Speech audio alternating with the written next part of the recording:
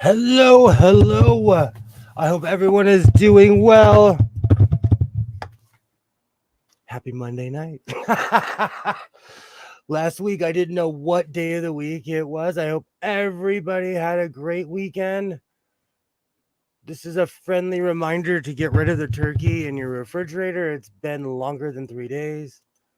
Hello, hello, everybody. Great to see you. Joy, Pam, Skids, Kilroy. Yeah. Absolutely. Absolutely. I'm glad that you're here, Kilroy. Glad that you're here. Awesome. How's it going? My name is William, the artist formerly known as Godless Sewing. It is Monday night, and this is my so-called life. I hope everybody's having a good evening.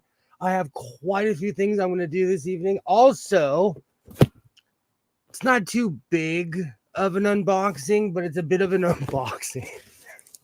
And it's not as exciting as you think it is. But Amazon is kind of been kind to me, but I did go full Karen. So lately, everything that's been coming to my house has been coming into. Ooh, this is an unreal amount of tracing paper. Because I'm finally gonna trace my wild western pattern jacket. I want to call it the Wild West, but it's just the western pattern jacket. Already with the songs stuck in my head. Already. And this evening, I also have plans on doing something with the sequin material that's behind me that I've had here for quite a while. Kilroy, I am so glad that you're here, Kilroy. And yes, I am going to actually trace something. But first, I'm going.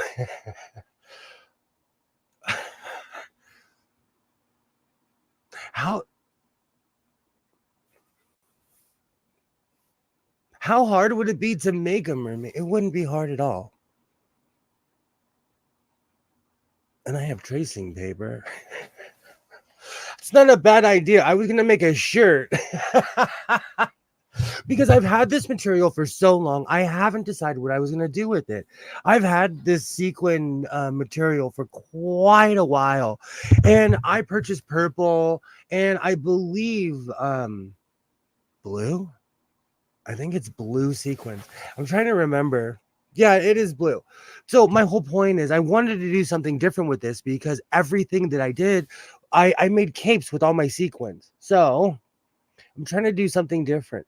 And hey, Alibaba, how are you? Great to see you. Great to see you. Oh, excuse me. Excuse me. I have a bit of an indigestion. But this program is for entertainment purposes only, and this content is not intended to malign any religion, race, company, individual, or wigs. All opinions expressed by my so called life and program participants are solely their personal views and do not reflect the opinions of every human being on planet Earth. And I hope everybody has a great evening here in the House of Sewing. Hello, Joy Alibaba. Yay. Awesome. Awesome. So I was thinking about what I was going to do with this with my sequin material. And for the past couple of days, everything that I've watched, somebody's been wearing a sequin shirt, blazer, or something. So I'm going to bust out my simplicity shirt pattern while it still fits, because we are in the middle of the holidays. So I am going to add a little bit out to the sides of this shirt because I've been already having a great time. All right. All right. There was something else. I took the day off yesterday because I definitely needed a day off. Definitely.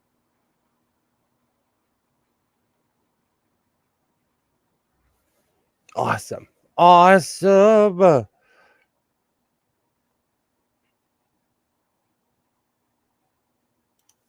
We will, as the gang is almost here. Awesome. Awesome. So I'm going to bust my table out. I have watched the machine blow up. So I'm not going to use my serger on the sequin shirt because sequins, you know, they fight sewing machines. But the one thing that I am going to do is, and yes, one day I will make glasses for my eagle friend. But y'all need to stop anthropomorphizing things that aren't real. But anyways, so my sequin called life. I am still in my sequin era right now. I was thinking about that because I bought so much downtown that I can keep the party going. And as far as lining, I have a ton of lining. I was thinking about making my oh, let me see the volume so I'm going to jump on that. Oh, perfect. Because I always have this internal struggle with lining, whether to use it or whether not to use it. So I have a question for all of my sewist friends in the chat right now. Should I line my sequin shirt or should I not? And I want to keep in mind that this shirt, this is not as thick as it looks. You know what? Let me give you my perspective. You can still kind of see me. So this material is definitely thin. And I want to wear it as a shirt because I use everything as an undershirt for my vest. So he doesn't have that kind of hair. Do you have a removing sequence from the edges to be so? Have you thought of removing it? Okay. So Alibaba asks, have you thought of removing the sequins from the edges to be sewn? And number one, Kilroy, who knows in which direction this fleet is going?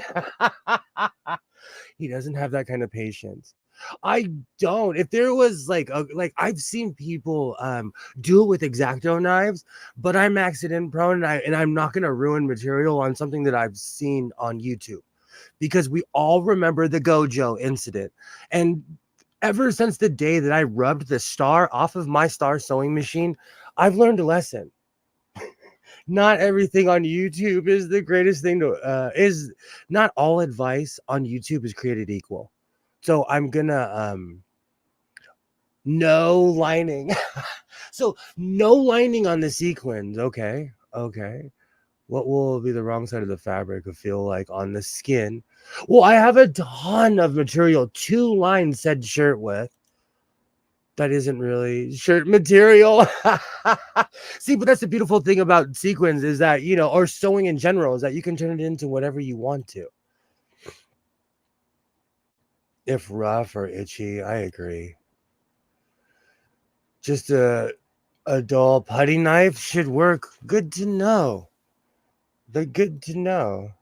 The glorious Gojo holiday. I believe that was like a year or two ago when I lost my brains with Gojo, took some bad advice. You know what's really strange when I look back at my videos and it says like a year, some of mine are reaching 2 years. It doesn't feel like that. It does not feel like that. It feels like I destroyed that sewing machine yesterday. But if you go back to my older videos, you can literally watch this room grow. If you go back to like 2 years ago, I'm standing in that corner and like doing jumping jacks because there's nothing in that corner. It's hilarious to watch. How to remove the decals on your vintage antique. I should do a video about. I should rename that video and re-release it. Oh, I learned a lesson that day, though. You know, and not everything. Not they're all not winners.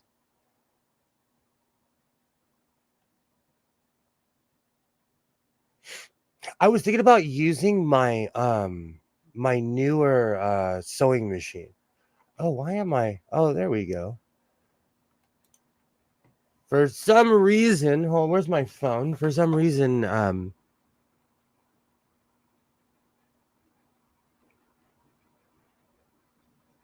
Joy's comments are not showing up on StreamYards.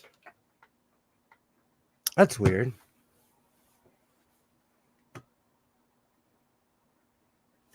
Joy, I see your comments, but for some reason they're not popping up. But that's the beauty of doing things live. Oh, I was wrong again. 1977, 1980 are proper sold before the bigger conglomerate. Oh, there you are. See, there you are, Joy. Let me reboot this one. That's weird. There we go. There we go. I can see your comments now. That was strange. That was really strange. Okay. So I'm going to grab my table before I completely and utterly digress. Like I said, I hope everybody's having a great evening. Joy, I can still see you.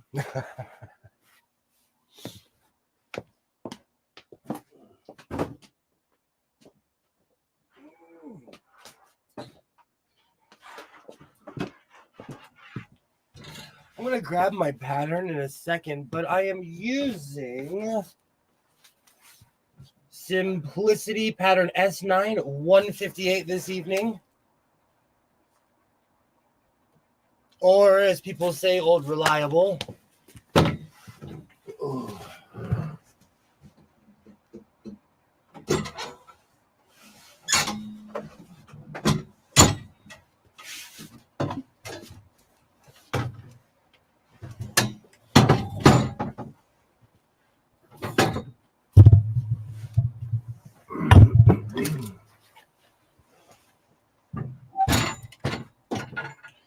Beautiful.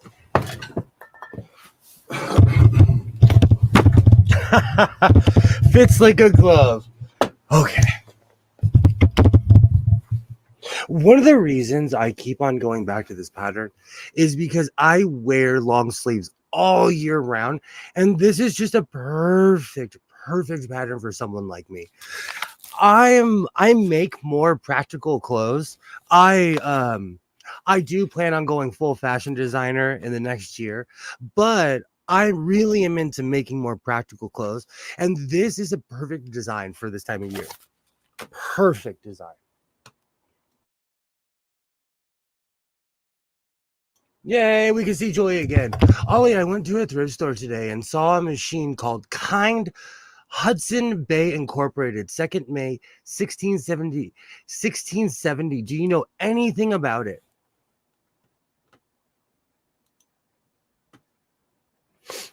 Awesome. Do you know what's really funny, Joy? I do the same thing. I found a machine that was called a Lion, and I had never heard of it. I took pictures of it. In my brain, I was like, I hope Alibaba's in the chat in my next live stream. Still to this day, I haven't identified it.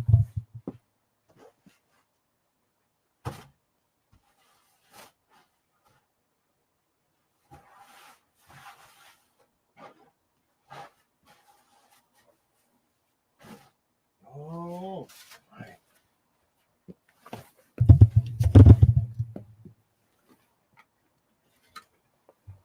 Beautiful. I think that's a badged machine from the 250th anniversary. Sorry, 350th. Wow. Our resident encyclopedia, Alibaba.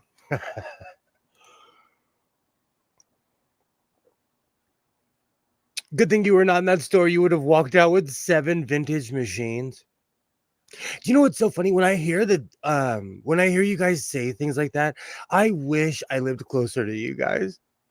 And Fred Sanford too. I would make Fred Sanford rich. I would. I would. I would buy a ton of stuff off of that guy.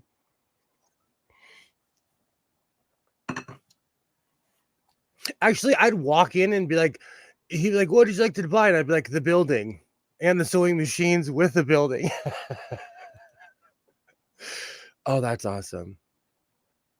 Do you know that's kind of how it happens? I believe that he would buy stores that were going out of business, and that's how he has the inventory that he has. I could be wrong, but that's how I gained the inventory that I have.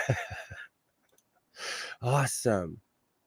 All right, I'm gonna switch my angle and kind of organize a little bit in here.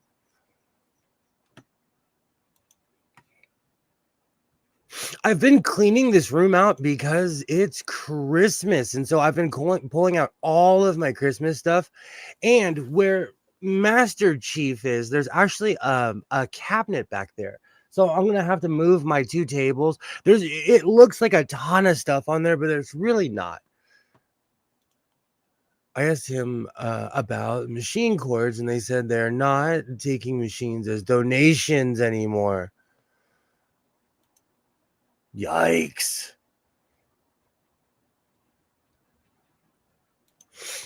All right, I have to take my boots off. Although I love wearing my cowboy boots, they do tend to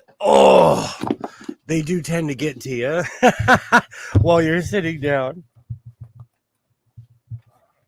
Perfect. Oh. Of course, this one's not going to come off as easy as the other one. Oh. You know, lately, I don't know what's happened, but Amazon has finally come through. They have finally been delivering. I don't know if they've hired more staff, if they're just better prepared, but this time of year, I'm actually getting consistency with Amazon. So, for as much as I gripe and I say that I want them off my planet, they've been decent this week.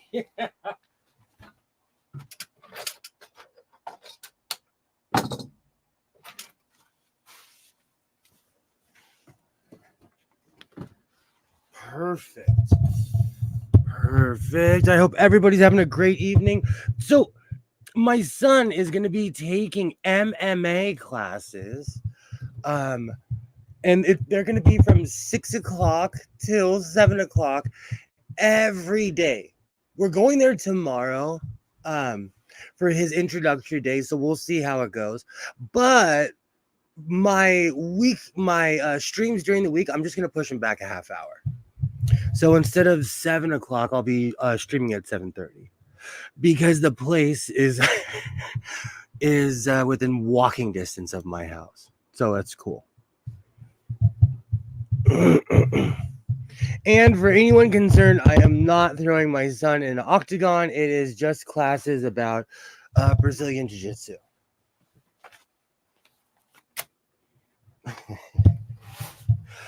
All right.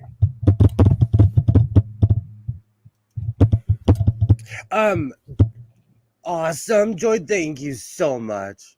I just like to warn people. I just didn't want to show up a half hour later every day, you know. Yes, Alibaba. But you know, there's a thing in America called the East Coast bias. So because I watch a lot of sports, it happens in sports more than anything else. But we tend to hear about things more from the Northeast perspective. Oh, depending on what you're watching. So I like to say my time. All right, let me straighten this out before this becomes a complete mess. There you go. Oh man, this thing is already starting to shed. The funny thing about this material is that, I have a question for my fellow sewists once again. And I'm not going to do it, but can you put sequins through a serger? I can hear everybody just jumping and saying, no. But I'm not going to, but it's just a random question.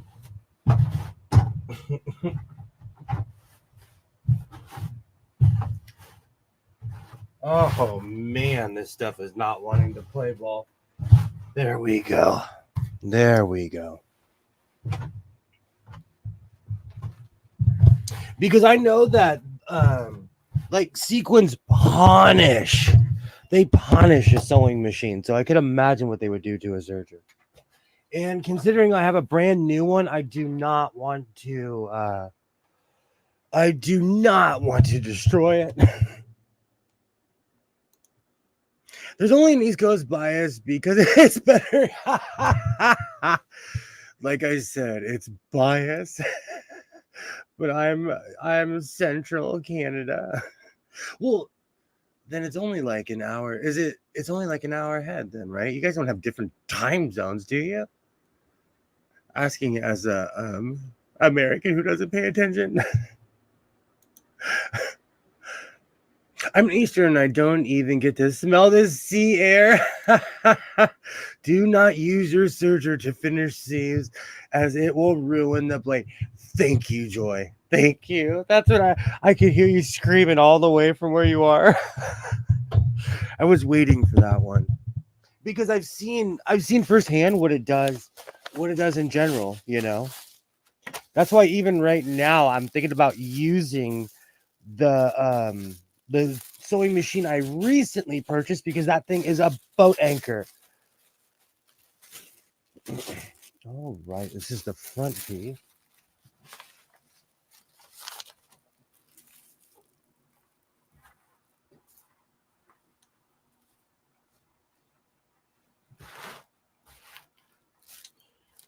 I'm really trying to avoid creases on here. But, you know, if this shirt does get odd bodied, I can always cut it down to size.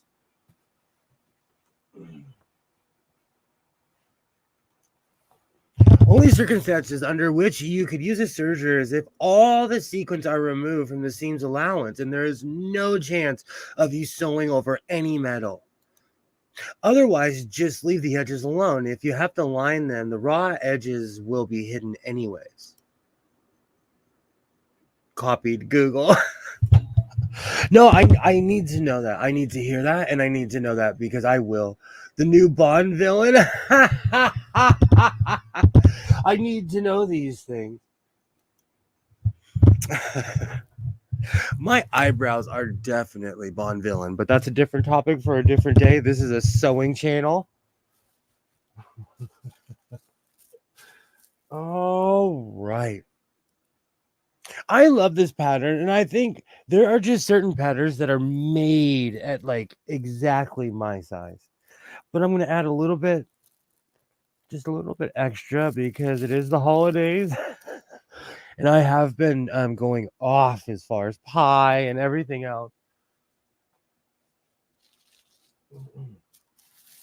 But like I said in the beginning of the stream, this is your friendly reminder to get rid of all your Thanksgiving food. It's been a couple days now. Oh.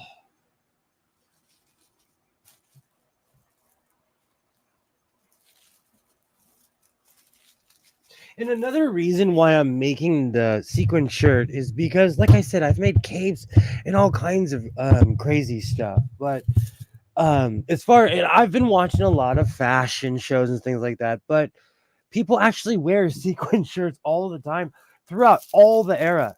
Well, you know, from the 70s, 80s, and 90s, and now in the 2000s.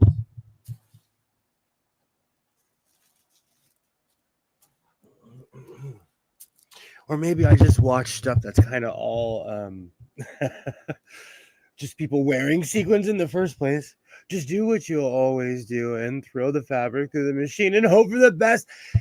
Again, Kilroy is number one for a very specific reason. You know exactly which direction this fleet is going. I'm thinking if not lined, the seam allowance will be the scratch on the skin if not trimmed. So I need to line. So I should line the shirt.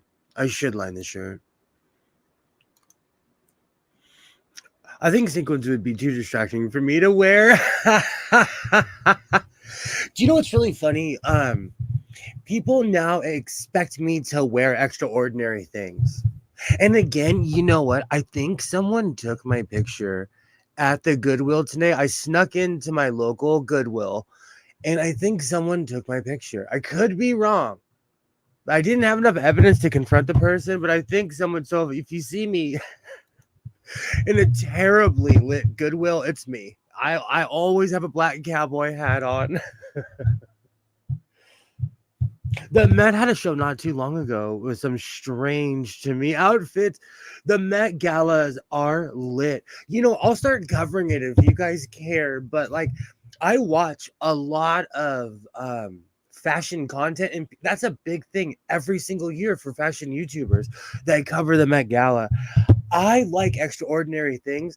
I'm not necessarily a judgmental person, so I'm bad at judge shows because I look at something and I'm like, oh, that's awesome. And someone's like, oh, look at the seams and this and that. And I'm naturally not a hater. I have a scrutinizing eye. Like I could scrutinize things, but I'm naturally not one of those people that's gonna I'm more of an appreciator than a hater because I know what it takes to make things.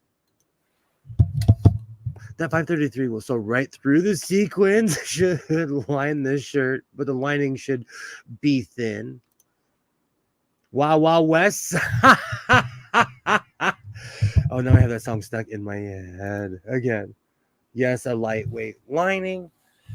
I've been cleaning so much. I have a ridiculous amount of fabric out here right now. Oh.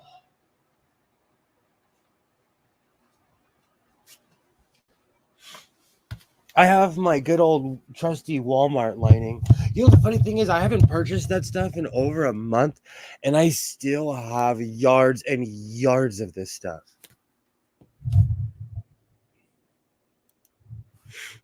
Maybe a patterned thin fabric. See, the problem is when like I was gonna earlier, I was just gonna make this shirt with no lining. I was gonna hammer through it. But then I grabbed it and I put it up against my King shirt, and you could clearly see the sequins through my shirt. So I was like, okay, I'm gonna have to scrap that. Showing to the outside to give more to the fashion fabric front. That's why I'm gonna line it with black, because the black lets it be nice and shiny. Makes people take a second look. When I lined my blue cape with a red material, it completely changed the cape. I mean, like, it completely changed the color and everything. It was actually awesome. But with this, I'm trying to keep the shiny material.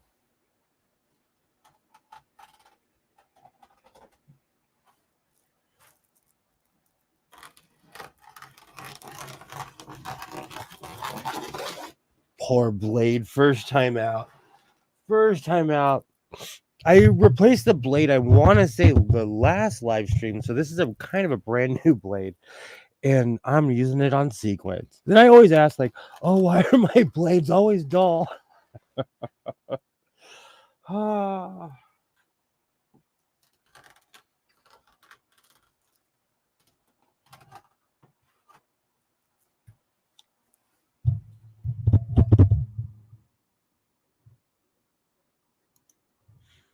The shiny bit will always be there. You're right. It is silver. This is definitely like Cyberman silver. This is extremely silver.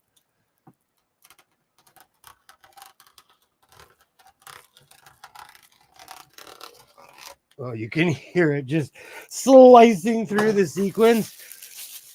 Let me rain this on my carpet for later.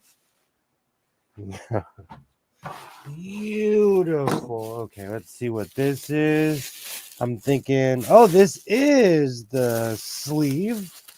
I will leave that. Excuse me, I'll leave that for last.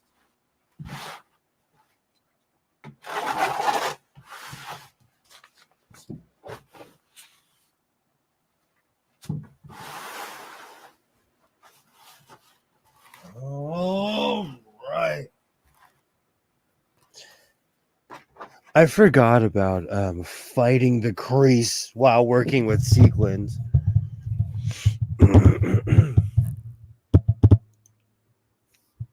You could maybe do a French seam or bias binding to seam finish the to seam to finish the seams. I do have a ton of binding in this room. All different shapes, colors inside. I still have the purple. I have a ton of black. For some reason, I've been finding black ribbon everywhere. So I have a I have an entire the entire row of Walmart. I own everything that they have there. Oh right. As far as the fabric section goes. I like this idea though because these shirts are fairly straightforward. There's not too much complication when it comes to this. It's really just a matter of finding what you're gonna line it with. Let me move my mic. Do you know I am so scared of cutting my microphone? Cutting the microphone cord because it's always like right next to me. And I swing with a rotary cutter, so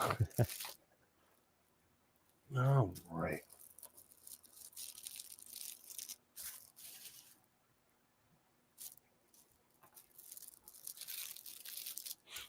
And I think after all the capes and everything I've made, I think it's time to make something a little bit more practical, says the man who's making a sequin shirt and trying to call it practical. But that's how I'm going to leave it. Yay. Did you add the extra instead of lining? No, I did not. It could be worn on over any shirt that way. That's true. That is true. I was thinking about that too because one of the things is like I layer my clothes because at any moment I could be like, in a car going at 90 on the freeway, not in a car. True muscle shirt. Oh, I do wear undershirts. Like an undershirt of any color for a different. I have enough material to make another because this particular pattern it only takes 2.5 yards. I wonder why the first shirt takes 3 yards, but this only takes 2.5 yards, so I'll have a ton of material left over.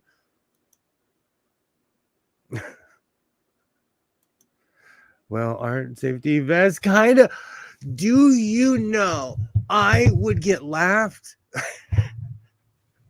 if I showed up as the safety inspector with a sequin vest? Every person at the job site would do this. They'd be like, oh, and they would just do this. I would be so viral. I would be viral before breakfast. Could you imagine me at a safety meeting?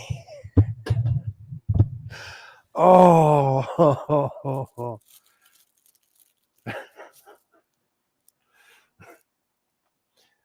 I think I'm going to make it. Excuse me. I am now inspired to make a sequin safety vest. Oh, that would be hilarious.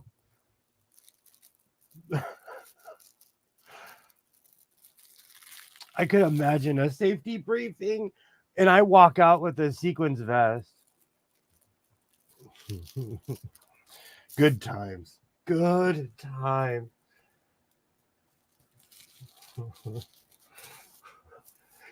People are not that cheery at 4:30 in the morning.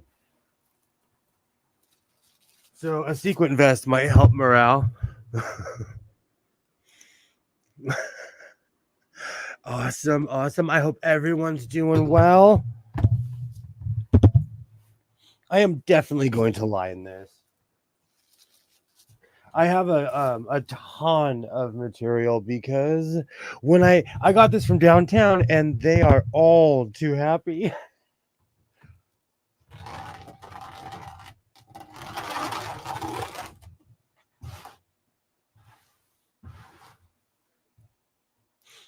Okay, that is the back.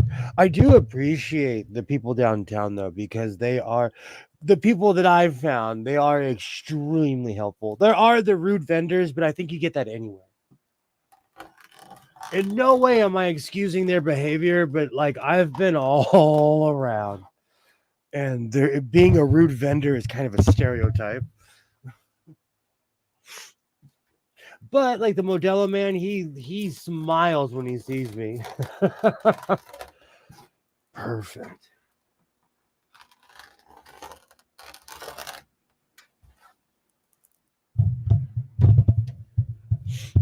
All right.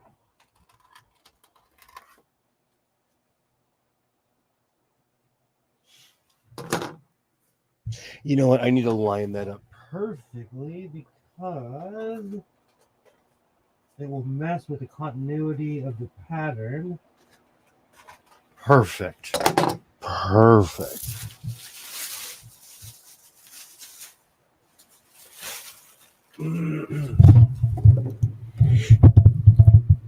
If every vendor is polite, you're in a soulless mall.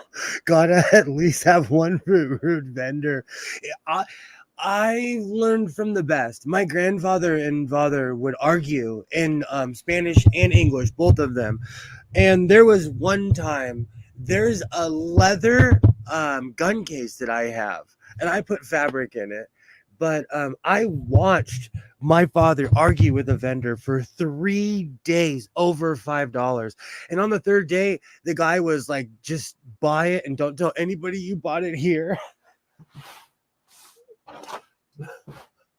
Oh, it was good time. So I've learned from the best. I will haggle.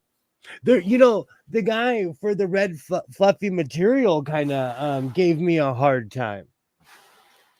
I gave him the stone cold bottom line of, "Are you going to sell this to me because I can find it cheaper?" Which was a complete bluff because he had the cheapest material, but he didn't know it was that I was just bluffing like a poker game.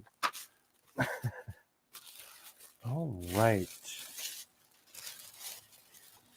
Oh, where are the arms? Okay, good. I was about to say I'm gonna up. I have the arm already out. This is how I know I don't feel well. Oh, that's funny. The arm pattern is already out.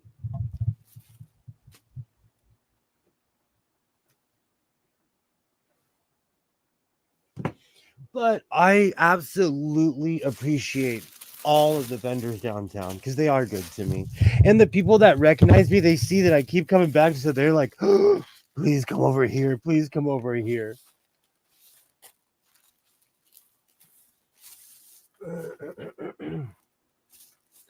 And I do shop around. But recently, I still can't beat the prices from Modelo Man. And because he gives me such amazing prices, I have an unreal amount of fabric. If I sat down and thought about it, I don't even want to know how much fabric I've purchased from that man. Just if you think about it, it's only been like 2 months, 3 months since I started going downtown, which it feels like so much long ago. But Mr. Modelo hooks it up every time where I say my famous line of, he'll ask me how many yards, and I'll say 4 yards, please. And the guy gives me like anywhere from 6 yards to 8 yards every single time.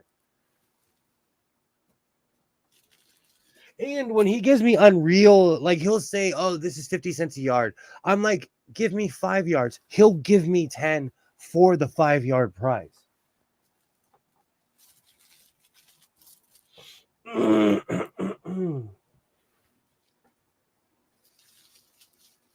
I'm thinking about going down there this weekend. I am truly thinking about. Sorry to hear you are still not feeling well. Oh, thank you, Alibaba. No, I think it's something that we're just passing around to each other. It's not going away, is what it is. Like I get better, I get better. I went through a whole, um, a whole thing of antibiotics and everything, and we're just passing it back and forth. But I'm not as sick this time. I feel a bit sluggish sometimes. but I also do work hard and anyways. So I definitely miss going downtown. I might brave it and go downtown this weekend. Don't quote me on that, but I might brave it. Alexa, is the 10 freeway in Los Angeles open? Sorry, I'm not sure. Oh, I know you wouldn't know. Let's look it up real quick. Hey, Butterfly, didn't see you sneak in. Hello, hello. Great to see you. Yay. Yay. Great to see you, Butterfly. Awesome. Yay. Hello, hello. I don't know why that's lit up. Okay, perfect. I've heard of a lot of people getting a cold right now. I have as well. I watch all kinds of crazy stuff all over YouTube, and there's someone thousands of miles away from me. They were explaining my exact symptoms, and I'm like, it's just something going around, you know. Hey, Butterfly, yay! Hello, hello. I've had a cough right now. Didn't know if I picked it up. You probably did. Hospitals are funny that way. Hospitals are really funny that way. Oh, right.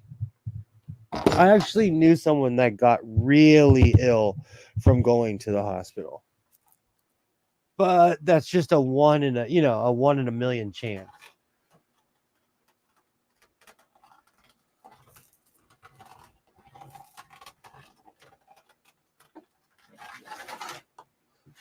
Awesome.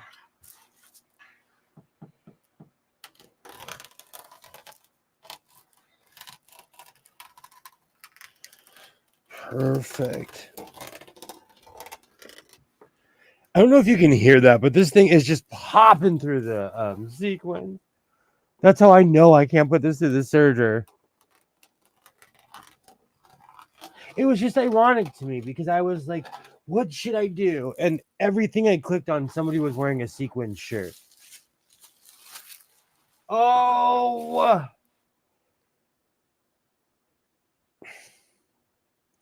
You know what? I'm going to keep going.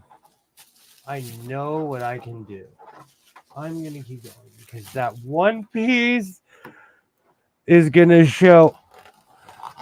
I'll just put that underneath. You know what? There's, like I say, in woodworking, like in sewing, I have a saying: if you can't fight it, feature it. So I'm just going to keep going. That's true, Colonel. I've always asked the pharmacist what his work for the current booger head.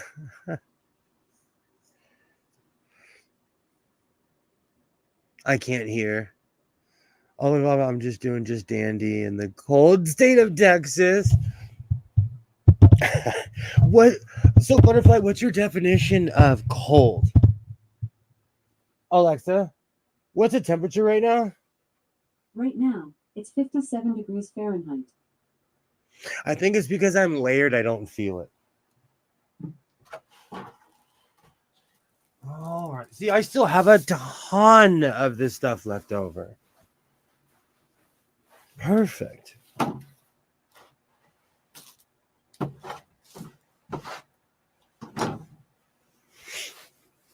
I don't know. I was just looking for something to do with this because I didn't want to let it go to waste. It's not like my capes have gone to waste because I do wear them often. Ugh.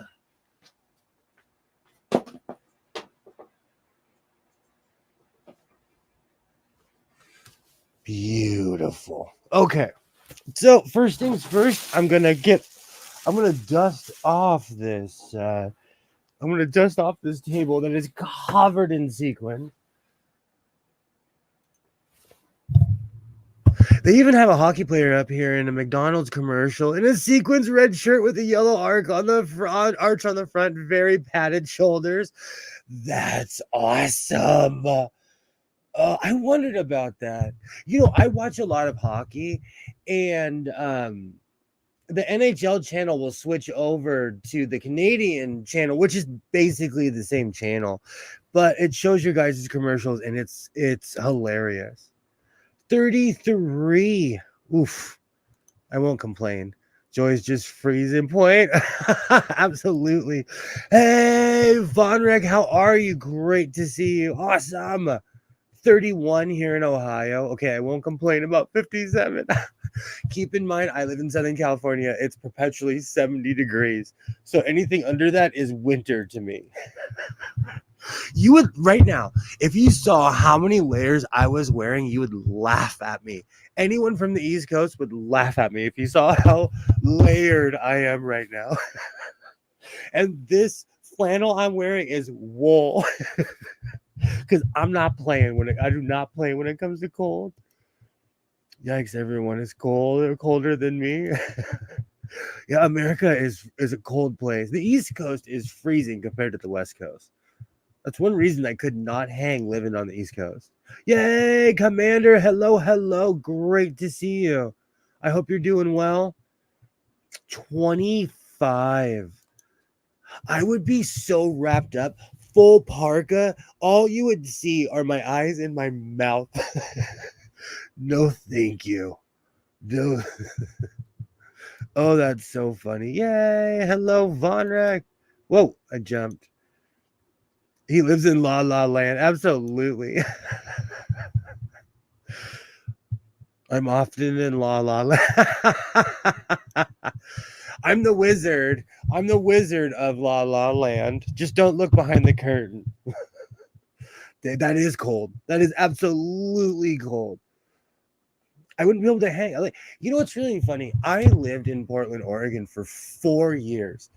On the fourth winter, it was like November. I remember standing there waiting for the bus, waiting to be taken back into Tigard, good old Tigard, Oregon. And I was sitting there and I was like, I can't live here anymore. I was wearing 6 layers, long johns, jacket, hat with the ears, everything. The wind whipped through my coat. And I was like, I'm going back. I'm going back to California. Supposed to reach 21. That's wow. Yay. Hello, Commander. It's 30 in Buffalo, and I'm hoping that they will load my truck soon so I can get and go. Wow. Tomorrow I'll get over 30. That's crazy to me. I grew up in Silicon Valley, so we tease those southern people. And that's another thing. When I lived up north, man, it is completely different weather. Even like anything north of Sacramento, even Sacramento has real weather compared to where I live. Where is my compass? Oh, there's my duster.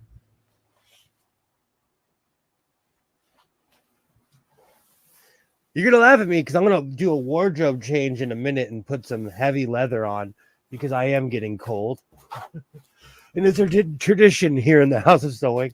If it gets under 60, I really bundle up. I'm trying to take the sequins on just so as many as I can. Some are embedded in this table that I have utterly and completely scarred up.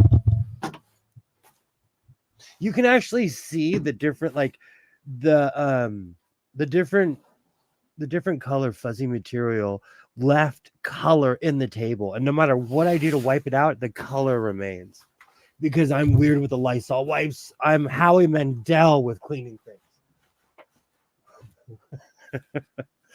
Perfect. Make sure no sequins were blowing towards my serger. Keep that damn Joy. I need to put that up.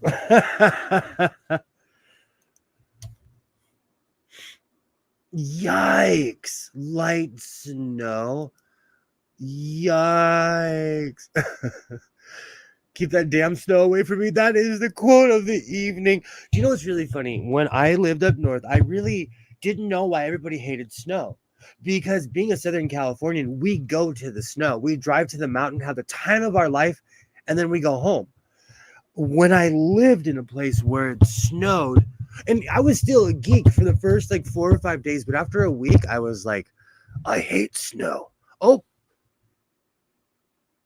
is it still there? Do you work? Do you see my thumbs? No, you don't. That thing is so random. So I'm not necessarily a snow is so beautiful to visit. Absolutely, butterfly. It is great to visit. Snowing here right now. That is so crazy to me because yesterday I was sitting in the car. I had the window rolled down and I felt the rays of the sun and I was like, wow, I'm still getting a tan. I am still getting a tan this time of year. I wish snow would just visit. I love it when people say that. I see these pictures like, and I'm telling you, I've been to Canada, and that's the only place I've ever been where I've seen over 8 feet of snow. But like, people paint these pictures of, oh, it's this beautiful winter wonderland. No one's happy. No one's happy, but they take great pictures. Weather report says snow starts in 12 minutes. Alexa, what's the temperature right now? Right now, it's 57 degrees Fahrenheit. Okay, I won't complain. Alexa, thank you. Anytime. Literally. It's still 57 degrees here in Southern California. I like how exact they get. That is extremely exact. 12 minutes is like, I'd be sitting there like 12:01, liars. Come to Texas.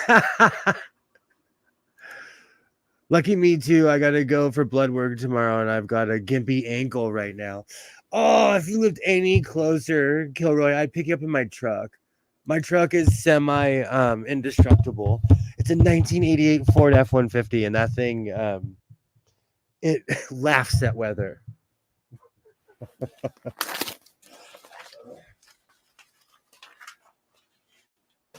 Oh. All right. So I'm gonna start with the main pieces.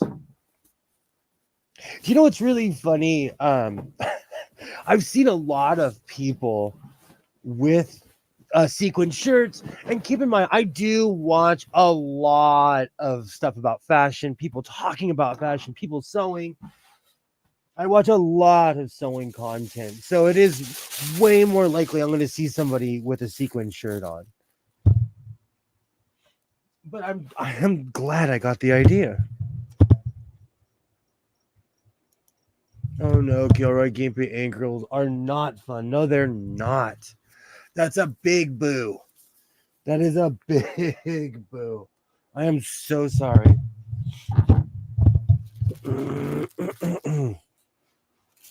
Ever since my car accident, I have this weird thing where I'll just be walking and my ankle gives out. It is the it's still to this day. It's been a couple years and I'm still not used to it. And I feel it before it happens, but I'll just be walking and it's just like boop. I'm not gonna work right now. And I never had that until my car accident. So I totally understand. And one of the reasons I started working out all the time again is because I constantly feel like I'm going to pull my coccyx again. And I don't know anything else to do but to work out to save my tailbone. So I completely get it. I don't know if anyone remembers a year ago. Gosh, it really was a year ago around this time. I pulled my coccyx and I was walking around with a cane because I did not understand. I did not realize what I had done to myself. Oh, right.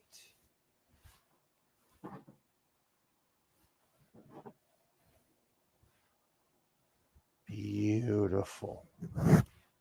Yeah, I definitely need some lining between this material and myself.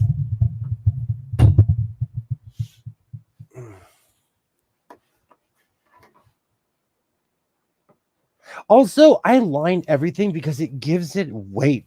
It gives it integrity. Not all when I came back during my COVID sewing, I went through this weird phase of working with really thick material or like almost outdoor patio style material. So I would line everything, and I just got used to everything being really easy to sew and thick. So I think one of the reasons I line everything is because it gives it a little bit more room. Let me catch up with the chat.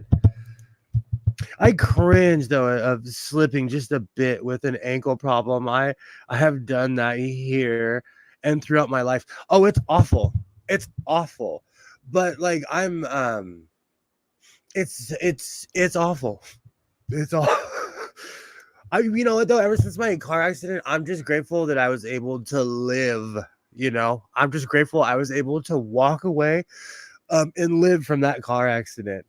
And still to this day, it's the strangest thing. I was talking with the sheriffs, with the fire department, everything, and the next day I woke up and I couldn't move.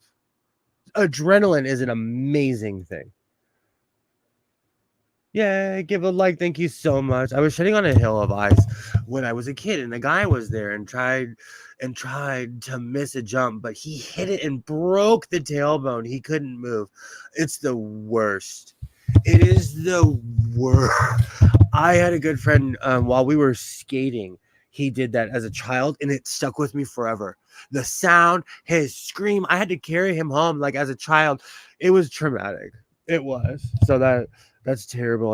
Tailbone pain. Yeah, it's the worst. When I pulled my coccyx last year, I experienced a few things. I was at the because in my mind I still think I had the same strength. I couldn't pick things up. My breathing was affected, so I'm really trying to take care of myself this year, because last year it was I still can't say why, but maybe it's because I've changed a few habits, I'll just say. Perfect. I know the broken tailbone feeling also. Oh, Pam, that is the worst. That is absolutely the worst. All these people who knew me as this strong-willed human all of a sudden saw me in need of help because I was so in pain.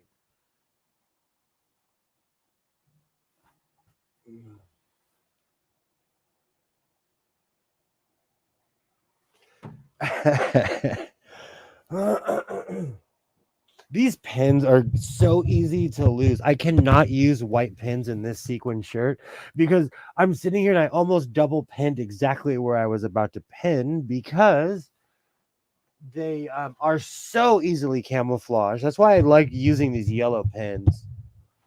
Oh, beautiful.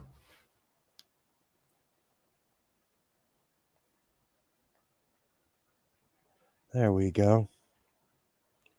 Been listening. I'm just getting kids to bed. Totally understand. Totally understandable. For some reason, StreamYards is just not showing everybody's comments. I think I broke mine on the street of San Luis Obispo when skating. No more skates for me. That's why I'm an avid rollerblader, but I told my son, like, if you don't feel the call, you don't have to answer it. Like, if you're not a rollerblader, because I still play hockey, I'm an old man hockey leagues, like I get it. But if you're not as if you're not a skater, it's okay, because that's how you get hurt. And we go ice skating all the time. And yay, hi Pam. 21 years ago, my daughter came out wrong side up and broke my tailbone.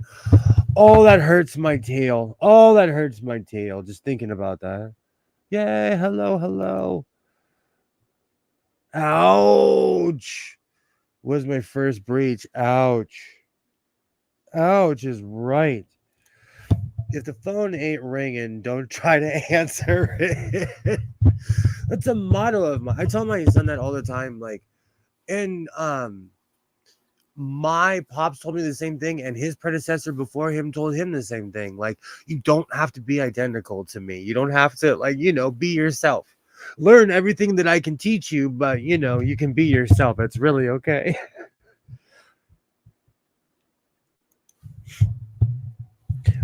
Plus, like, I've been skating since I was a little kid.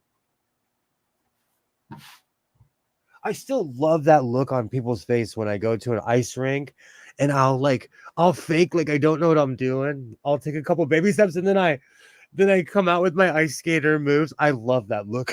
Still, I do that almost every time I go to a public skating rink. Back in the day, they still do. In downtown Los Angeles, they put one at the Macy's Plaza, and they also put one in Pershing Square, and they put one in front of the Staples Center, which is now Crypto Arena. And I have gone to all three, and I think I'm probably going to go this year. It's awesome to be skating in the middle of all the buildings of downtown Los Angeles. It's beautiful.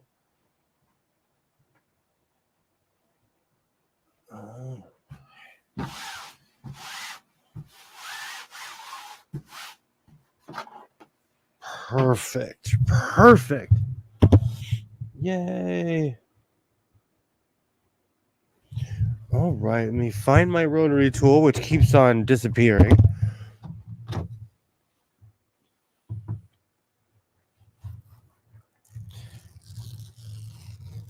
But with the traffic, oh yeah, I was gonna look that up.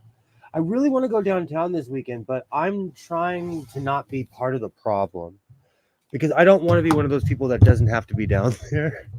So let me look it up on my phone real quick. I was really stubborn with my first two kids. No epidural. Third kid had an epidural, which was a blessing. Fourth and sixth also. Fifth came too quick. Didn't have time for an epidural. Isaiah kind of hung out for a while, and then he showed up like he was born, I believe, at 8:00 at night, like exactly at 8:00 at night. Hey, 5:33. Thank you. Yay. Thank you. That's awesome. Seriously, I am so thankful for everybody who has recently subscribed. And to people who only subscribe to short channels, I promise I'll come out with more shorts.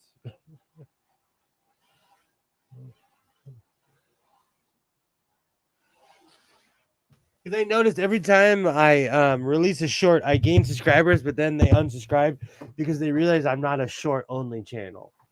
But I have all kinds of other cool stuff though.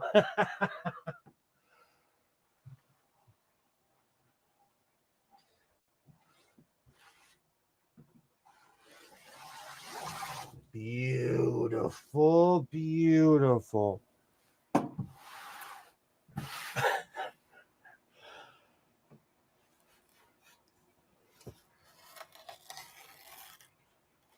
Perfect.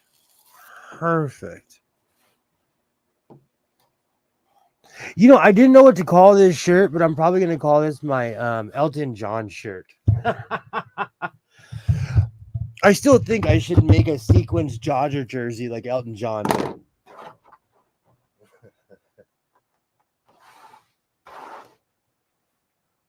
Ooh, that would be a really good idea for a video. Patent pending.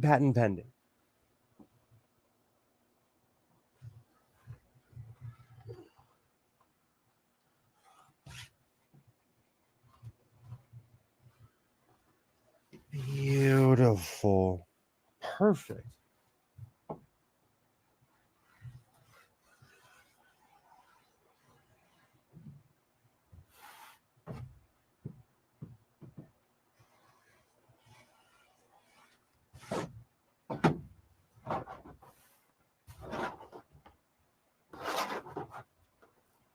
All right. me catch up with the chat. Pam, you can't trust babies. My so-called life is not a short channel. It's a I had to push the microwave. I had to push the microphone away on that one. Or make a sequins King's jersey. Ooh, I like that. You know, the funny thing is, hockey fans would love it too. If I had a full sequins jersey, people would be like, that's awesome. We diversify at the house. Absolutely. We are all about diversity here in the House of Sewing. Absolutely. Can you show me an up close of the sequin fabric? Yes, I can.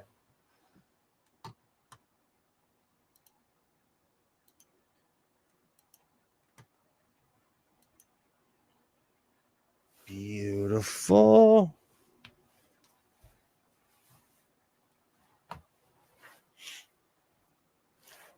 It's silver. Lighting just does not do this justice, but this is extremely silver. And at first I didn't know what to do with it because I saw nothing but hokey designs. And I think also I allowed a video about silver is hokey to get in my head. I watched a video. These fashion designers were talking about why they do not work with silver, but you know, I don't work for Balenciaga, so I'm not going to judge.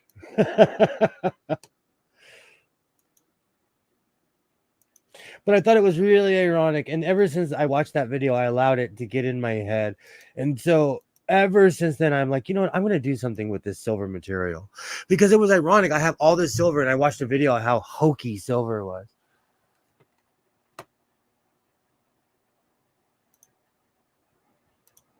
Yes, that's why I'm adding lining to it. It's the exact same material as the purple sequins. My blue sequins are huge.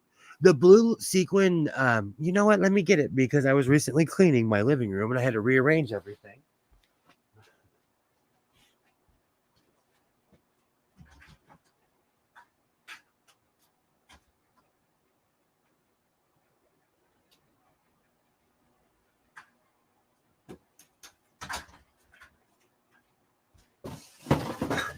Okay. Whoa. These sequins are humongous compared to the other ones. The other ones are tiny.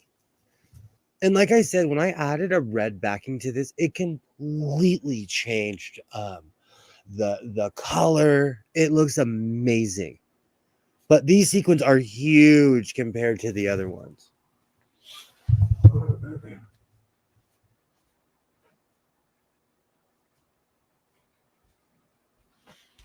But the bigger sequins are extremely sheer, so you had to add lining to it.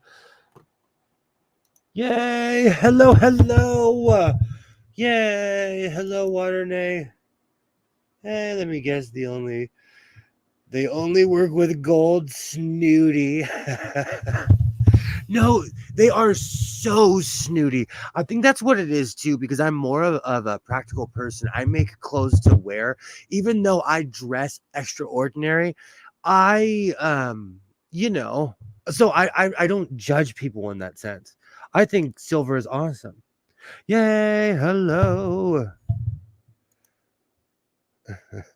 Cleaning his living room. Is he feeling okay? I had to do it because I have to bring my Christmas tree in. And a month or two ago, I picked a sewing table off the street because somebody put a free to a good home sign on it. And so it's been sitting in the place where I put my Christmas tree every year. And I knew I was going to have to move it, but it's really funny because it fit right next to my my huge 72-inch television. This is more of a pewter okay. That is more of a pewter or iron gray. It's not bright as silver. So maybe the uptight people in that other video would approve. It was the strangest thing to me. And also I do not go seeking like the approval of fashion designers, but I just thought it was really interesting what they thought was cheesy. But these are also people who judge on fashion shows.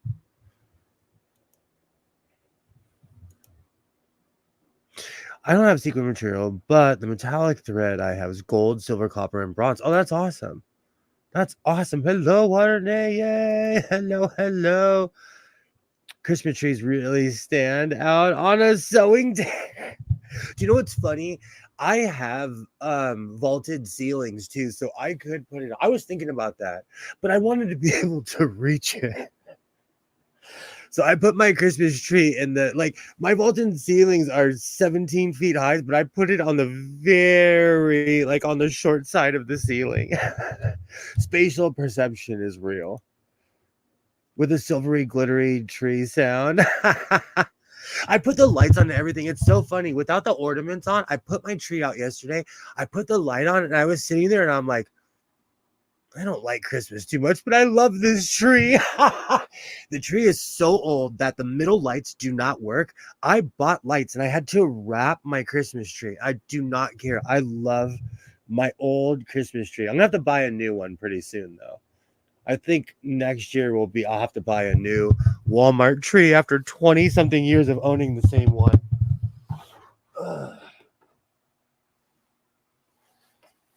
Oh, am I getting sentimental about a Christmas tree? Yeah, I definitely don't feel good.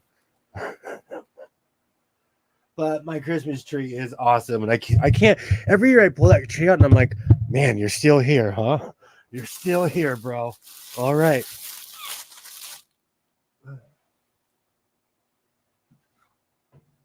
All right, I have to reach under here. Oh.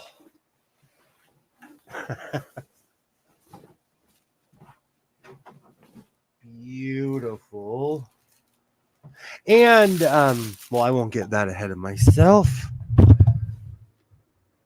Let's check up with the chat. Yay! Hello.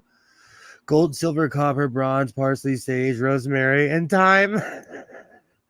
Yay! Hello. If you have to wrap lights on your fake tree, you might as well get a real tree. My tree's busted. And the funny thing is, I thought it was, for some reason, the top isn't lighting either. So I'm just like, bro, this might be your last year, because I knew the middle doesn't light. So I would always just wrap lights around it. But I'm loyal. I'm loyal to my tree. Bah humbug. I'm like that too. I'm gonna be doing a gang of live streams. I don't get along with my family. I'm gonna be live streaming all throughout the holiday. Oh, I'm gonna be in this room wrapped in leather because I get cold easily.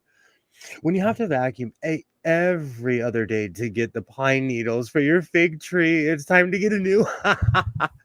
No, my tree doesn't shed yet. It's just aged. It's aged and the light stopped working. Now I've got a Scarborough Fair lodged in. Now I have Scarborough Fair lodged in my head.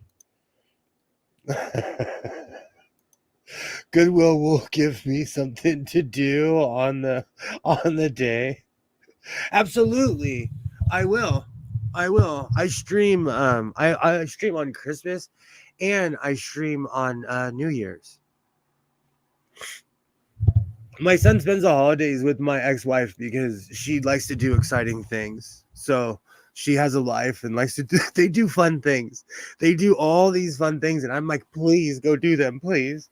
Because I'm a homebody who sits at home and sews, literally judging people. I'm in my 40s now. I'm of that age of wonder what these people are doing. I like to spend time with family for a Christmas party, family get together. You know what's funny? Up until my son was born, I spent almost 12 or 11 years by myself. And so I kind of stopped celebrating holidays because I was by myself. And it's not even a sad guy thing. It was just one of those things. And then when my son was born, I rediscovered the joy of certain things. And so I go off on Christmas. But it's more or less the exercise of just appreciating the people around you. When I was growing up, we blew up a vacuum every year because of a Christmas tree needles. We had to switch to the fake tree to save money. I love my fake tree. I love my fake tree. Hey, Barry, great to see you. Great to see you. I hope you're doing well. Mark is still with us. I don't know if you see, I put Mark in every I put his name just so people don't forget in every video. Just to remind people that Mark is still with us here in the House of Sewing. How's it going, Barry? I hope you're having a yeah, it's tomorrow in Australia right now. It is literally tomorrow, so I hope you're having a good day. Yay. Yay. Hi, Barry. Great to see you. Great to see you. Definitely appreciating people around you. That's my whole thing. Like, I've been having to remind myself too lately because every year my pops would be so angry pulling out the Christmas stuff and like he was over it already and like so I'm trying to give myself perspective this year because I kind of went through a moment yesterday of like I'm over it.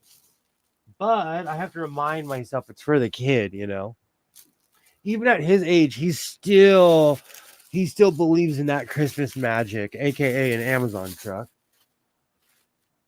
Yay, great to see you, Barry. Yay. Yeah, we are glad that you're back.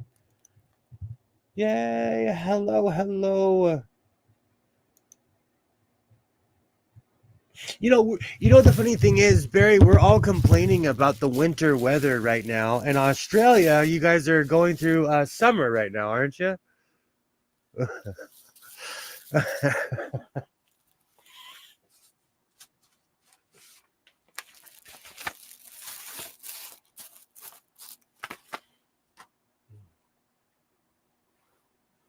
I had to look real quick to see what this was. That's a scrap piece. I had to make sure it wasn't an arm or anything. Okay.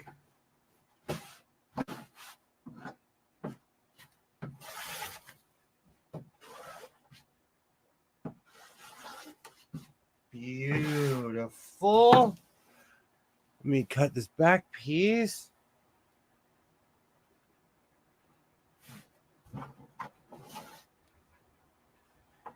Beautiful.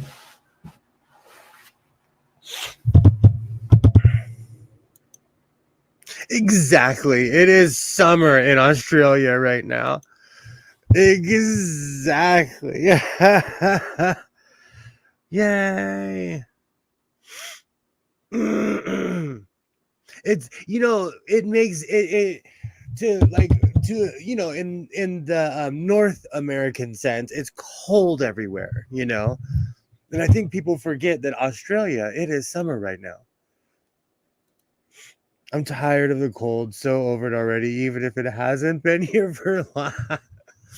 I'm starting to get that perpetual weird nose cold again. So I agree with you, Pam. I totally agree with you.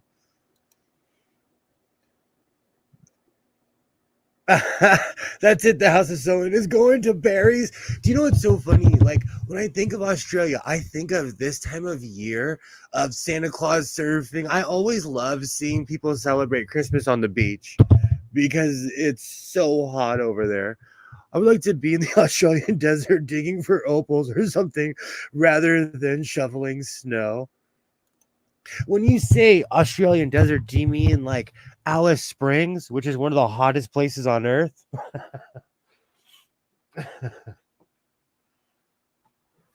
Or like, everywhere. Australia is awesome because most people live near the coast. It reminds me of a big like in a way it reminds me of California in a lot of ways. But like Israel looks like Southern California. It's anywhere that's like, extremely near the ocean.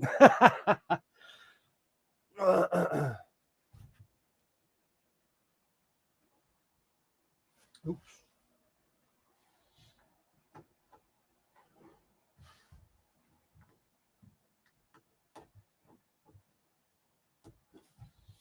All right, got the bottom half pinned. Not good on this thing. Oh, no worries, Barry. We're just hanging out, having a chat. No pressure whatsoever. Yes, the springs are where the opals are. You know what's so funny when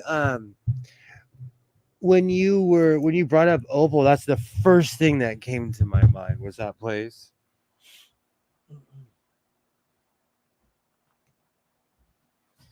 People go there for survival training.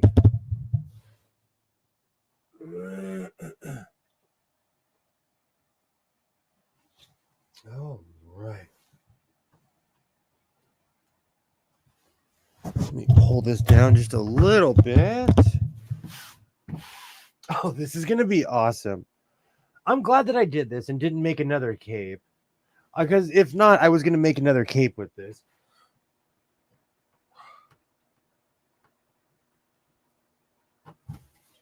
Beautiful.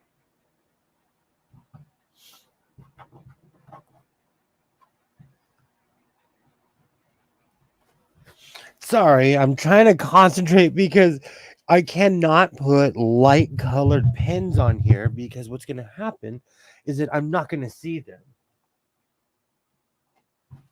I might have to put my glasses on for this one.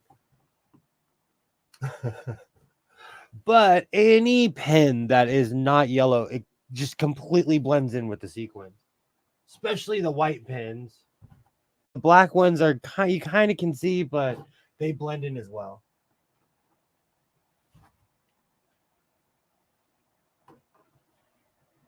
Oh, beautiful.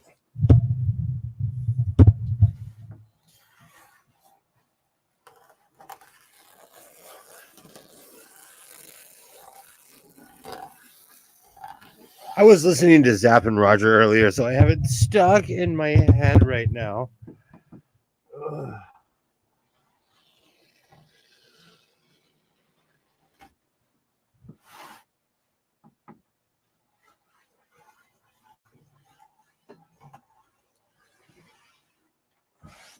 Perfect.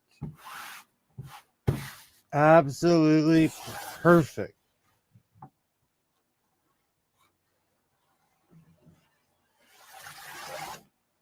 You know, I say this every time, but like miracles happen with a new cutting blade, you know. And I didn't realize how dull the old one was until I started working with a new one. Right. Perfect. It just helps my project go by a lot faster that I don't have to go back over everything.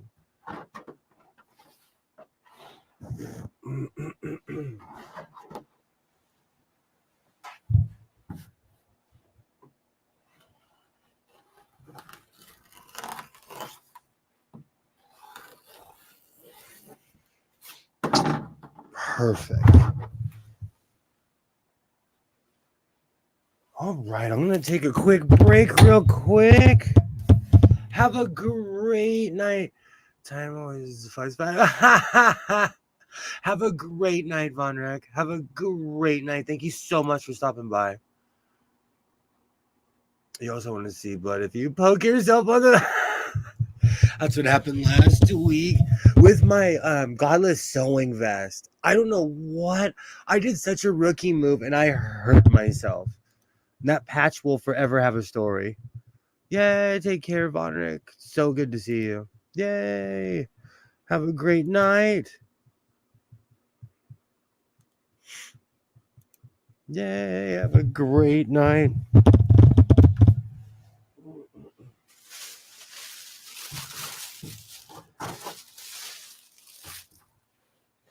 I took a day off yesterday because I definitely needed one. I was reaching my burnout point and I just needed a day off to walk around with a hairnet on, even though I don't have any hair.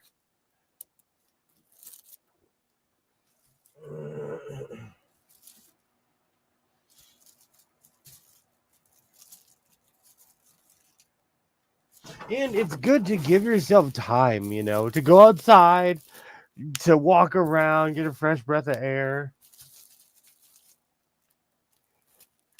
Okay, beautiful.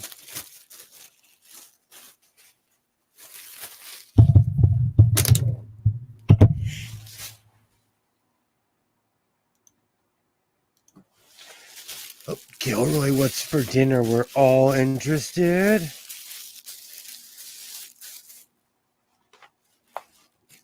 I'm trying to be organized and put this all back together. I have yet to have scrambled patterns in here, so I try to keep my streak going, and I try to make sure everything goes back in the proper package.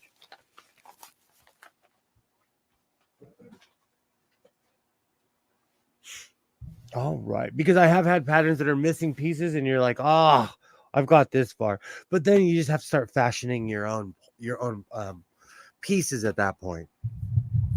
Awesome. All right, let me finish lining these two last pieces.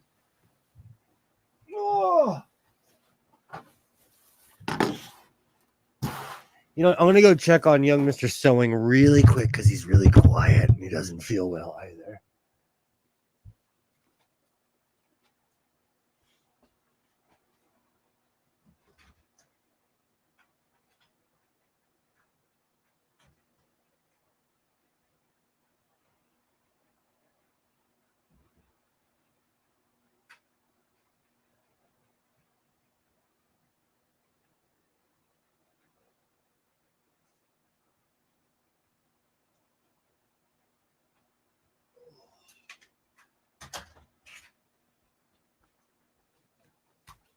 Perfect.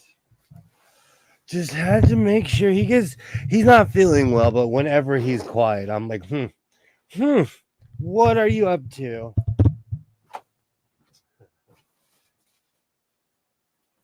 All right, I'm going to turn this over on the other side so it's even. So I kind of made a mistake and I didn't look on the other side.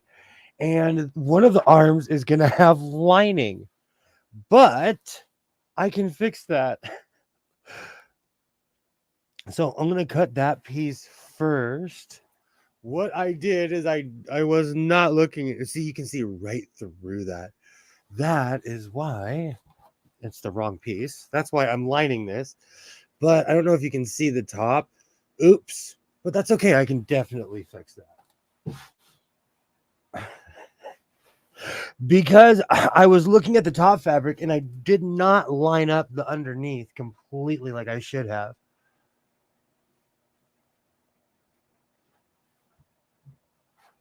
All right, I think this is big enough to put both pieces on, which is much more efficient.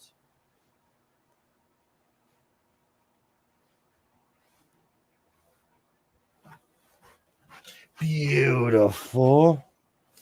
Do you know, in my instincts, I want to cut this piece off, but I need to keep it on to keep the size of the sleeve. Or I might be starting a new fashion trend. Who knows?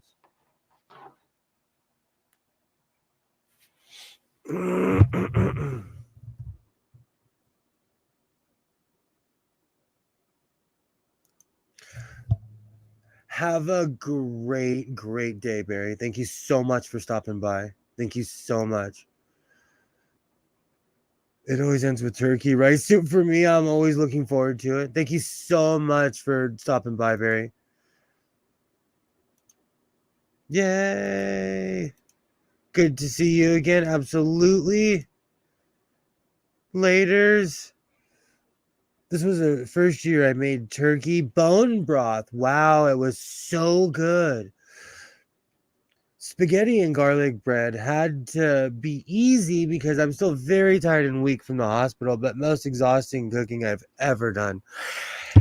As somebody who I know how it is to feel sluggish.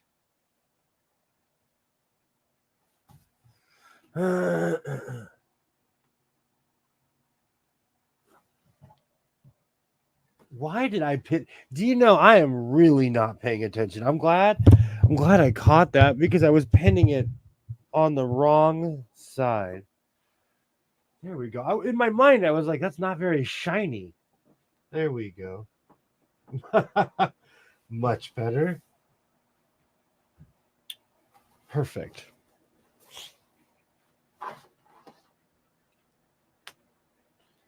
See, that's where you stop yourself from making catastrophic mistakes, is just by paying attention.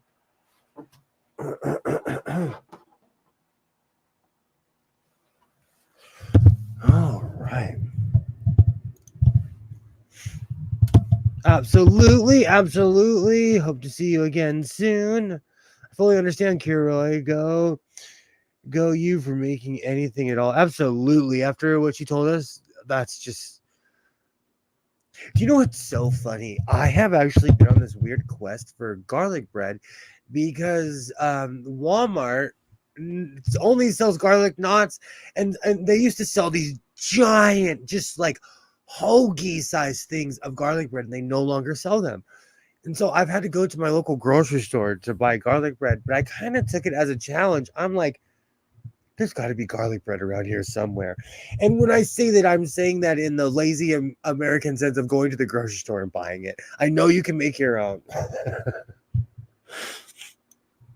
Oh man, the temperature's dropping because my nose is getting stuffy. I didn't know you were in the hospital. I sure hope you recover soon.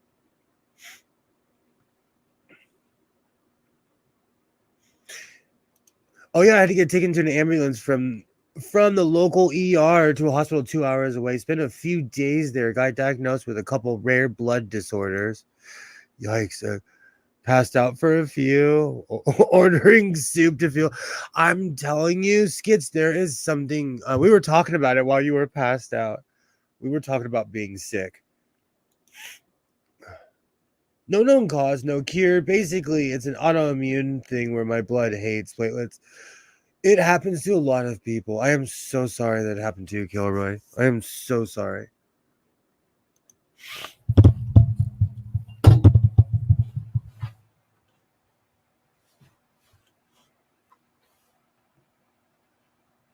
All right. Let me cut out these arms.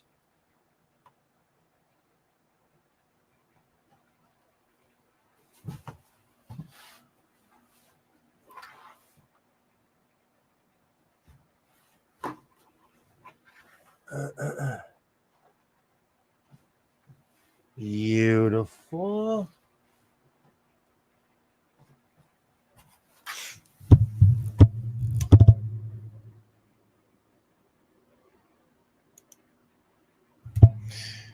How did you know something was wrong, Gilroy? You should come and discuss it with us, Polished and Assembled.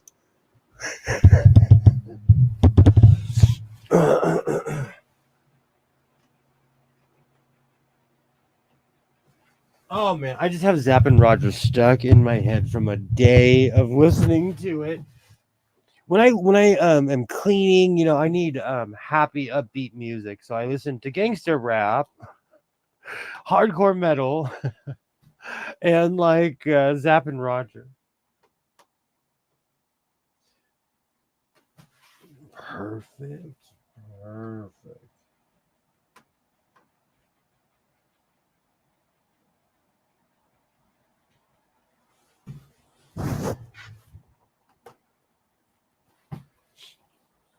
Do you know, after hearing the temperature of where everyone lives, I will stop complaining about the temperature here.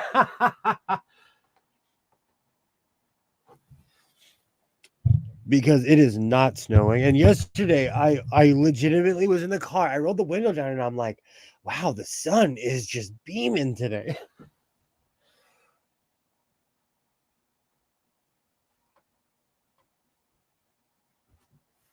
Perfect.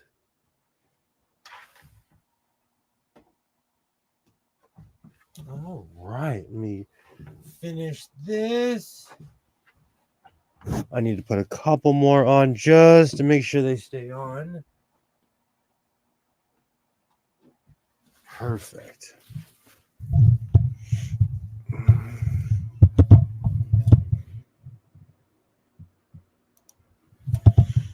Oh, I hope you get better. Treatment plan soon so you can feel better. My foot was swollen up like a club. Went to urgent care. The aide got to go to the ER now. Went to the ER, then they did a blood draw, 0 platelets. That's extremely dangerous. Yikes. Probably lightheaded when standing up, and a cut won't stop bleeding. Wow, Kilroy, that was blood pooling up in your leg. Bloody hell, Kilroy, how are you still with us? Absolutely. I run to the doctor. Like, if anything, when things like that happen, I run to the doctor. I also had a lot of small, unexplained dots. Those were actually tiny hemorrhages called, can't say that. And I've also bruised and bled really easily. So I've had this my whole life and never knew. Yikes.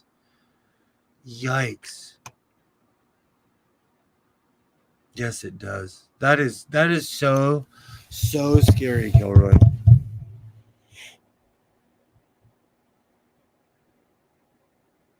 And I promise I will put my glasses on one day.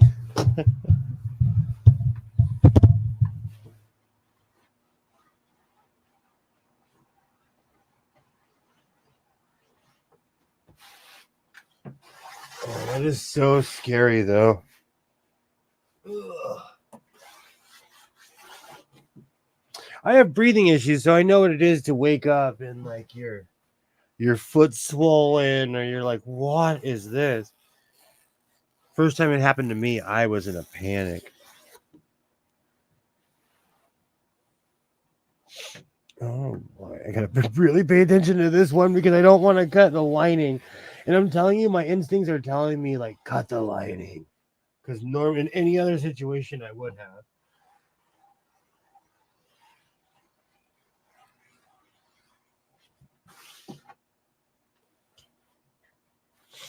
Who knows? I might be starting a trend. That might be something cool.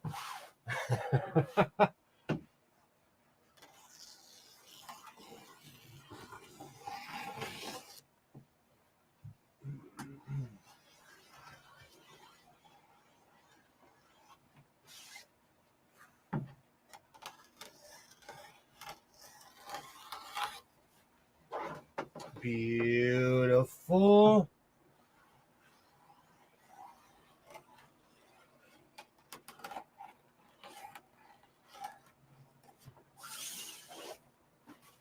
Perfect.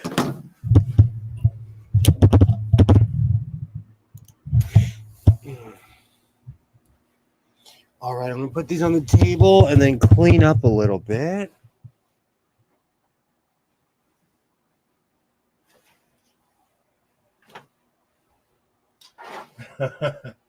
All right. I'm going to take a muffin break. I still have one coffee cake muffin left. Oh. And then I'll finish this shirt.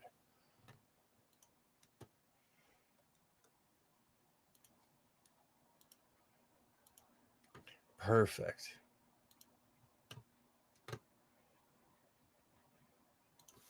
I've got 2 platelets transfusions in the local ER and a third at the hospital that treated me. 2 massive IV infusions that lasted 8 hours, and they only gave me steroids while I was in there.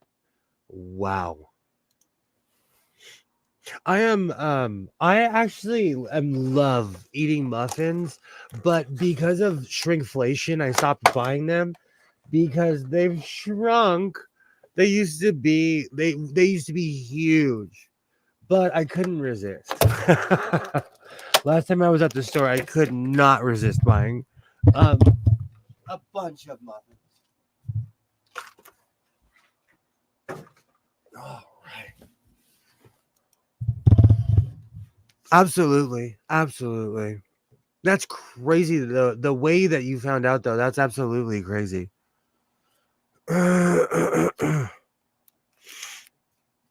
I'm like hardcore when it comes to I have a lot of issues, so I just. Are you talking about the muffins, Pam? I do have a ton of muffin mix. But I've been on this weird pancake and waffle thing lately. And I have a really cool waffle maker.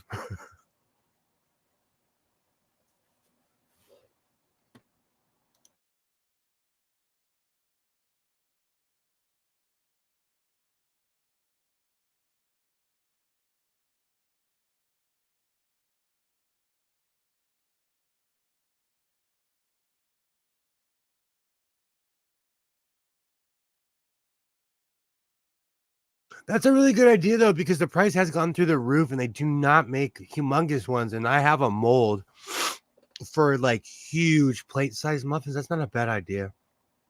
This is also the time of year where I'm gonna bust out my my bread maker.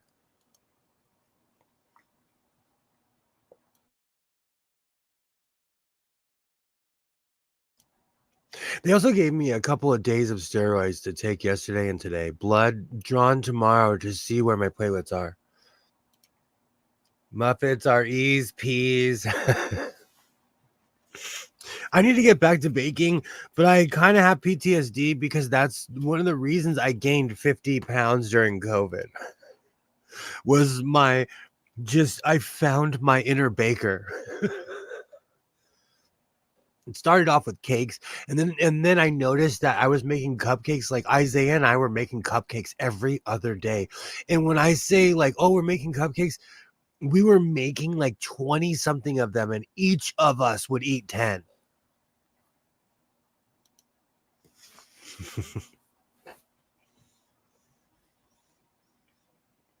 I love banana bread.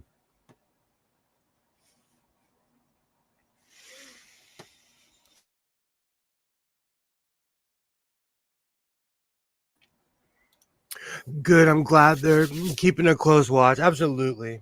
Absolutely. I made box cakes all the time during the pandemic. I went crazy, and then it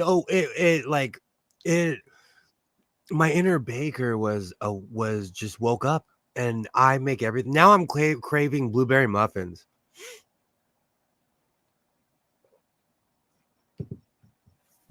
That's why I was shocked when they started shrinking them at the store. I was like, all right, touche. I have to start making my own again. I made a plain chocolate chip cake 3 days ago. I tried fuzzy whipped cream, chocolate icing. Was strange, but okay, that sounds so good. That sounds so good. Plain chocolate would be better. Do you know, Isaiah was like kept on seeing this commercial for this weird pizza at In-N-Out, and he begged me to order it. And I was like, all right, we went there. It was not what it was as advertised. It tasted so gross. The cheese tasted off. So I try to tell him like we could do this at home, and we did.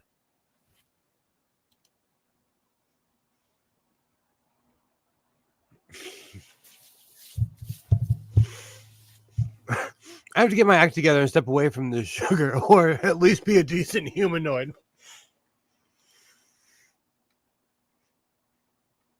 One box cakes mix, 3 banana, 3 eggs, so easy. The blood workshop says to be drawn weekly if necessary. They're gonna keep an eagle eye on me if necessary too. I have an eagle eye. Right there. Right there. That eagle eye will stay on you too. Awesome. Awesome. You know, for as much as I eat like a trash panda, I do very regulated things because of my health. It's just a new way of living, you know. You'll discover new habits and new things that you like and new things that you don't like, you know.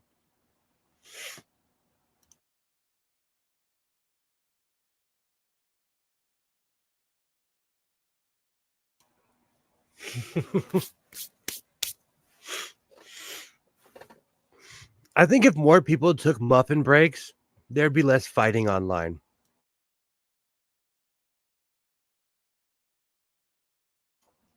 Because sometimes when people are debating and they're in these heated things, I look at them and I'm like, if you guys did this at a taco bar, you wouldn't be so angry.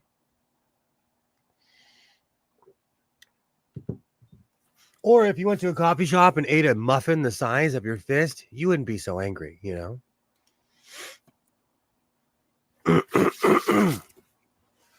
All right.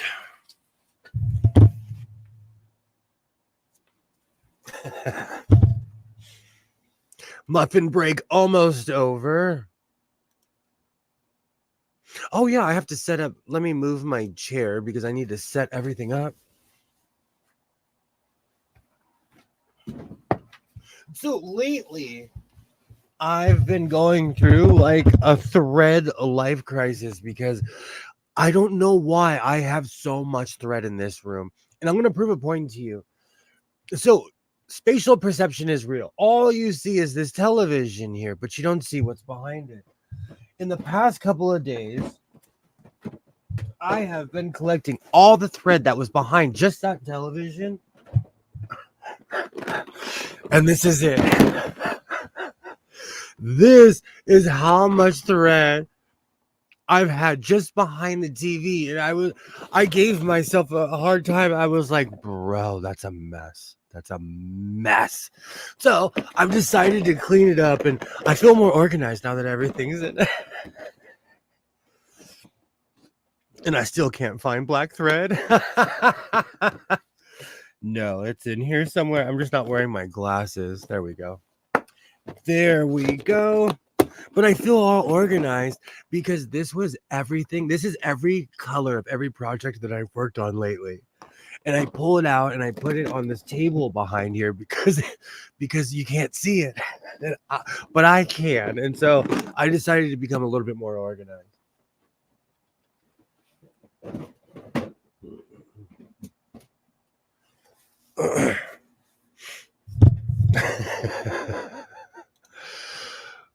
Oh, mini muffins. I'll go crazy with mini muffins. I'll just whoop, whoop, whoop. I love those things.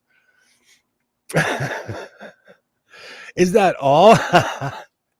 But the thing is, if you think about it, that's only like for the past 3 weeks. I couldn't believe I had that much just hanging out behind here. That's in just one section of the room. That's literally in just one little section of the room, House of Thread, absolutely. The funny thing is, I'm just trying to get more organized because it's winter, so I am bringing out a lot of my winter stuff, but I'm rediscovering stuff. And I'm trying to stop buying all these things. I don't need another coat. I do not need another coat to save my life. I have every colored trench coat you could possibly think of, slicker. On that note, the adult comes in the room. Hello. Oh no. I'm the cool adult though. You don't have You to are. act different for me. Not at all. I'm just berating myself because I own coats. Like I live in Michigan or Manhattan or Maine, somewhere else with an M. Well, I don't have as many as you, but I have enough that I cannot cast any stones in this glass house. So you're saying you have more? Yeah, I have. I still have the 2 mini toolboxes that were meant for chains. But my job, we get a lot of freebies, so they gave us hundreds of weird boxes. So I was like, "Whoa, I'm taking those home for thread." I do like boxes. Oh, I love boxes, and these are stackable, so they're easy to stack. Yay! It's saying I have an echo. Is that me or is that you? I don't hear an echo. I hear an echo, but I don't have anything else on. Do you have the volume up on your tablet? Just as I normally do, so I can hear you. Yeah. Oh, let me know if there's echo just left. It just left. Good. Okay. How are you? How am I? I'm all right. I was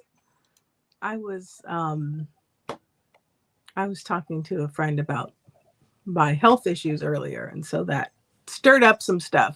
However,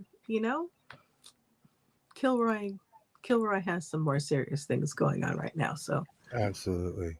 we'll move on to that. That's why yesterday or the other day when Gilroy was saying what happened to them, I was like, everything after what I'm gonna say is extremely pretentious because that's life is much more important than my hobby that I live. That is so strange. I mean, it's everyone has their own stuff that they're going through, and everything is important to them and impacts their life, but it doesn't always have to be the priority of conversation. I have Zapp and Roger stuck in my head right now. I heard you earlier, and I must say I was singing One of These Things Is Not Like the Other when you were talking about the gangster rap and the hardcore metal and Zapp and Roger. YouTube is confused by my selection of music, and they try really hard. My playlists are awesome because they're all over the map.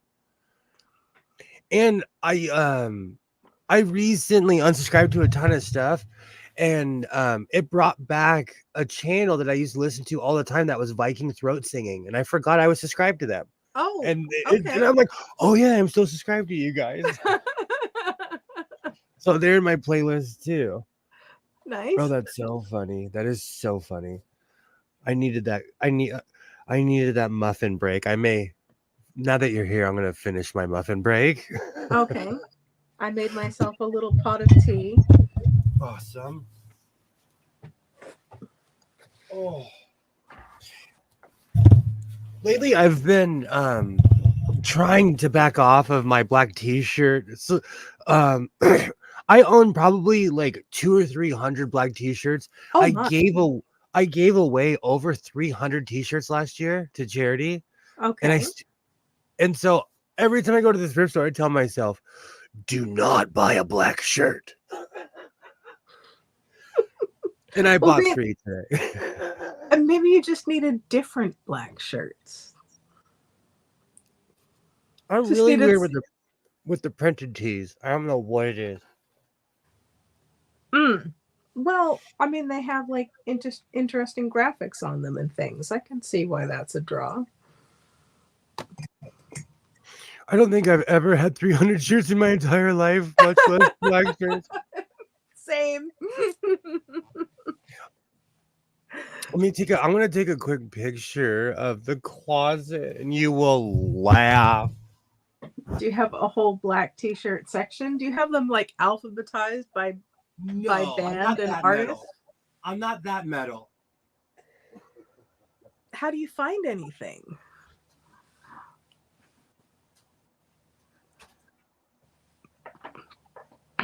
I'm highly organized. I hate not being able to find things. The only times I've lost my keys is when someone else lost them for me. Oh, goodbye, butterfly. Sorry I didn't get to chat with you more. Have a good night.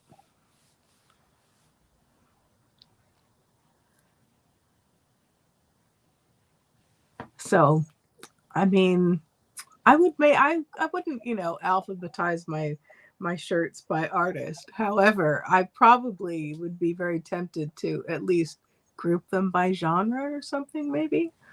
I don't know. Was that too much? My books are all alphabetized. It's like a little library. It's alphabetized by author, and then I have them organized by publication date. Although if I have, different series, then I group those together. Have you ever noticed when you read a series and sometimes you find a new book and it's part of a series, but you have no idea like where it falls? They put the lists in the front of the book and they're not related to the order you're supposed to read them in. That drives me nuts. You're roboting. All right. I'll be right back. It's always when you have a good point, is when you start roboting. It's always when you have a good point, you have something to say, all of a sudden, chaos happens. Almost every time.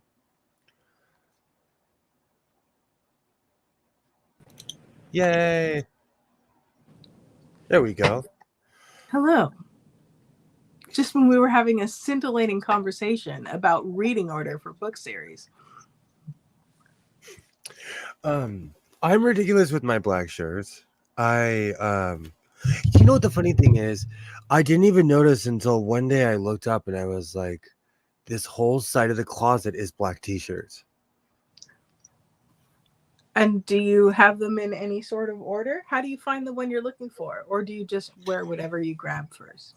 Long sleeve. Isaiah actually just reminded me I do have them in order. I have long sleeve, large, and extra large. Okay. That is the order I have. But there's so many of them, like that you really can't like. And I'm not one of those people like if they get put in the wrong order, I'm not like I don't cry over spilt milk or anything. I try to be organized. One thing that is not as organized as I'd like them to be are my books, mainly because I have so many. I have to treat them like Tetris games. Are you kidding me? I'm scared for the day that Water Neighbor walks in this room and sees that this room was built by books, literally. I mean that you say that like it's a bad thing. No, my computer is on 1, 2, 3, 4, 5. That 6, is a 7, bad 8, thing. 9, 10 books. You're going to wreck your books. Do you know the practice of social research was like $115 20 years ago? I'm keeping it forever. Chemistry, molecules, matter, and change, that was like a cool 120 20 years ago. Keep it. Riverside Shakespeare, that was almost $150 20 years ago. In 1999 2000. I'm keeping it.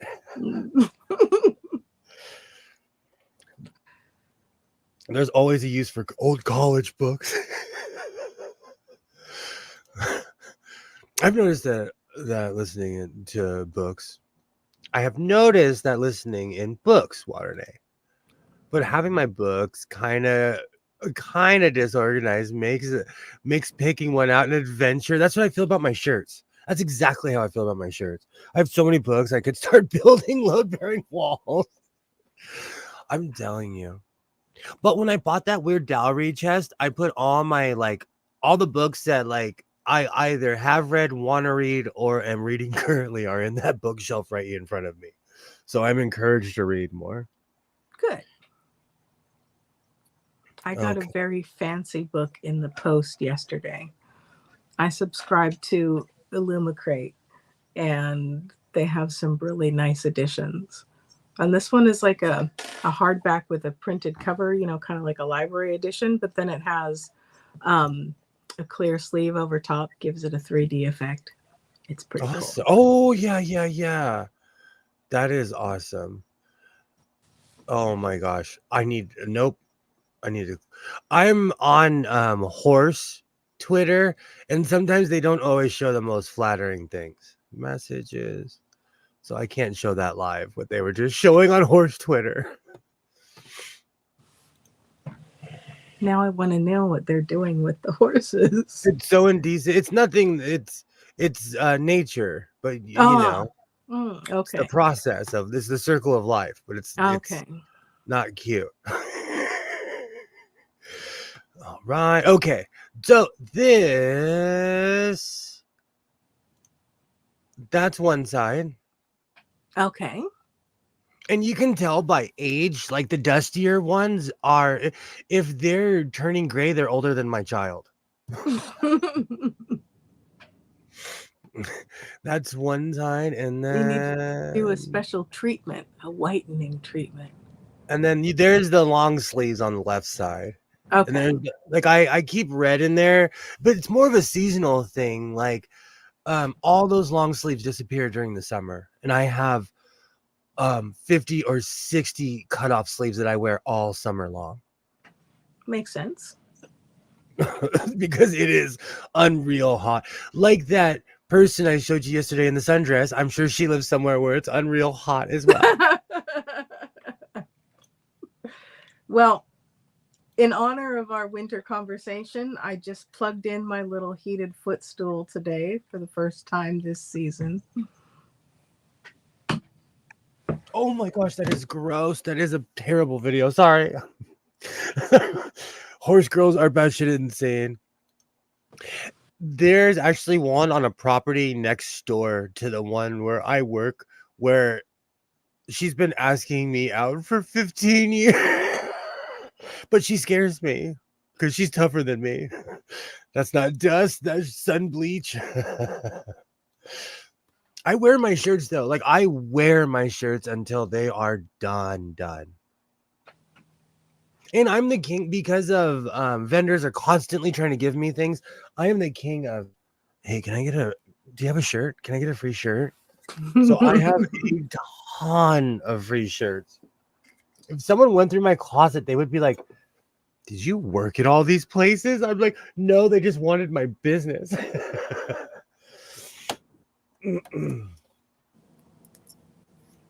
All right, I'm switching out the bobbin. We're about to see some sequins fly in a minute. Nice. I might put my I do glasses like on. the fabric.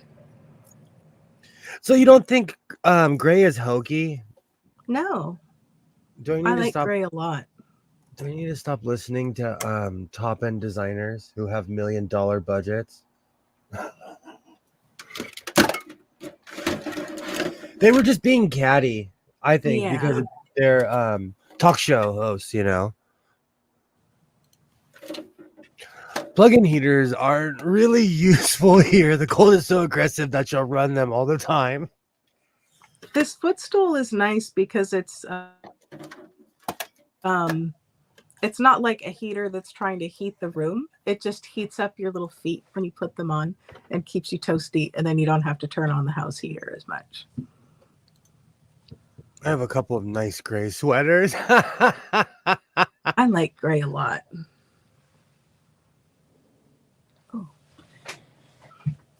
Your voice, okay, so you're not roboting, but your voice is not necessarily syncing with your.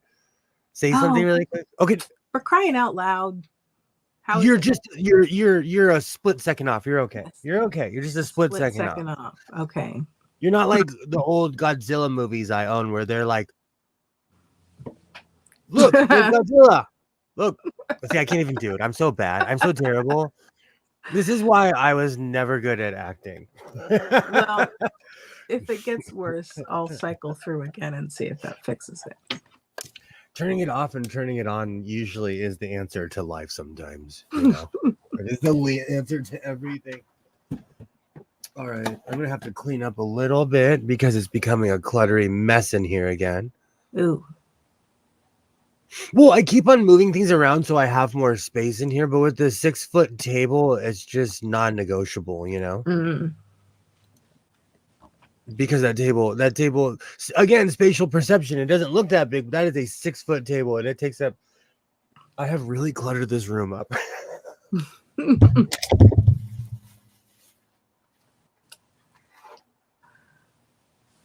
Did you see that that video about, oh dang it, what's the channel? Absolute History, is that what it is? I'll link it later. It's a relative. What was that? I used to be subscribed to them, but I don't think I am anymore. Oh, yeah, I think I did. I said the wrong thing because this is a new channel.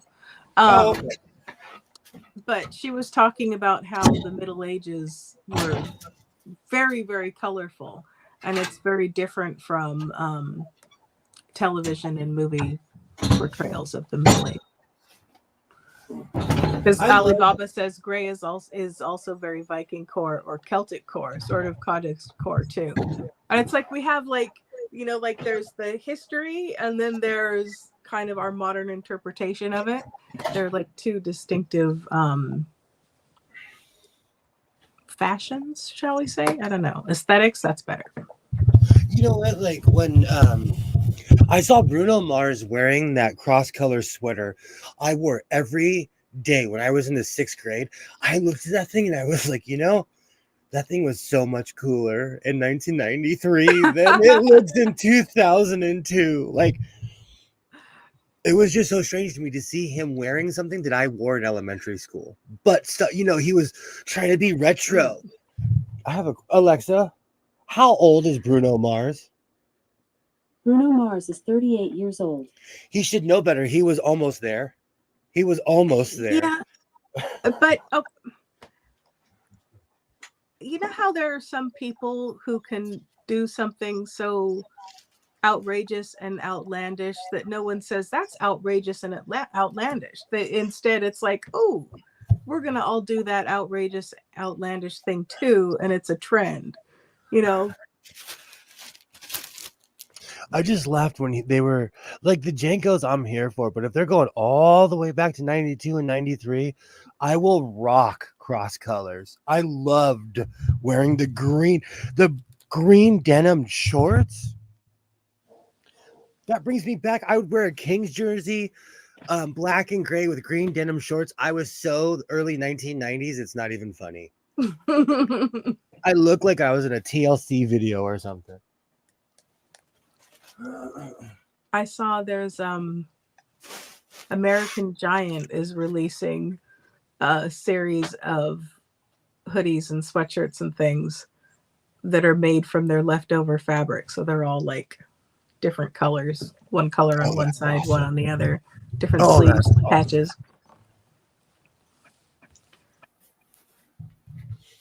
Alibaba says, I have seen medieval clothing, real stuff, super colorful.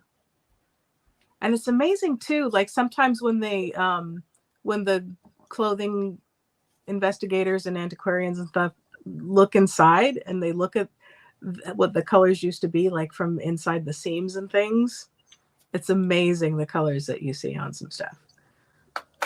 Kilroy says, reminds me of ancient Greece and Rome.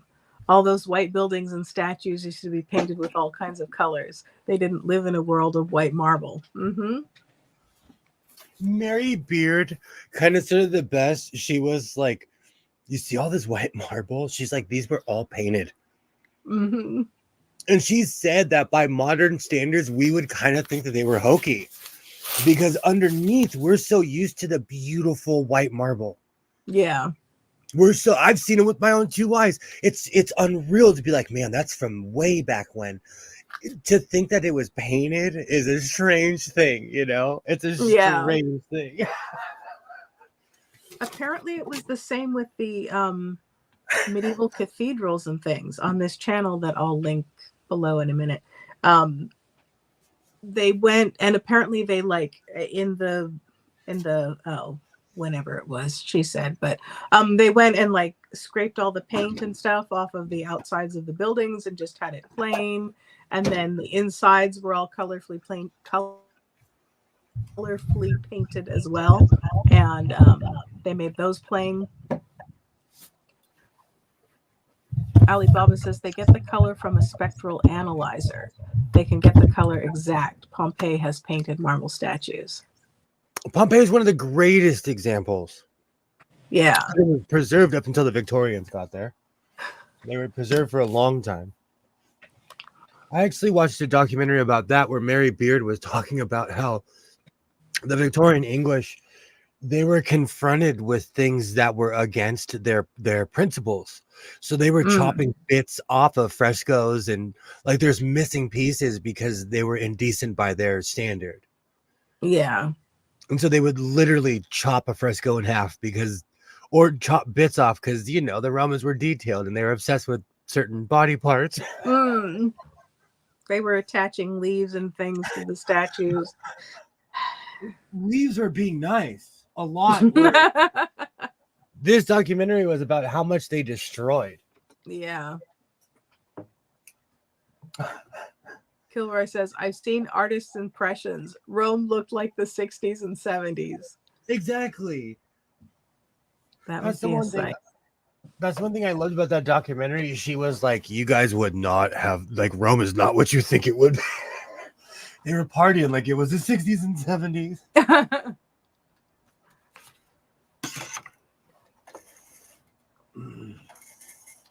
But even like a place like Egypt or Rome, you go there and you get a different impression because their paintings, you see them with your own two eyes, and they show people Yeah. of all of color, dark color. You know, they show the whole spectrum of people. You know, Yeah. Egypt too. There's lots of arguments about Egypt. I say just go there and go look at the walls. They'll tell you the truth. Like everyone's claiming that they're from there. Go look at the walls and see the color of the people. I would be considered the light skinned one. Oh, When they show like coins of Hannibal, I think was one of the ones. It's like, oh, that is not what you thought it was. He was not But who you again, thought he was. but even like in modern history, we change history to fit our. You know, I constantly talk about the '90s. It wasn't the greatest time ever. There was all kinds of strife going on around the world, just as there is now, if not the same strife. You know, but we idealize these times. We like when I think of the 1950s, I think of malt shops and big poofy dresses. Ask any I come from a family of old timers. I don't ask them what was the 50s like. They were like, not like the happy days, man. Not like, you know, because they were there. There's a fine line between idealism and, you know, actually I do it all the time. The 90s were not the greatest. In this room right now, it is 1994. I could put on Faith No More right now. My mom talks about when she was in high school, they passed out a chart that listed the salaries for people. And for each job, for one column, it said men. And then another column, it said women. And my mom's like, why did the women get paid less for the same job? Yikes. The one that like the meme that got me was the one that I saw that it was 1970 something. It showed a man who worked at Burger King was able to take his family on a Hawaiian vacation and come back and still have his job. Mm.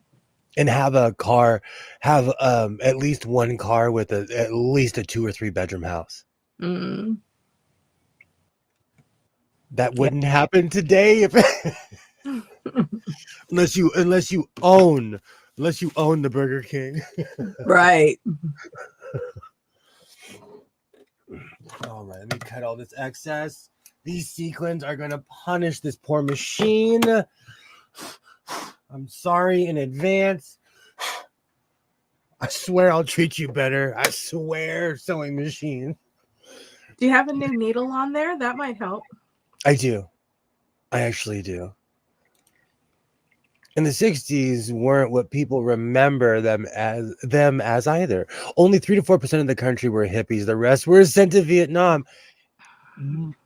My father told me quite a few stories about people who just walked off, who literally just walked into the jungle and never came back. Mm. But those are the stories that we don't talk about. All right, let me switch my angle.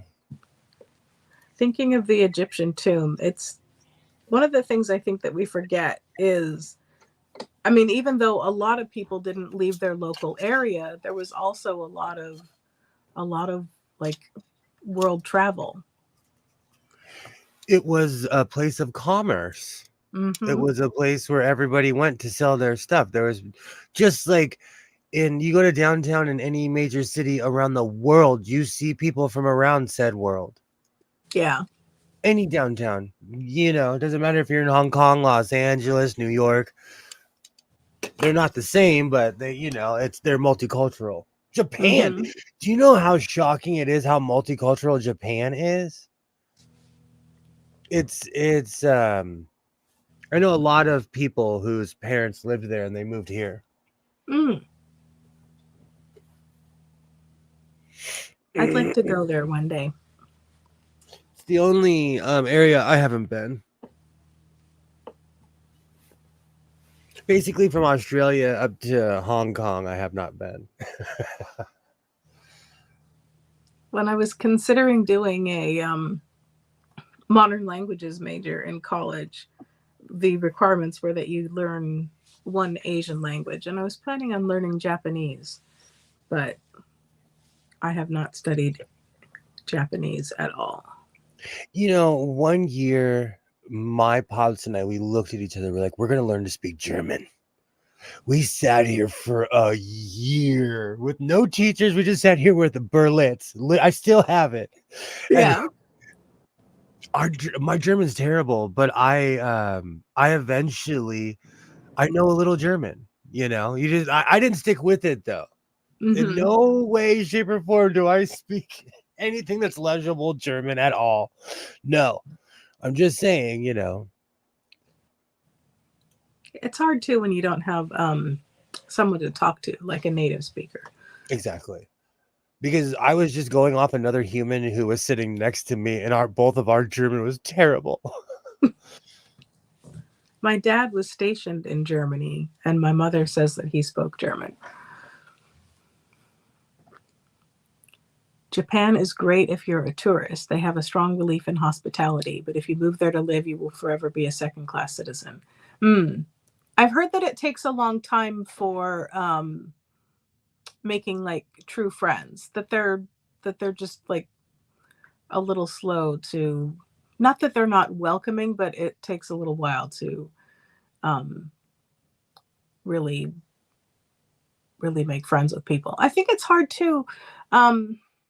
When you have a place where people have a certain look and you go there and you don't look like them, then you stand out. And so it makes it, I think, a little bit harder to fit in because there's always an otherness about you. And I think it also happens. I've moved to a lot of places, so it also happens in places where people that even look like you, if you're not familiar, they don't necessarily walk up to you and talk to you. Mm, You know, the new person syndrome is real, you know, because people yeah. just don't know who you are.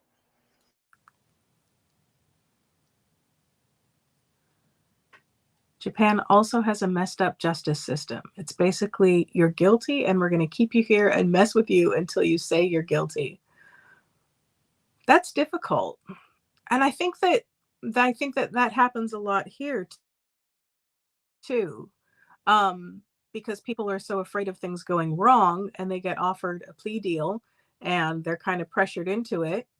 Um, I knew someone who um, had a little baggie that he had gotten from a friend, and the baggie at one point had like, I don't know, mushrooms or some forbidden substance in it.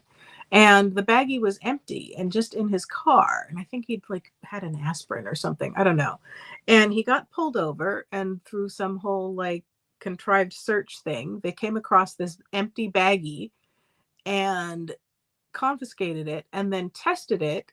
And then he was facing like however long of jail time and whatnot for this empty baggie that hadn't had anything in it except before he got it. And he ended up having to like, just to avoid jail time, he had to like plead guilty and do this whole like anti-drug program, and now he's got all of this on his record and stuff just because of fear of getting convicted for something else.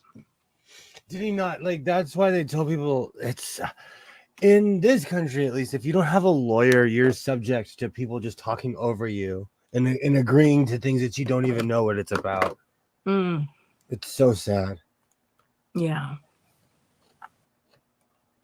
I've been to court and they'll say certain things, and I'm like, those words are English, but I have no idea what I know that's English. They're readily identifiable, but those two words together mean nothing to me. Isn't there some like meme or something that says, I know what those words mean individually? Yeah, exactly. In divorce court. They would say things, and I'm like, I hope that's in my favor.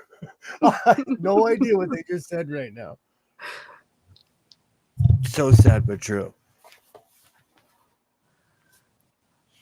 Oh man. Alibaba is having computer issues. What's going on with your computer, Alibaba? So sorry.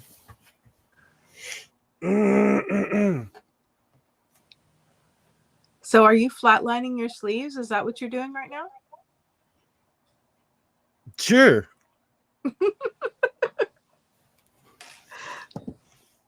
You know, it's all army mateys sewing here in the House of Sewing. But yes, I am. And because I have a new needle in here, it's actually able to take sewing on top of the sequins. Because Nice. usually I go in the opposite direction, but I pinned the wrong way and it's not failing. So I'm going to keep going. So it's just blue screen die sometimes. Oh, yikes. It is old. I'm kind of having the same problems with a Mac of mine. It's more sentimental than anything else. It's the desktop right here, but it's old and it just randomly dies. Is it anything that can be upgraded, Alibaba, or do you need to get a new one? That's what I'm gonna do today. I was like almost in tears about the computer, and someone looked at me. They're like, "Oh, you can just buy a new one," and I'm like, "That's not the point." Mm. Isn't that one that was your dad's? Or Yeah, mm-hmm. and it's just aging out. It's aging out. Yeah. And it was the first one that I streamed on because I didn't know the immense power it takes to stream as far as like constantly streaming on devices. Mm. It's just old and tired.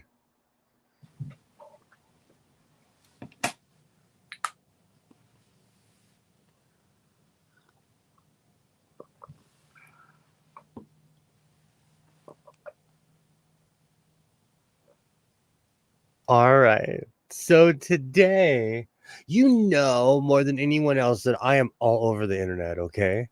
And there's this person, we're probably around the same age. I call everyone young man, but that's just because I'm from generation man boy where no one dresses their age.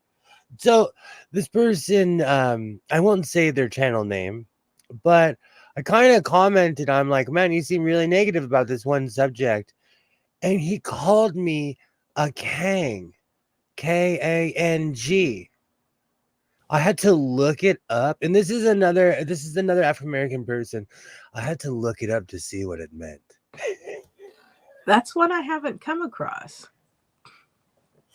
I'll tell you the real meaning behind it later, but like it made I feel like I made it. He insulted me with something I actually had to Google.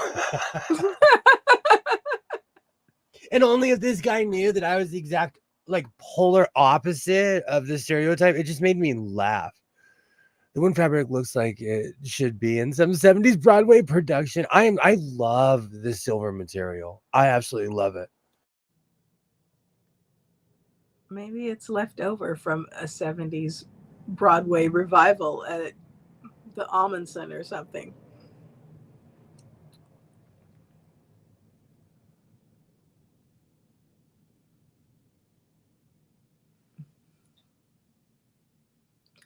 So, Kilroy, have you ever restored an Olivetti typewriter?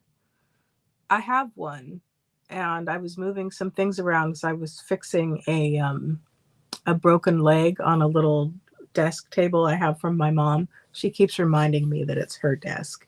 I keep hoping she'll forget that it's her desk. But anyway, I digress. Excuse me. And I moved. I have an Olivetti. I think it's from the late 70s. And I wondered if you had ever dealt with an Olivetti before.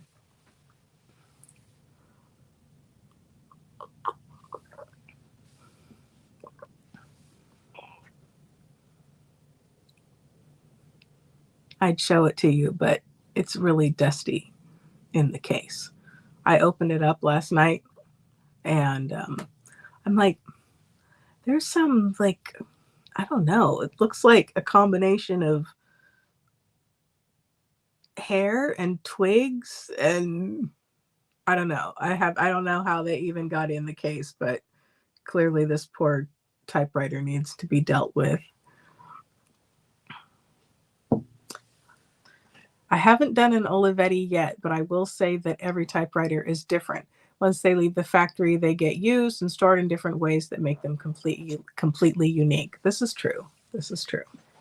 What about also what about a Smith Corona that I found in my middle bedroom that I didn't even know was in there? I like Smith Corona's classic look to them.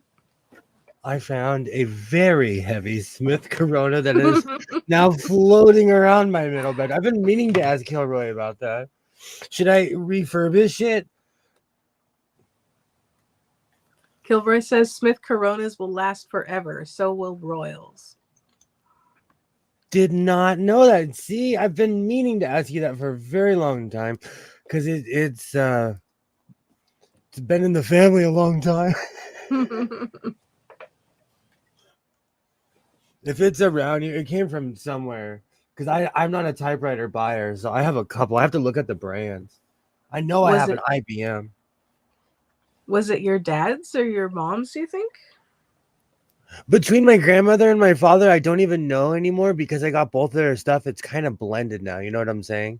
Mm-hmm. Like my grandmother's stuff, I can tell more because it's more like my grandfather bought everything from Sears. Okay. So like the retro, like I kept all the 1960s and 70s stuff. My grandmother even handmade blinds that were above this giant window. I came with a screwdriver. I took the brackets and everything. I was like, oh no, these are going with me. I do. I still have that. She was crafty. She made everything. Nice. It's nice to have a piece of her handiwork. I still have So- the pillows she made. Okay. What kind of pillow? Like one of those with the like different kinds of tucking, or I'll go grab it. It's one of the giant it's the pillows with arms. It lives on my couch.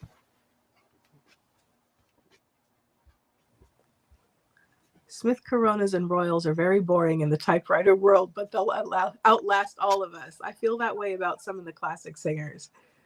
They're just sort of there in the background, and they're going to be there for the next 400 years. Let's see. They were made to last, and Royals especially were made to be worked on and pump out pages. There's a singer book with all sorts of things to make for the home decor. Yeah. There were some fancy pillows back in the day that had you would stitch it a certain way, and then when you would gather it up, it would make the different like chevrons and things in the fabric. Christine McConnell did a video where she made a couple different decorative pillows like that. I remember when I was in grade school, I was visiting my cousins, and I went to school with them because I was, there before their school let out. And they were sewing these decorative pillows for part of their schooling. And I just remember the tedium of making the little pyramid pleat thingies in this pillow out of this gingham and putting the little beads on. And that is not the kind of sewing that I appreciate or have patience for. What kind of strange sewing are we speaking of? Oh, I was visiting my cousins, and there was, I went to school with them because their school wasn't out yet. And in school, they were making these pillows out of this gingham fabric, and you would stitch around the corners and then pull it tight. And it would put some part in, and then the other part would have this little pokey out part, and there was you put a little bead and a sequin in each corner and stuff. It was an exercise in tedium and boredom, and absolutely not the kind of sewing I ever want to do again. My grandmother's whole house, everything that was on the walls as far as drapes, she made all of them. Wow. She even had these really high up windows where she had someone measure the dimensions. She made them and we put them up. Nice. I love this thing. My grandmother made probably 40 or 50 of these. Those are so comfy though. Little This place thing for is, your arms. I'm not kidding you. This thing, if it's not my age, it's older than me and it still looks good after all these years. It's not dingy or anything. Oh, I need it back there after all the working out I've been doing. I need some back support. Smocking. Oh, I thought Joy said smoking. I thought you were like, taking off for a puff, and I'm like, oh, I didn't know you smoked. We're smoking friendly here, I don't judge. Are we though? Smoking's bad for you. Don't smoke, everybody. I am a bad example. I am like the definition of Donnie don't. Like I literally hit my inhaler and then smoke a J. Do you know when I was a little kid? I hit my inhaler. I was at Magic Mountain. I hit my inhaler and then I lit up a cigarette. And you know what? This man was trying to do me a favor. He walked up to me and he was like, "Do you know that?" He's like, "You have asthma and you're smoking. You're gonna die of lung cancer." You know what's funny? He was trying to do me a favor. Mm. It was 1990. I was smoking when I shouldn't have been. I couldn't drive. Let's just put it that way. You keep freezing up, and I'm not sure if it's my feed or you. It might be a combo of the both. But you look great now. I'll pay closer attention. But my screen does look good. I'm gonna go full Karen again on Spectrum. Should I use my Batman voice? Where's my signal instead of where's the trigger? Where's my signal? One of the reasons I go full Karen is because I pay extra money to watch hockey in Canada. And like, I paid to have a better signal. And look at me now. I'm choppy as the ocean. Spectrum drives me crazy. My new thing is I always say 0 stars would not recommend. Right. Well, I'm glad you get to breathe now, Joy. Oh my gosh, did I tell you in a sad guy moment, I went to Taco Bell for the first time legitimately since like high school. Oh my. How was it? Everything I thought it was going to do to me, it tasted the creepy thing is it tasted exactly the same. It's kind of like a McMuffin. Like when I eat a McMuffin in the morning, it tastes exactly as it did when I was 8 or 9 years old. Okay. It's weird. But because I'm the prices have changed though. But I was shocked on how busy it was because I live in a place where there's massive amounts of fast food. McDonald's is always busy. I never go to Taco Bell, so I don't ever look. I was shocked on how busy it was, and Carl's Jr. is always empty. Do you think people are just getting priced out? Yes.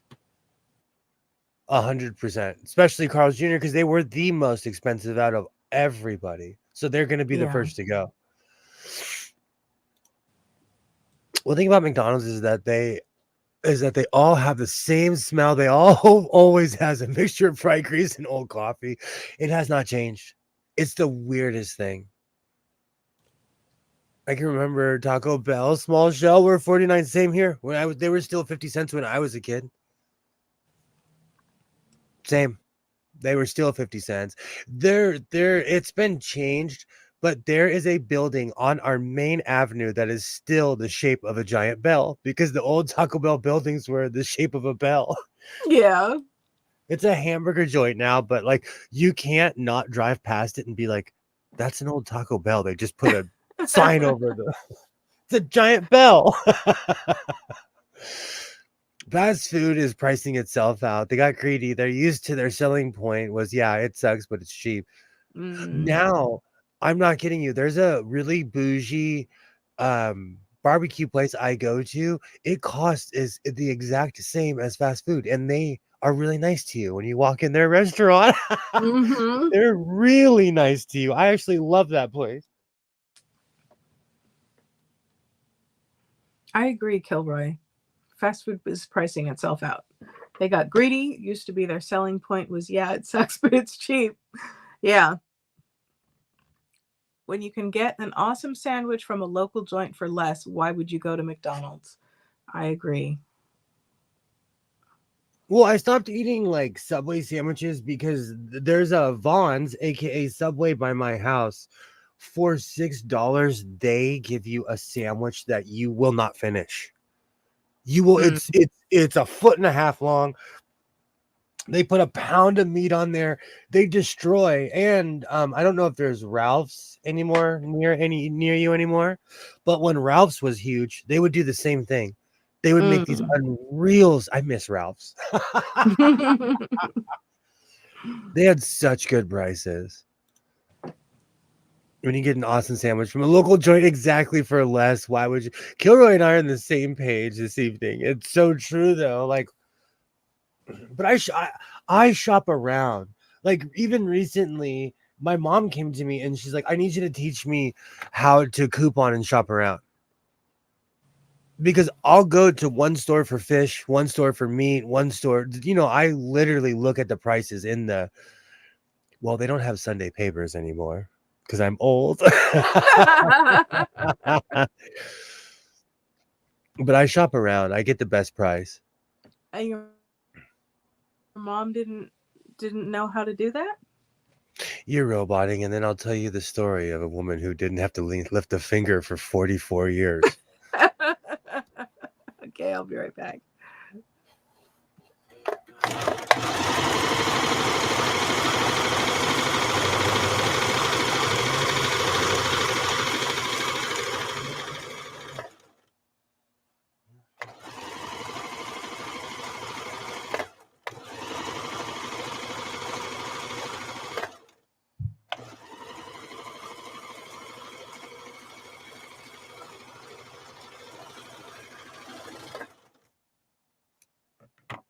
I'm attempting to do my edges correctly. I'm attempting.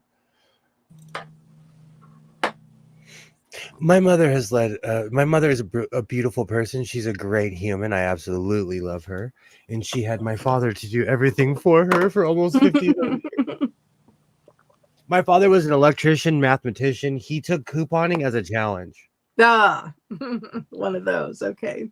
He taught me how to that's literally the example I had, and so I shop around. I don't coupon as much as I used to, but if I see a good one, I will. I'm not above using a coupon. But I thought it was funny because food prices are getting outrageous. Mm-hmm. But I'm a hardcore, and I go on sales day. I don't buy expired food though. And I do miss Ralph's, and part of it but also I remember the 24-hour world when you can go shopping at 2:45 in the morning, and they would treat you just as the same as 2:45 in the afternoon. Yep.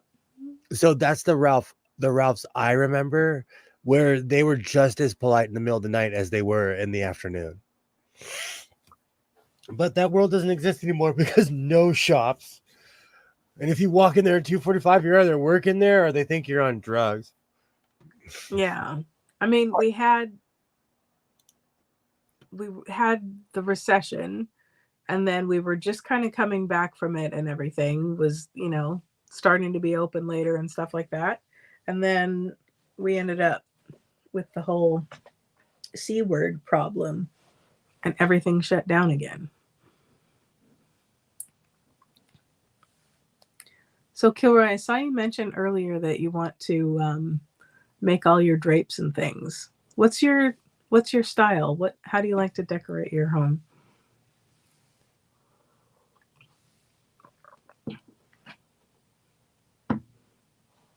I'm really drawn to I like eclectic things. I like things with some interest, but my house was built in the 40s. And so I don't want anything to be like too far one way or the other and seem weird in my house, but I really like some of the Art Deco lines. That would be fun to have an Art Deco place. I had a friend in the Victorian dancing scene, and he had this amazing large Victorian house. and it had, whole gardens and everything that he would maintain. And we went there after going Victorian dancing. And so his whole like interior decor and everything was Victorian. And there was a whole group of people there in Victorian outfits. And it was pretty awesome. My home decor is wood, florals, and discount used furniture that's several decades old. I like it. And, old furniture, it's better. The nice hardwoods and, better joinery and stuff. More interesting designs. The stuff, even the cheap stuff from the 70s and 80s is better built than the stuff now. Mm. I don't know if the balsa wood had better base. I don't know, but there was something that I thought that was like real wood, and it was like real wood on top and fake inside. Yeah. But it stood the test of time. It had to have been made in the 70s, and it stood the test of time. I was so shocked. I was like, I thought this thing was real. I was shopping for a couch, and to get anything with, like a good hardwood frame and all of that, like the prices were just going higher and higher and higher and higher. And I ended up getting a vintage couch and getting it completely reupholstered. And it ended up being a better quality couch and exactly what I wanted for the way, the material and stuff, the way it looked. And it cost me like less than half the price. The only reason I have matching couches in my living room is because my grandmother decided to try to go modern in the 1990s. And then literally covered the couches. She didn't like them. She put them in her garage and covered them until I discovered them in 2017, like an archaeologist.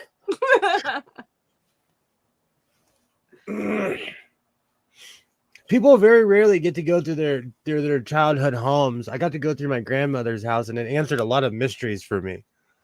Okay. Like what? My grandmother was a button hoarder. She, like, even though she was the real life Zsa Zsa Gabor, she hoarded everything she could because she was from that Depression era. Mm. And she never, even though she was super richy, she never got rid of that. And it showed in everything. She had brass handles from houses that she lived at in the 50s. Like, she got rid of nothing. Wow. She only moved twice, but when she moved from LA to here, because they lived in LA, she took all the brass and copper from the house. Wow. My grandma was not playing. And I mean like grates, like grills and grates, like the old school the heater covers that were brass and fake gold back in the day. Yeah. Before the world of plastics. I have them all.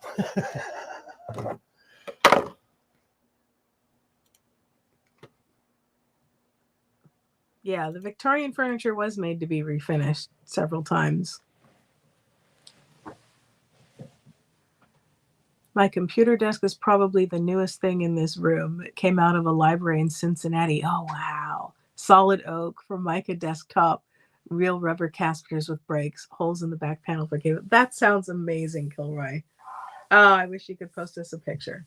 I'd love to see it. I have a desk from my mom. She found it used somewhere when she needed a second desk for her office. And it's amazing.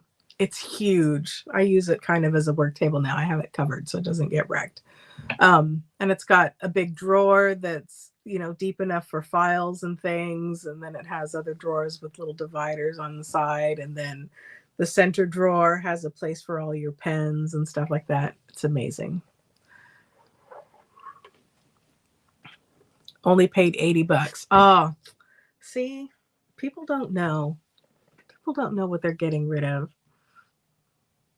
6 feet wide, 2 feet deep. Oh, that's amazing. It's nice to have space to work at so you're not feeling, crowded. Put something down, pull out your keyboard without knocking your cup off the table.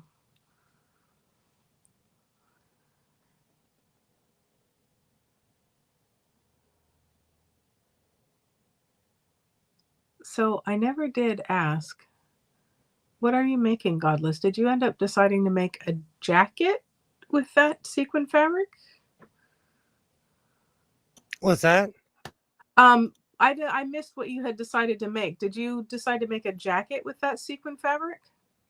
Oh, I'm making a shirt. I've A shirt. be a shirt because like in the past couple of days, I didn't know what I was gonna I didn't know what I was gonna make, and I watch a lot of stuff where people wear sequins anyways, but I started noticing people wearing sequin shirts, and they were all gray. Okay. So I took that as, you know what, I'm gonna make a gray sequin shirt. Nice. And I mean more than one. And I said earlier I'm making Elton John's shirt because I saw him wearing a gray sequin shirt as well, but it wasn't just him. It was a bunch of people I saw wearing a shirt like that. I am making a bunch of. Are you kidding me? I'm in a full hot air balloon right now. You just can't see it. You can put your gray sequin shirt on. You can break out your keyboard, jam on some moody chords. I would do you know that's like I would totally challenge someone to a balloon race. I'd grow a mustache like that, like totally around the world in 80 days. I would totally challenge someone to a balloon race. Did you see the movie that came out on Amazon a couple years ago with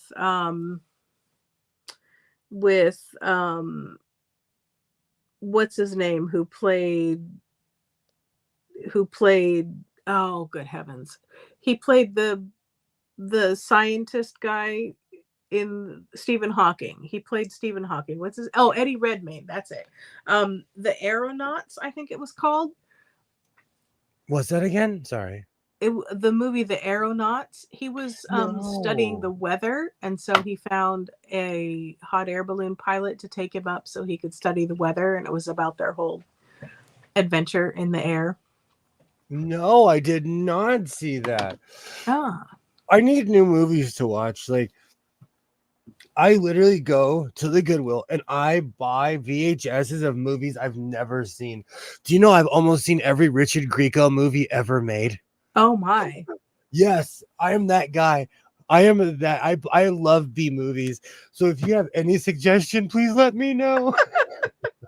I'm surprised Please. that so many people were buying Richard Grieco movies for them to turn up at Goodwill.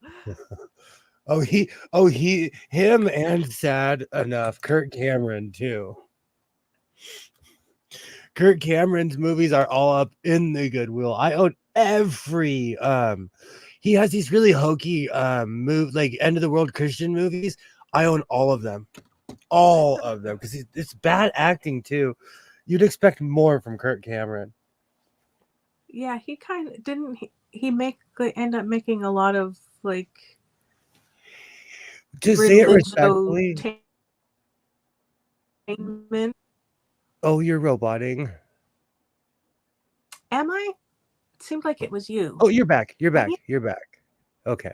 Okay. Yes, he did jump off the deep end with both hands. I watched a documentary where even Joanne Kearns, who was in the show, she was like, one day he just turned and he turned into somebody else. But it's not just him. It happens to a lot of people where they get famous and they join a cult or something wacky happens. Even Michelle Pfeiffer admitted to being a breatharian in the 70s. Where they thought that they didn't have to eat food, they were only powered by light, which is a complete lie. And if you say those words on YouTube, you might get taken down. So in no way, shape, or form am I promoting it at all in any way, shape, or form. Just using it as an example. I watched a documentary about that recently. I didn't know she'd gotten involved in that. This was in the 70s, and then she was doing research for a movie about a cult and realized that she was in one. Ah. This was literally in the 70s. It like even she was like, "Oh, this is a long time ago."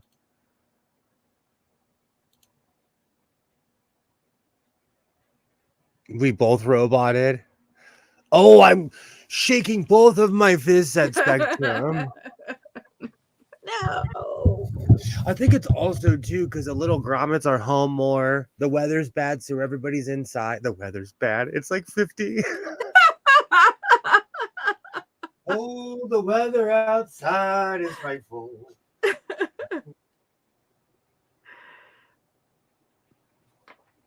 Was the last of the Thanksgiving holiday. They should be back in school now, though. So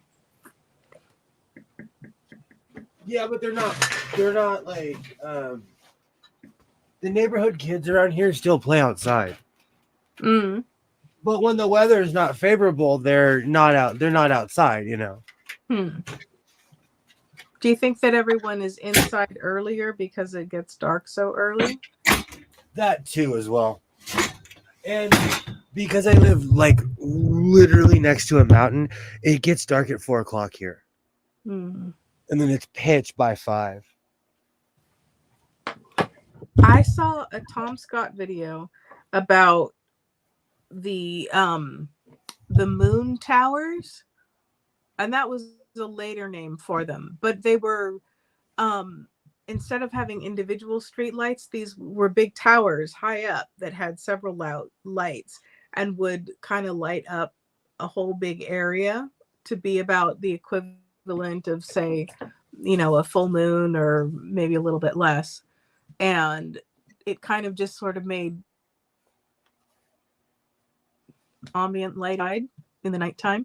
It was pretty awesome. Apparently they Austin has kept theirs just for the nostalgia factor. I would totally keep one. There was an old 76 sign that was on the hill by my house that the city fought to keep because it was extraordinarily large. It was so big at certain angles you could walk to the end of my street and people used to think it was the moon. Oh. It was put up there in the 60s when they didn't have the same regulations as we have now. I know for a fact that in the state, at least in the state of California, that signs have to be a certain size. Oh, okay. And back then they really didn't care. But they just got rid of that thing. I'm surprised they didn't keep it for the history of it. We got new, we were under new management and they could care less. And my city is super yuppie-fied, and so they want everything to be brand new now.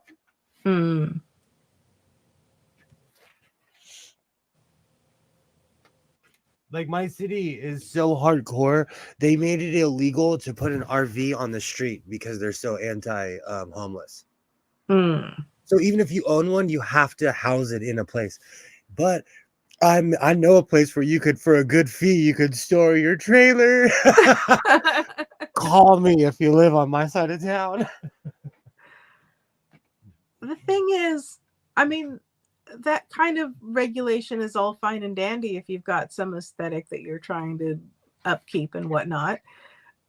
But a lot of times those things are put in and nothing is done on the other side to help people who don't have housing and who would really like to have housing.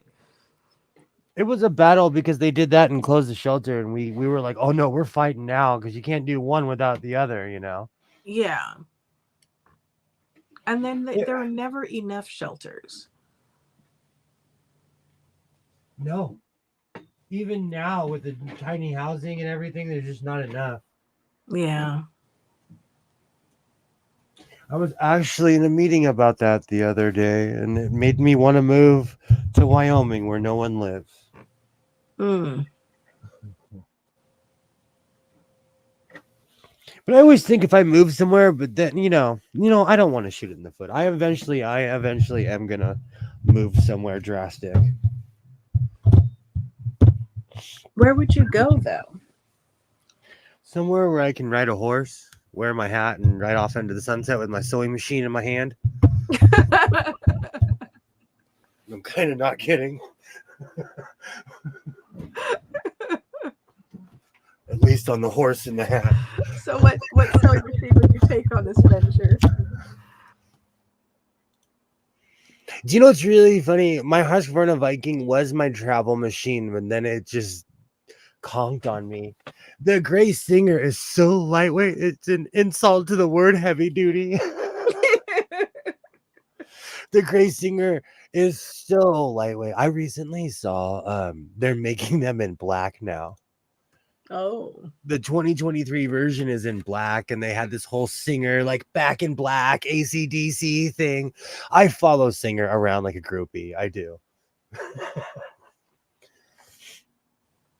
I don't know. Kilroy says it wouldn't have conked on you if you didn't treat it like a Juki. I did. You know, I got my money's worth out of that thing. I did. And I did a lot of things not knowing. Like, I would put material that it wasn't necessarily made for, but it kept on chewing. It kept on going, you know. That's why that Husqvarna Viking honestly was a workhorse. For the pain I put that machine through, that thing deserves its flowers. That machine definitely deserves a place here in the House of Sewing, because I made all my early stuff was made on that. Not knowing how important it was to have such a dependable machine that I destroyed. I should be a sewing machine tester. Any company out there, I am more than willing to test out your sewing machine and give you an honest review. That would be fun. Unless it's Singer, I would not give you an honest review. I'd say they're all just great.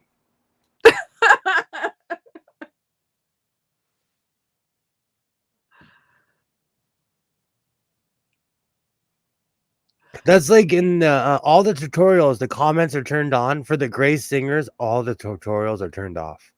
I mean, all the comments are turned off because they know people are going to be like, you must have paused that because there's no way you're using that machine for this and this. Like, it's funny. That's how I know people are talking trash to them about the Gray Singers. All right. Kilroy says you'd be a terrible tester. Nothing would pass.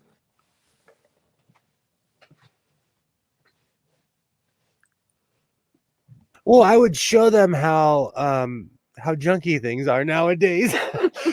How poor things are made. They're not made to last anymore. Nothing is made to last more than a season or two. Wrong button. We need to stop doing that. We're killing ourselves.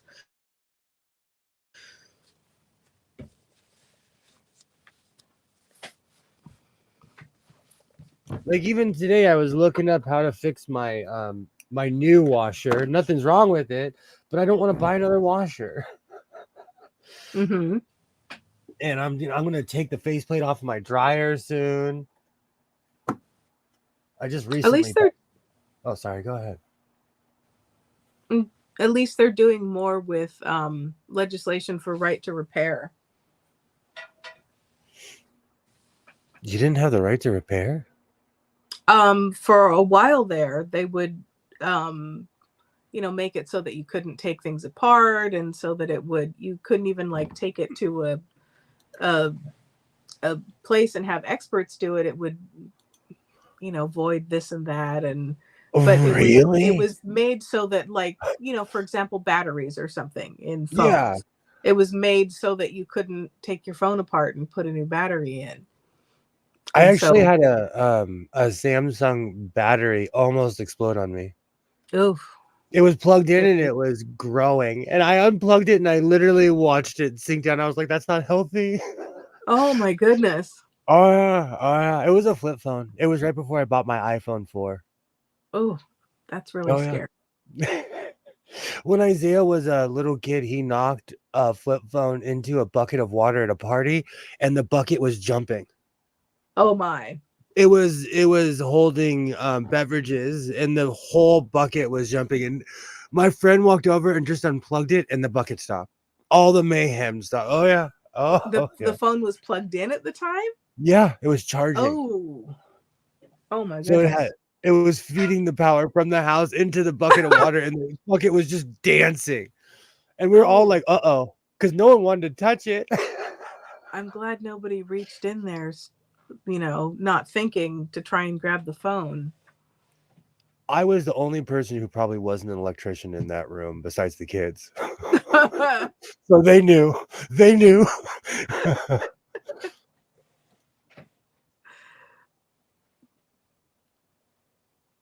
They do. They do. My tractor, you could every piece. You can. They even show you how to make certain pieces too. And if you replace it with a part that isn't like the tractor won't start. Mm. I have a 1979 Ford tractor and a Kubota. And the Ford, you could take that thing apart. You could put it all different types of pieces on it and it still works. But they didn't in the 70s, it was different than modern stuff now. Mm-hmm.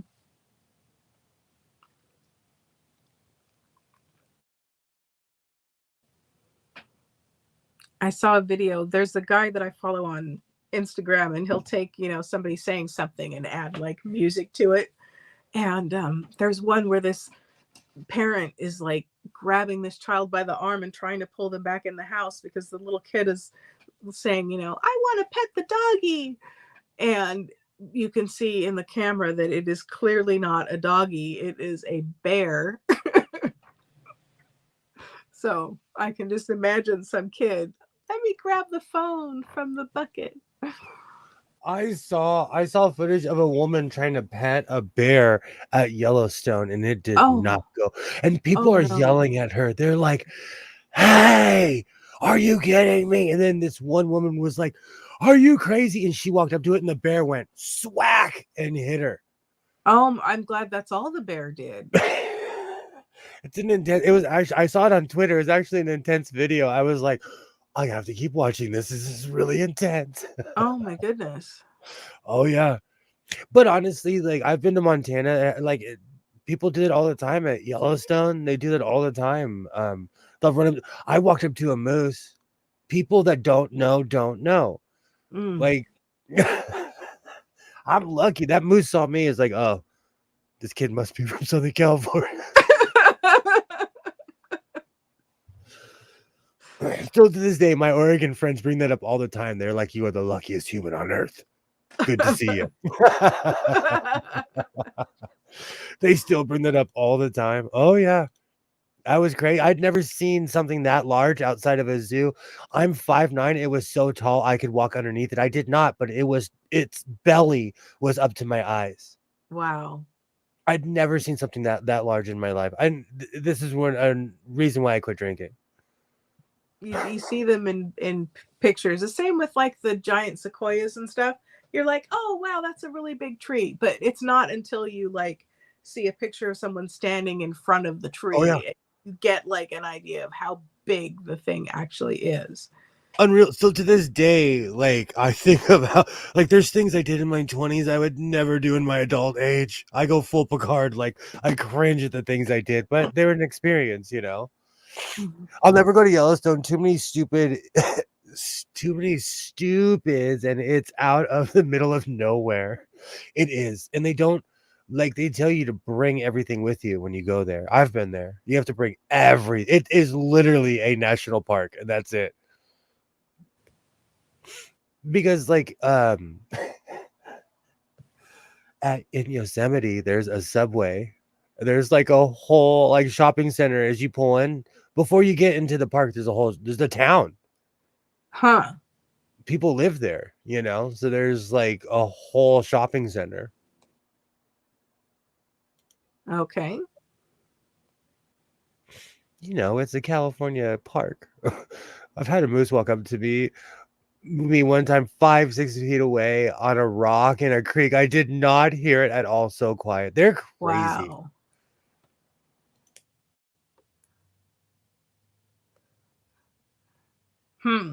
Is that a good thing for you or not, Kilroy? I mean, would you like to live in the middle of nowhere? There's something to be said for not being around too many people. But Alibaba says the moose was in a rut with velvet on the rack. Super dangerous. Wow. They attack anything when they are like that. They don't sleep then either. That's probably why they're so grouchy. They need a nap. So what happened? How did you get away without, because you don't want to run and then trigger something and have it start chasing you. Yeah, what did you do?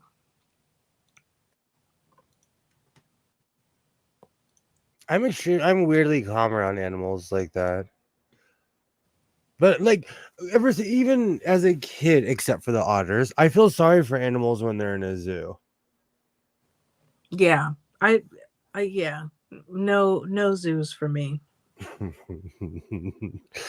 So I'd never seen something like that. Now in my adult age, like I've seen bears, all kinds of things. When I was a little kid, we went to the African safari in San Diego.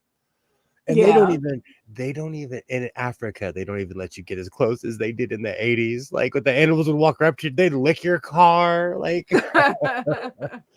it was an experience back then. But again, I was a grommet, so it was more spectacular than it probably was. I'm sure my mom was like, "There's a giraffe outside my window. I am so scared." At least at the wild animal park, they have a little more space to run around and things. The one in San Diego was humongous, and they had free range, and it was like a real circle of life. They had a hierarchy of animals there and everything. Zoos are jail for animals. Yeah. And now that Isaiah's all political, he doesn't want to go. And when he was a little guy, we went every year, and now he's like, I don't like zoos. They're animal jails.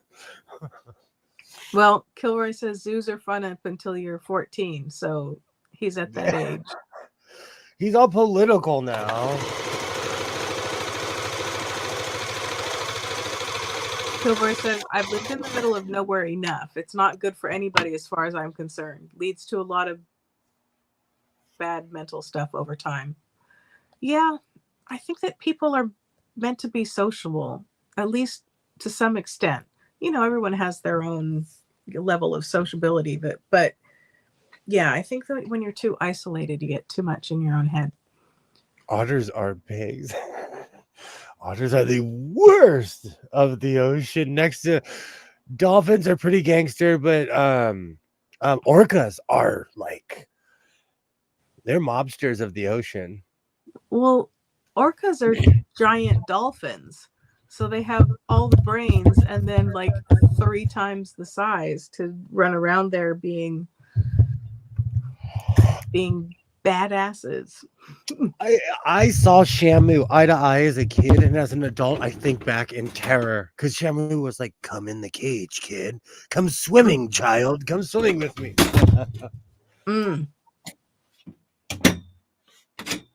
That whole thing, there is not enough space for those. I remember thinking, as a child, because they let you walk up. I remember thinking how massive the whale was compared to me, how just unreal, and how like the pool at my grandma's house was bigger than there. My grandmother lived at a place that had a clubhouse, and they had an Olympic-sized pool. So it seemed huge. It seemed humongous,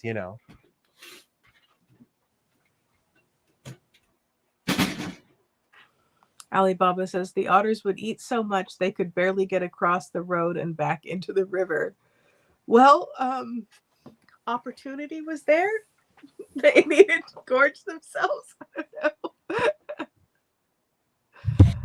Not even raccoons will do that. And I have a raccoon that is so gross that the raccoon in my backyard last year, and he did it again this year, ate a bottle of sunscreen.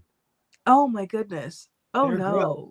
They're gross. Because I leave sunscreen in the backyard because we're always in the backyard during the summer. And it's just a habit. And like the animals always left it alone. In the past 2 years, that gross raccoon, he's probably so glad I put cat food out there. Ugh. Kilroy says, hope they puked in the river. I mean, that could be good for the river creatures. They've got, little bits of chum in there for them to snack on. You are so positive.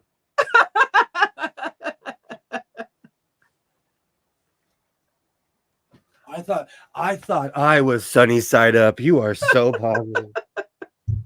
Good gravy.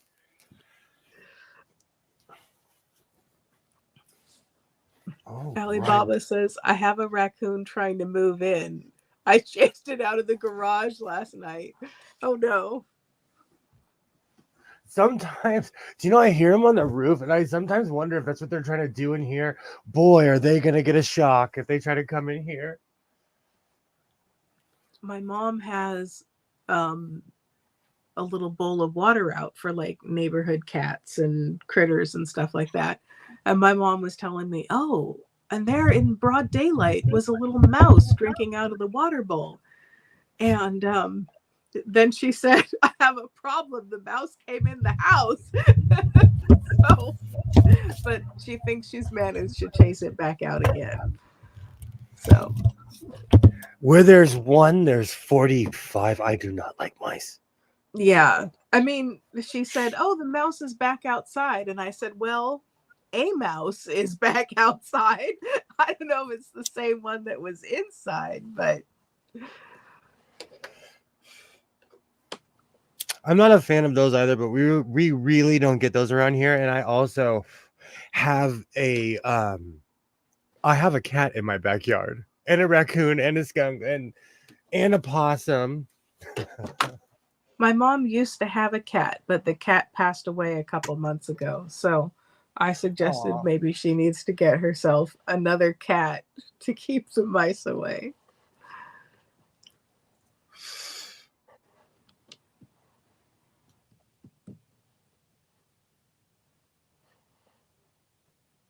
That is one thing I've noticed with the cat, is that I have not had a mouse in 2 or 3 years.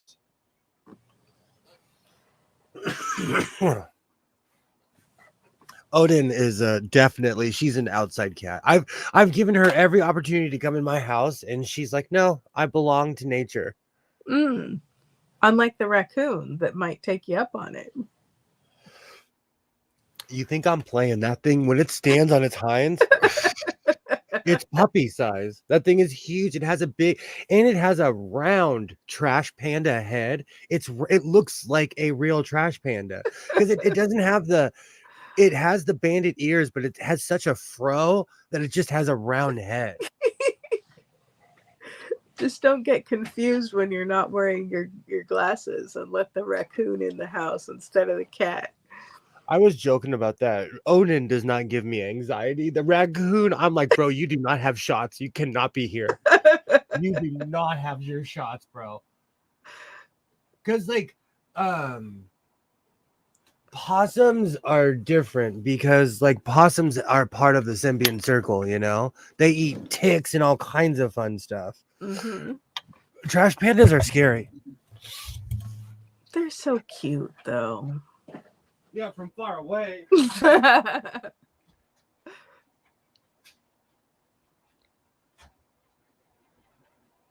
Alibaba says, every night at 2 a.m. coming home from work, a pair of coyotes would be there to meet me. They never attacked or threatened. Took a bit of getting used to at first, though. For a couple years, they did that. Oh, wow. That would be a sight to see. I mean, I'm glad they didn't gang up on you and decide they needed a snack, but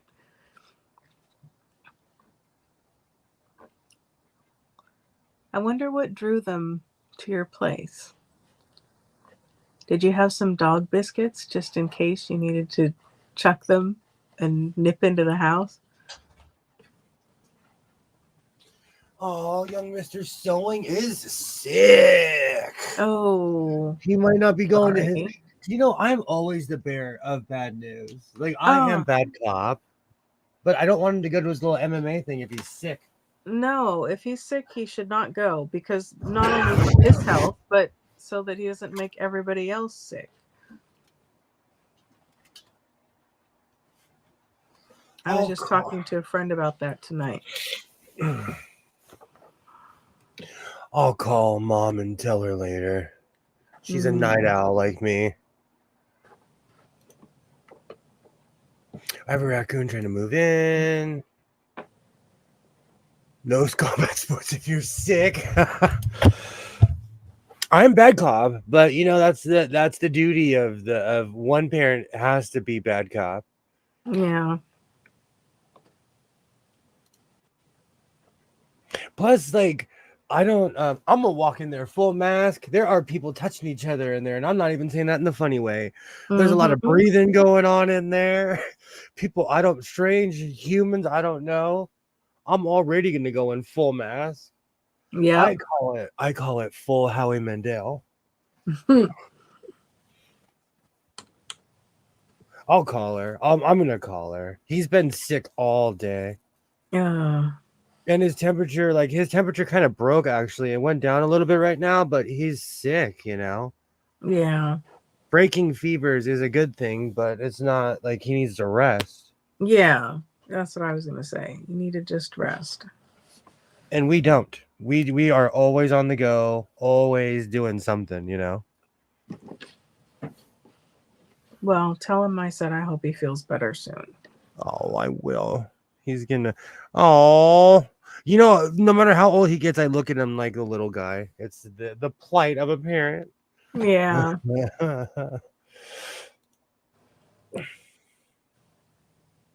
The Ministry of Wildlife told me the Ministry of Wildlife. Do you know that sounds like the Hunger Games to me? Or like, you know, like some like on some different planet. But I've been to Canada. I've been to Canada. It is different planet though. I don't bug them, so I think they thought I was good company. Hands will be okay. There's definitely something going around. We're just passing it back and forth. Mm. He needs chicken soup. Definitely. I loved Canada. I'm not even saying that to be funny. Like, I know I joke, but I loved Canada. And I don't have any felonies, and I could move there because I checked and they would totally take me. It's so sad though, because I tried to immigrate to Australia a long time ago. I now know if you have a certain amount of money, all they care about is if you can pay for yourself in that country. Mm. As If far you're as gonna do Western, that, you should do it soon though, because when I was a kid, my grandmother was over 60, and so they wouldn't let her stay. I've been thinking about that too. I knew somebody who I thought was an angel, and she tried to move to Canada and got she had something on her record, and they were like, "Nope, Canada does Ooh. not play. They do not play." I don't blame them though, because they live next door to us. If you have any charge of anything, they will not let you live there. Short of like traffic stuff. Mm. But they'll let you ride motorcycles through there. Mm. Have a visit, bring some tourism. They love motorcyclists. And I've been to Vancouver Island a bunch. It's where well, I'll tell you that story off air. It's where the hippie people hang out. Okay. I was young, and I was, you know, there's a time and a place for everything. It's called college, kids. It's Oh, called goodness. college. But Vancouver Island is no joke at all. But I'm a West Coaster. See, most of my experience is like, you know, is like I went from Vancouver to Saskatoon. That's the equivalent of going from Seattle to Detroit. Mm. Which is just as beautiful. America is a beautiful place as well. Yeah. I've been to Vermont, Maine. The Northeast is gorgeous. Let me finish this shirt. Nature's pretty. You should have seen your face when I said I walked under a moose. I was young once. You gain knowledge as you get older, you know. I wouldn't do it now. I am not that brave. I am not that brave. I used to No. live in okay, I cannot pronounce that. What is that? Esquimalt? Esquimalt. BC, right near Victoria on the southern tip of Vancouver Island. Oh, I've probably been there. I knew someone who was really into traveling, and she taught me how to travel. She showed me how to travel. So and we started in Canada. Hmm. So I've probably been there. I just don't know how to say it. Is it Esquimalt or Esquimalt? Or is it French and it's just sort of Esquimalt and you trail off at the end? Do you know what's really funny? Like, I can't pronounce that, but I'll say Cahuenga at the drop of a hat. Anything that's on anything around here I can pronounce properly because I've heard people speaking it out loud. I have that song. I've been everywhere, man. I love that song. I've been everywhere. That's why I always joke, like, I'm glad I did all of my traveling before the world fell apart. It was where the Canadian Navy boats were. So I have a weird claim to fame during Portland's Esquimalt. During Portland's Fleet Week, I saw an Oriole on a boat, and I was like, "Oh, they're Canadian." And I walked up and I sang, "A British tar is a soaring soul." And you know what? Canadians know Gilbert and Sullivan, and they sung it with me, and I had a moment with the Canadian Navy. I was in my 20s. They were so impressed that I knew Gilbert and Sullivan. They were so impressed. Esquimalt. Huh. That was not one of the options I had in my head. Now, do you think they knew that because, they were boat people and that was a song about a boat? Or was it a Canadian thing? I think it's because we were probably all pre-internet. And there was only everyone around my age had read The Hobbit. Everyone, you know what I'm saying? There were certain books that everybody had read or heard of, or I come from the era of books on tape, even. I'm serious. I still have all the old ones that my parents bought for me for car trips when I was a kid. Ah. I remember them. But anyways, they knew Gilbert and Sullivan, and they were impressed. I was impressed. I still am impressed by the Canadian Navy. Because the Americans, they have rules, and the shore patrol is there and making sure no one messes up. The Canadians didn't need babysitters. I'm sorry, I didn't hear you. I was yawning. They what? The Americans had shore patrol, which was in charge. They're basically the Navy cops. Mm-hmm. And then you said the Canadians something. They didn't need babysitters. Ah, babysitters. I will say though, like being in a place where it was nothing but bars in downtown Portland, this generation of Navy kids were so well behaved. They were so well behaved. Okay. I still have a couple books on. Heck yeah. And you know what? I didn't have I can't say that I still am as much as I used to be, but I was a Neil deGrasse Tyson fan. And long story short, I've listened to 3 or 4 of his books on tape. Because I just don't have the time to sit down. Oh, they're great. And he narrates them.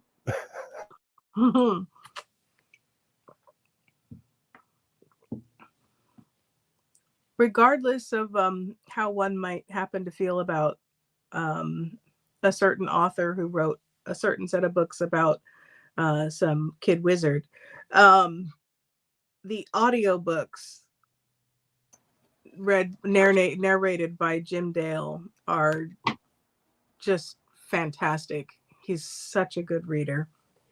It's more like a performance than just reading. Sorry. I know I'm a homer and a geek, but anything read by by Michael Dorn and John DeLance, who played Q. Yeah. They let him run wild with Star Trek scripts because he's on a lot of tapes. Wow.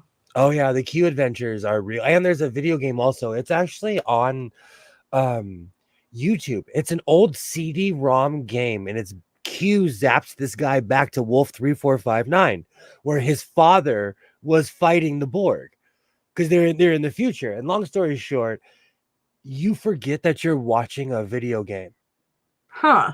because it's so well produced, and it's the old CD-ROM. And the old CD-ROMs, they give you options. Mm. I'll show it to you after the stream. They let John DeLance go crazy for 2 hours. It is Oh, so wow. well written. It is like, ugh. It's actually it's weird because it got grandfathered into the Star Trek lore because so many people watched it on YouTube. Oh, okay.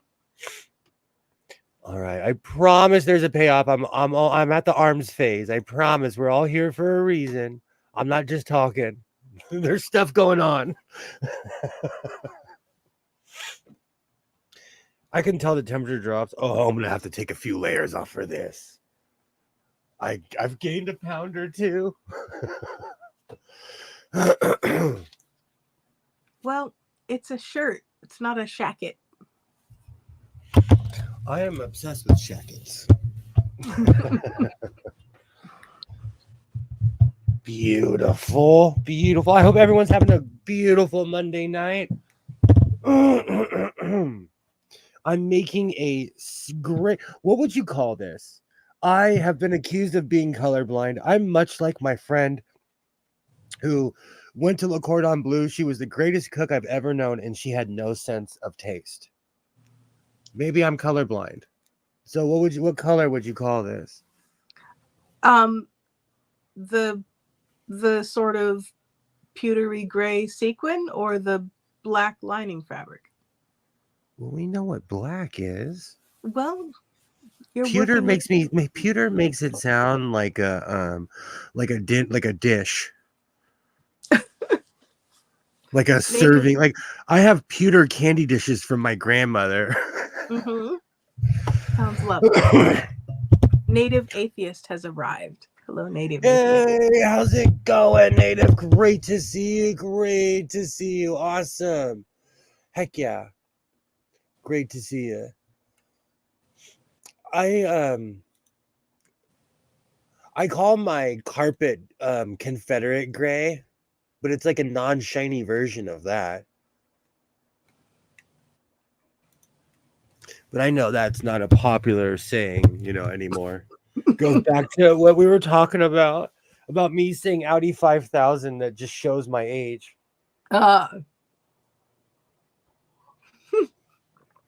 Alibaba has suggested steel gray and then suggested maybe polished chainmail. I have chainmail, and I will say this until I am blue in the face. Chainmail is so personal because it gains your smell. Huh. It is so personal. You will not. Once you get chainmail, you will not be sharing it with people. It's one thing people never talk about when you get chainmail, because my chainmail smells like every fair I've ever been to. Huh. And it's true because the metal absorbs your smell. I never knew. Yeah, I've worn chainmail for large periods. That's why I always wear like a do-rag or a cap because it stinks. Even there was this professional wrestler I used to watch. He'd come out with one on. He always had something on top of his head to cover his head because chainmail pinches as well. Yeah, well, you need something. You need something to protect your skin from the chainmail. Oh, it pinches. Alibaba says it's a mithril shirt, keeping with the Hobbit theme. I loved that movie.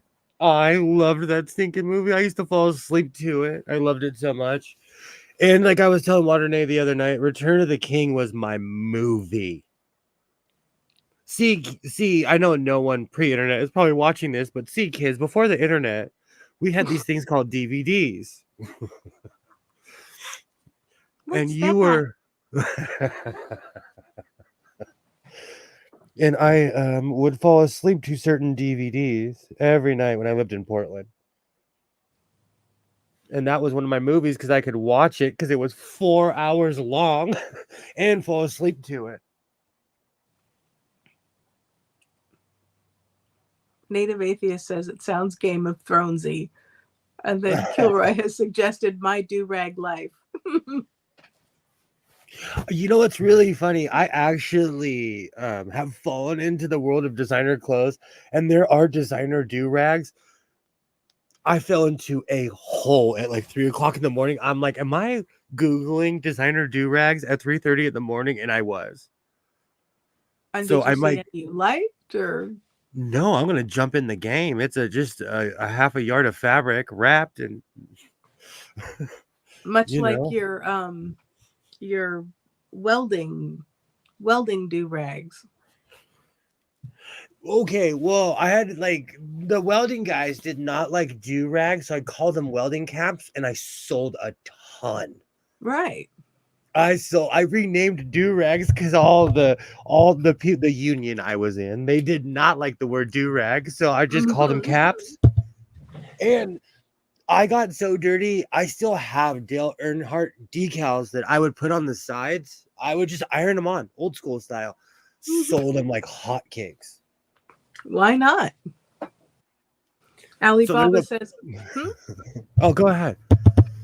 no, I was going to read Alibaba's comment, but it's different subject. So, Oh no, I just there's a ton of welders that and I'm still friends with them, but they're all running around wearing the caps that I made, and they're all do rags.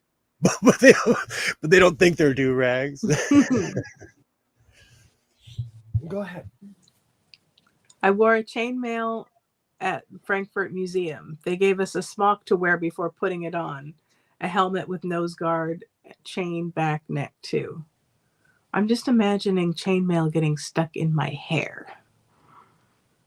But I mean, I guess I would have to like put it up and then put the cap over and then the chainmail and then go out and battle people.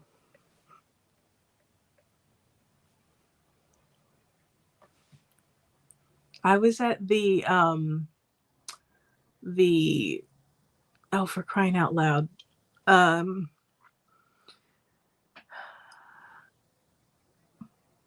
Dang it. I'll get back to it. The word is not, it's the name of the place is just, it went out of my brain. But it was a castle in England, and they had a whole, like they had it all like decorated, and they had wax figures and things that were so incredibly lifelike. And so they would have, but they also had some living reenactors in costume and stuff. And so when my mom and I that were there, we saw somebody go up to one of the wax figures and ask a question because they thought it was so lifelike looking that they thought it was one of the workers at the museum. Warwick Castle. There we go. And I put my I actually made a holder for my chainmail. That's a I good was bored idea. at work one day and I made half a head and I got bored. That's a great idea. This is what happens when you have access to a machine shop and time on your hands. That's But it great. hangs. Oh, I can hang it in the closet. I can take it. This thing travels well, you know. Did you make the chainmail too? No. I got that back when you could order semi-illegal things on Amazon. Oh, I didn't know chainmail was illegal. No, it's not illegal, but there was an era where you could order stuff from overseas that wasn't necessarily sold in your area. And now you can no longer do that on Amazon at all. They'll tell you, like, you can't order that in your area. Because I ordered a lot of... Oh, sorry, go ahead. I ran into that with light bulbs. Really? Mm-hmm. Do you know, I've always wondered how they're going to regulate not selling Skittles in the state of California, because after last Halloween, I forgot I still like Skittles. So what's the problem with Skittles? Is it like a health thing? We're not selling these little sugar beads, or is it like we've banned a certain kind of food coloring, or what's Yes. going on? There's it's a number. It's yellow, red, blue, number something. Well, And basically, sorry, go ahead. were you telling me about it, or did I see a video where someone's like, this is stupid because all over Europe they make these without those colors in them, and it's not like it's difficult to just sell that version here? That was definitely a video you watched, because my Okay. rebuttal is that's anti-American. I need my Skittles. Well, no, it was still Skittles. It just didn't have, Excuse me. toxic red number 22 or whatever it was. The funny thing is, they do that in almost any country that sells our stuff. They do that. Like even our Starbucks, like go to a Starbucks in the UK, their pastries are completely different than the ones they'll have in America, because theirs are sugar-free compared to ours. So much healthier than ours. Like I got addicted to a triple chocolate cupcake at Starbucks that, I'm not kidding you, probably is a reason why I'm going to need insulin one day. Oh, goodness. Oh man, you could feel it in your blood when you eat that thing. It was so much chocolate. Wow. Oh, I miss being in my 20s and being able to do things like that. So, speaking of international candy, I have a question for you, Alibaba. Smarties or M&Ms? UK McDonald's is basically stuff you'd use in your kitchen. US McDonald's is stuff made in a nuclear. So true. Kilroy is so true. That's why you are number one. I'm trying to say it like Picard, but that's so true. Even in Mexico and in Canada, it tastes like anywhere else. I've been to I am that guy that goes to foreign countries and eats McDonald's. Judge me. I think I've probably had McDonald's in almost every country I've ever been to, including Africa too. There's McDonald's. I'm sorry to break people's bubbles, but there's McDonald's in Northern Africa.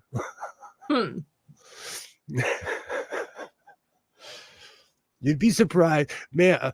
Do you know how much someone would want to cry if they went to Saudi Arabia and they saw a Dunkin' Donuts there? Capitalism is real. Like, our stuff is everywhere.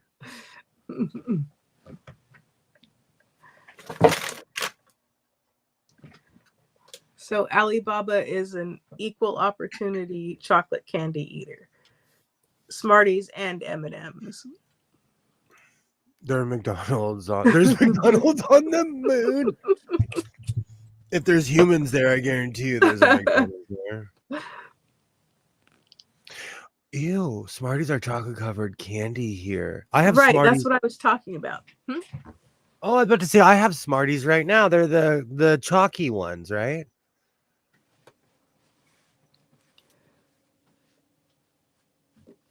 Oh no, I was chalky little pucks of candy.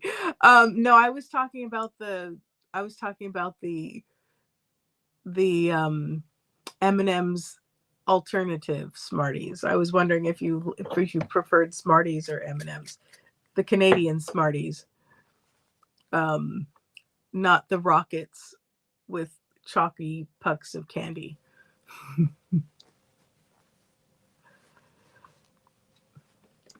Kilroy says, "Oh, sorry, go ahead." Oh no, I still go to vending machines. They still put Smarties inside of vending machines to this very day. Which ones? The little chalky pucks of candy? That is the worst way I've ever heard anyone ever a puck. I will never look at a Smartie again the same ever again. Junior Mints. I never got into Junior Mints.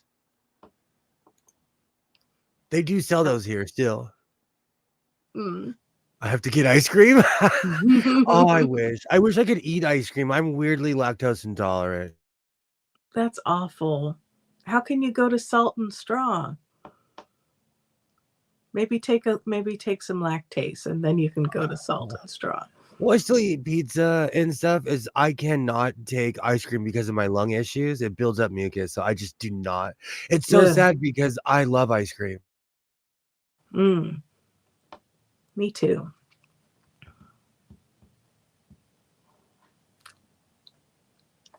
Kilroy says, in the words of Kramer, it's chocolate, it's peppermint, it's delicious.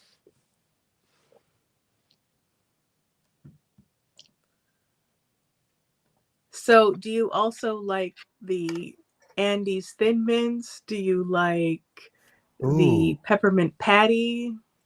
Obsessed. Obsessed. Like my name is Peppermint Patty. What are those? Are they York? Mm-hmm. Obsessed. Isaiah recently on a whim, we were at Walmart. This was like a month or two ago. He bought he handed me a 5-pound bag and he was like, they're on sale for a couple bucks. He didn't like them. I ate the entire bag. Oh no. I love those things. And I mean, the funny thing is, after overindulging on them, I'm still not sick of them. Talking about it. Isaiah didn't like them. And it's not even about the ASD. Like all children, sometimes his eyes are bigger than his stomach. And he's not as picky as he used to be, but he's still picky. And so he'll choose something and not like it. And I'm like, oh, Dad likes everything. Did anyone try the Niederreger marzipan, chocolate covered marzipan I was talking about the other day? Cost Plus World Market. It's amazing. The dark chocolate. Every time you say marzipan, it makes me think of Captain Peacock. And are you being served? All right, I gotta finish.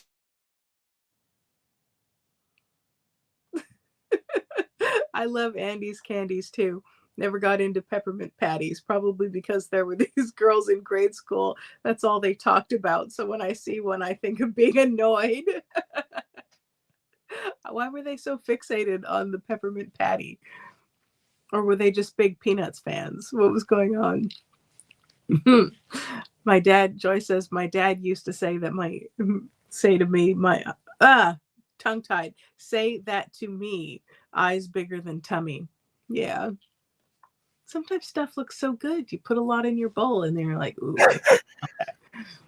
I still suffer from that to this very day. Like every week when I go to the grocery store, I either get too much or I'm like, man, I need to quit smoking before I go to the grocery store. What is wrong with me? But he is wrong. It is the other way around. Sometimes the taste buds are willing, but the stomach is weak. Like, okay, I'll tell you, like, I'm a bread guy, but the older I get, I can't eat a whole loaf of bread like I used to. At least in one sitting. Like at my I go buy fresh bread, and so I could sit there and eat a whole loaf when it's fresh, you know. Oh, it's so good. Oh, I still, because I'm up at the time when bread is being made, you know. So I go to my local deli and buy fresh bread, but I started getting a fresh bread body. Obsessed with it. I'm obsessed with it. What do you put on your bread? A butter, margarine, because I'm an American. Margarine? Why would you wreck good bread with margarine? Fresh bread. I mean, it's still smoking when I get it in the car. So why would you adulterate it? And at my job, we have a refrigerator in the break room, and I have condiments. You know what? Give me your address. I'll send you some good butter.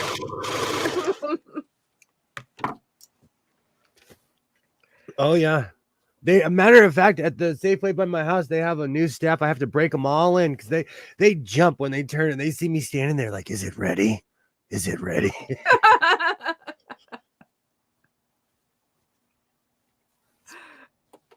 Kilroy I go to- says, hmm? Oh, go ahead. Kilroy says, you're on the go to work and buy fresh bread diet. Well, it's right there in the Bible. Give us this day our daily bread. I used to be like that with I used to go crazy with donuts as well. Like fresh donuts in the morning literally melt in your mouth. Mm. Even they're like, because I used to think it was Krispy Kremes, but like the place by my house, I'm really loyal. I've known her most of my life, so I go back there. They melt in your mouth. Fresh donuts are just amazing. Mm. But maybe I'm just hungry at 5:30 in the morning. Mm. Could But be. they're amazing. They're just amazing. So do you like the cake donuts or the raised donuts, or doesn't matter? I'm old school. I'm obsessed with classic glazed, but like the donut shop glaze, not Entenmann's. I don't like Entenmann's. Well, I'll eat Entenmann's glazed, but I like in the store glazed right there in front, dipped right in front of you. Yeah, I like the No. raised ones better than the cake ones. Oh, yes. The cake ones I do not like. It depends. Like, I buy the giant box for everybody, more than I'll admit to, because I need accomplices. I'm that guy. I need accomplices. But I'll eat a cake. If there's a cake left over, I'll eat one at like 1 or 2 in the afternoon that I bought at like 6 in the morning. I hate donuts, and even I like a fresh glaze. Thank you. They are so bomb. I'm gonna finish this sleep. Okay. Alibaba says, I used to know a Tim Hortons baker. They got me the donut holes, Tim Bits. Oh, I didn't know they had a name, with nothing on them and some butter. Oh, now that sounds really good, because sometimes I find the frosting is just too sweet. I'm not a big icing person, but That is the reason why I switched. I literally went across the street and I eat fresh bread now because I felt like the frosting was like giving me premature diabetes. yeah. So what kind of bread did you like to get? Do you like sourdough, or do you like, pumpernickel, or what do you like? I get it depends. Like I'm obsessed with sourdough, but I get I either get cheesy jalapeno bread or I'll get a full roll of bread and cheesy jalapeno. Mm. So I'll get a full baguette at like 6 o'clock in the morning. Do you know what's really funny? Skit's hand is passed out right now, and when he's asleep at this time of night, he's sick. So it's all up and down and everywhere. I'm so sorry that you don't feel good. And even in Skit's delirium comes to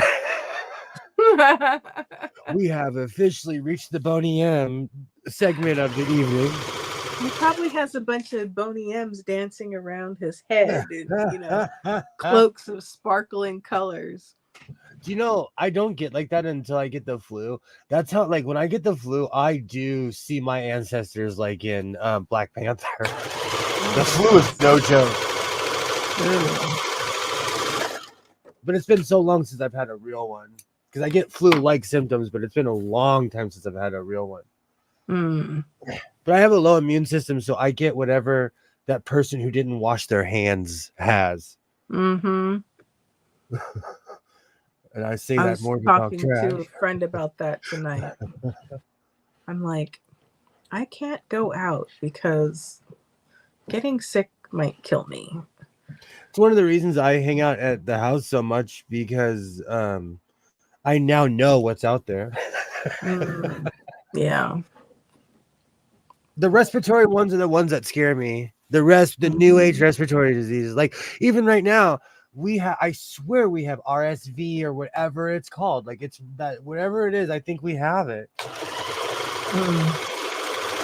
But I have breathing machine medicine. I have all the stuff you need, so I wouldn't know because I'm just taking the medicine that I need, Yeah. Even my son, like, even if he doesn't feel good, well, I have a machine for him with, real medicine.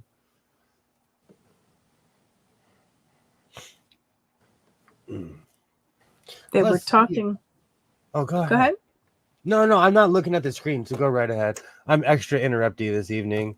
I Oh, apologize. no, I was just talking about I was hoping that the plague would have died down some, but then they were talking about a new variant and a resurgence, and Rah I just rah Rasputin. You know what? Like, I discovered things about myself during the lockdown. I'm ready for another one. If we get another lockdown, I'm ready. I got headphones, sewing machines, and fabric. mm, I'm ready to see the world again. I think that's the one thing I miss the most is that I was a weekend traveler. Every weekend I would go somewhere, and Hmm. now I sit at home. Okay, I think the arms. Yeah. All right, let's try it on. Oh, my hold on. Let me practice. Practice sucking it in. Oh goodness.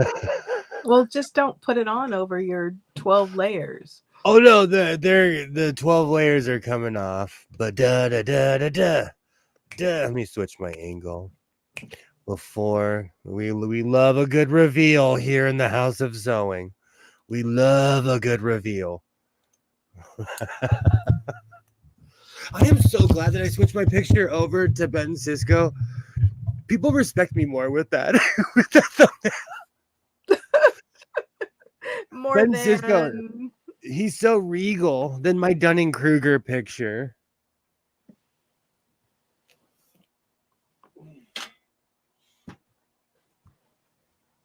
Oh, thank you, Skits. I really do have Rah Rah Rasputin stuck in my head now. I'm going to take that pen out of my pocket before I wash this shirt again with these leaky pens. I recently destroyed not a whole load, but I dyed some clothes blue with a pen. oh no. Though it's when you get it in the washer, you can wash it out your clothes. I've had pens explode in the dryer and they dye the sides of the dryer. Oh my goodness. I once had done a load of laundry with a red lipstick in my pocket. Oh. That didn't go well. No, for years and years, my pops would always tell me, if do not put a lighter in the dryer, it'll make the door explode. I told him to his face one time, I thought he was lying. I told him to his face. I was like, bro, that's not real. You just say it to like, because I do the same thing to my son. You're constantly like, don't do this. Like, I get it. It happened to me. Uh-oh. A lighter exploded and it blew the door off. And I was like, I'm so glad he wasn't here to say I told you so. I mean, it makes sense. You've got like a little package of flammable fluid and you put it in a hot environment. Shake it But up real a little bit. talk, how Huh? oh this is I look like Blanche from the Golden Girls. But before I get to that, real talk, how many times does that really happen though? I mean, enough to be concerning, I'm sure. Oh, nope. I gotta fix a mistake. I see a mistake. I have to fix a mistake because it's a blatant one. Uh-oh. Actually, you know what? Yeah, I gotta fix it. No, we're thorough here in the House of Sewing, and it's a reveal, so we don't want to. That's why we try it on, though. What happened? Oh, you hear that? Oh. Okay. No, I missed a piece up the top, and it was blatant. That's all right.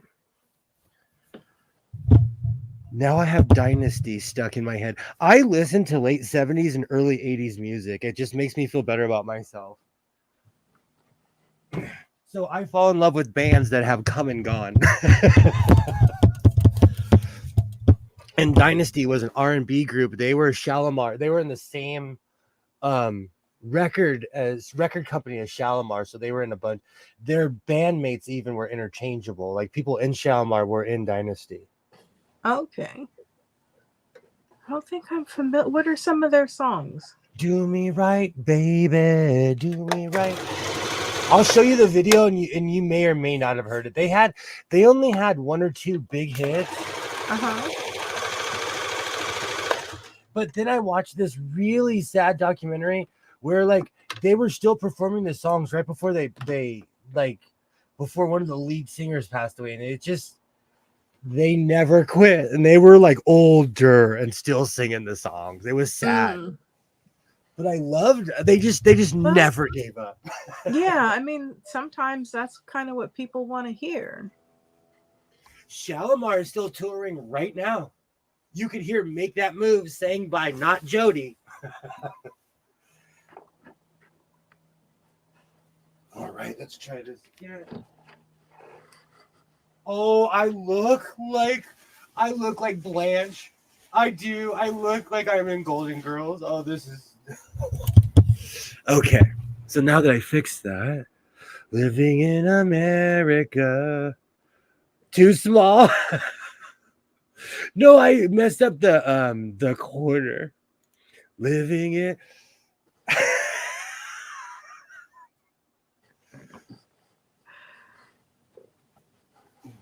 Hold on, let me take this out of. I have gloves in my back pocket, and now I have Living in America stuck in my head.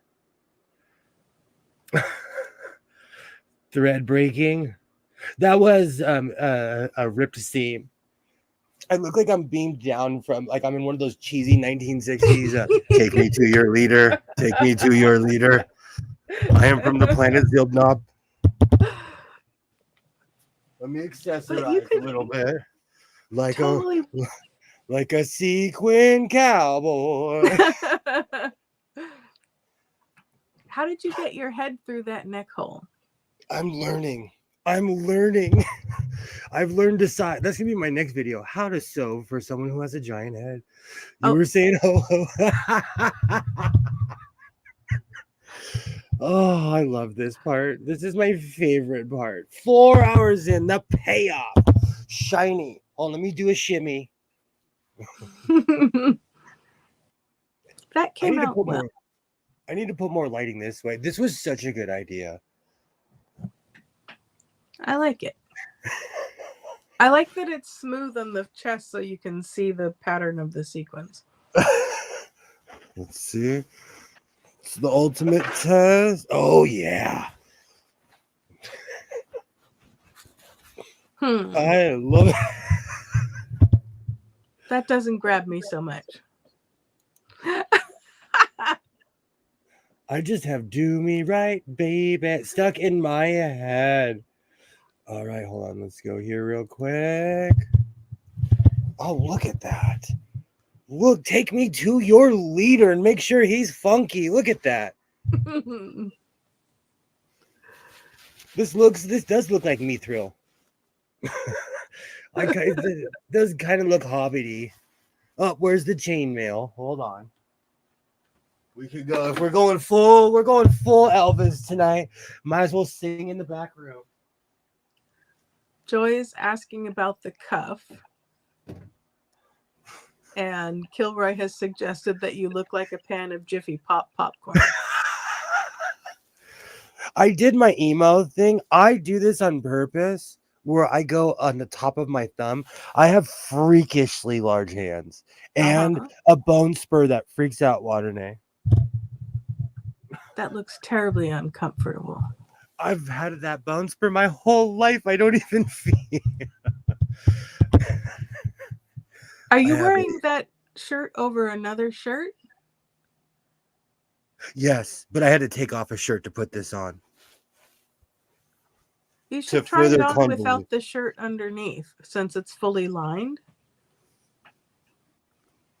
I am a modest human, thank you. And I'm scared of showing too much skin. How are you going to show skin? It's fully lined. I know. I'm just giving you a hard time. I love the Jiffy Bob. I'm just thinking it would be interesting to see the drape of it without another shirt underneath. Skits, many people have bone spurs. I have huge bone spurs. See, that's why Kilroy's #1. That's why, right there.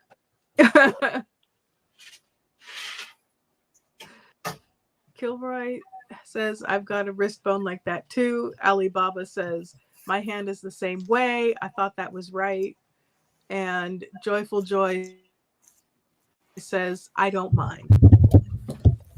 I just have a regular wrist bone. I'm not, no bone spur for me. So we can be expect. Hold on, I need to get my glasses with this. Gotta go full.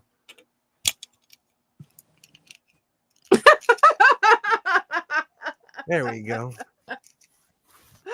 I'm extra shiny. You know, and the funny thing is, I did mess up on this part, but you know what? If you can't fight it, feature it is my motto. It looks great. It's fashion. I like it. I'll line both sides with a little bit more silver. You look like a modern day guardian of the Holy Grail. Yeah, Sir Sewing. Reporting is ordered. Oh, that used to be Whitey Houston's headdress. Do you know? Oh, Whitney Houston's headdress. Do you know? I used to. There was a wrestler named Scott Steiner. His name was Big Papa Pump, and he'd come out with his chainmail on. Why hates my wrists? I will never be able to go out in public again. Thank you. Many people have bone spurs. I have a huge bone spurs. It's natural. Huge on both sides. Righty sticks out way more though. It looks uncomfortable. I was not saying that I hated it. I wouldn't want to make anybody cry over their body parts. Oh, that's so funny. Sir Sew-A-Lot. Sold. I like that name. I like that. Oh, I like that name. This is why I sit here and sew for hours. My poor neighbors. I'm going to walk outside like this without my glasses on because I will not be able to see anything. Because when I like something, I don't take it off for a while. Then I walk around and my son's like, really? Really? You have chosen wisely. That is still one of the greatest Indiana Jones movies of all time. Yeah, you should try this shirt without another shirt underneath. I think it would give you a nice drape. Waternade's trying to get me to take my clothes off. No. You can you leave a private feed for Joy. It's still early, block the rest of us. Let me get my chocolatey voice. Since we're going full Elvis this evening. Oh my gosh. Chainmail is a good workout. It's a good workout. Do some shoulder shrugs in your chainmail. Joy knows she's in the right place. My so-called strip poker game. Oh, that's funny. I'm being maligned. People are throwing words and thoughts in my mouth right and left. I can't believe you just said that. I was watching a Chisme show where this young man was like, I'm being maliciously maligned. The other people looked at him and they're like, do you know what that means?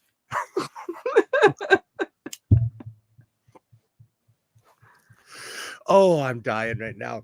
I love the silver. See, but with the chainmail on, it does make it look a little bit more knightish. I can't see a thing with my glasses.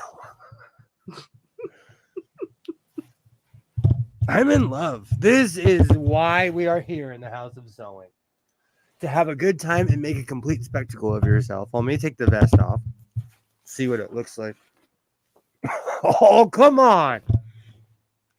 Oh, come on. We are sitting at the round table right now. Sir Sewing is holding court. We are all equal, like King Arthur said. I used to jokingly tell people, they'd be like, where were you born? I would always say, in a lake. And they're like, what? I'd say, yeah, the Lady of the Lake handed me to King Arthur. And it wasn't until I got around British people where they just started rolling their eyes. They're like, I get it. I get it. I used to say that all the time, actually. This is perfect. Do you know what? Those guys were saying, this does make me look super buff too. Those guys were saying that silver is hokey, but I think it's how you make it and how you treat it. Mm-hmm. Well, also that's more of a pewter, so it's not like super, loud and sparkly. They were showing countless examples on shows of how it just doesn't come out well. But I know this pattern. I know this pattern well. And when you wear undershirts, it does bunch up and make you look bigger than what you are. I was just thinking of the way the fabric would hang. Oh. It's now pewter. It's Reynolds wrap. It's not Reynolds wrap. I was reading one of the used and rare books, and they were visiting one of the buildings in the Capitol that had like gold leaf and silver leaf and so forth on the table, and then in the center, in the place of honor, was aluminum, because at the time aluminum was so costly to make that it was really precious metal, and the people are like, so it's lined in Reynolds wrap. That's like in the UK, during all the pomp and circumstance between the Queen's death and the coronation, they had this chair that was like this, that represented England back in the day, and it was their number one export back in the day. The chair was made of wool. Wool. Okay. And I'm like, how do they keep that thing? Like, how does that not just like, that thing is 200 or 300 years old. Like, how is that even alive still? But it was this weird wool chair.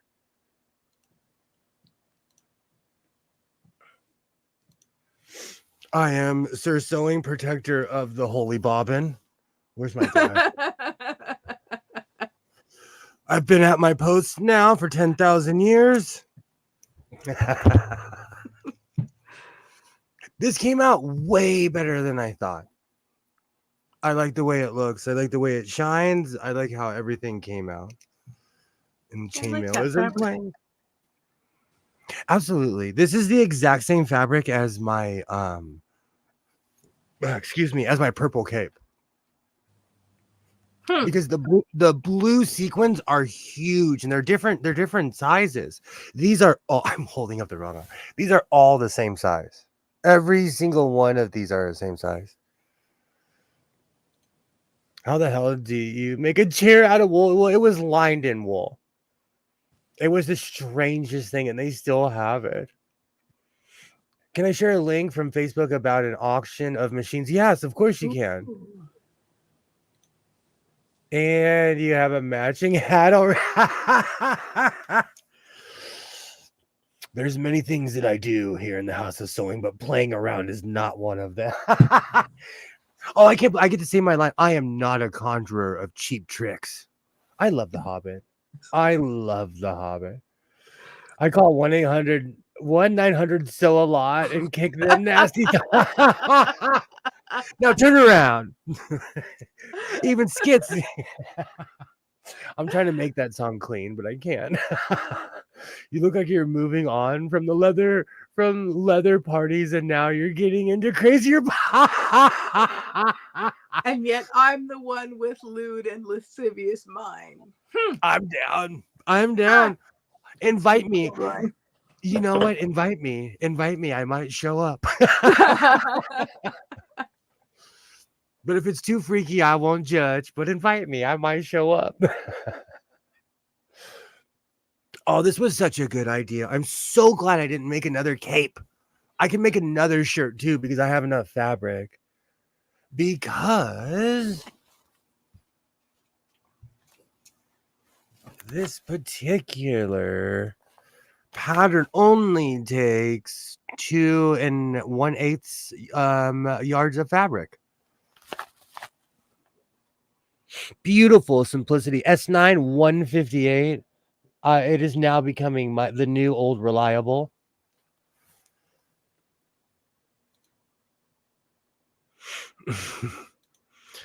Oh, surely thou joust, I mean jest. Us too. This was awesome. I'm really starting to step away from Mimi G finally. I think that was a good pattern for that fabric because it shows off the fabric. Absolutely. Absolutely. That's one thing I like about this shirt pattern. My red striped turtleneck was 100% success. My other turtlenecks were yet to be desired, but you know, that money one I will be wearing. I need to find that. I'm gonna wear that tomorrow. It's cold already. I need to stop sitting around and waiting for it. Yes, I will check it out after the live is over. Awesome, awesome. Oh yes, I was shown this one. So many nice machines. Oh Lord.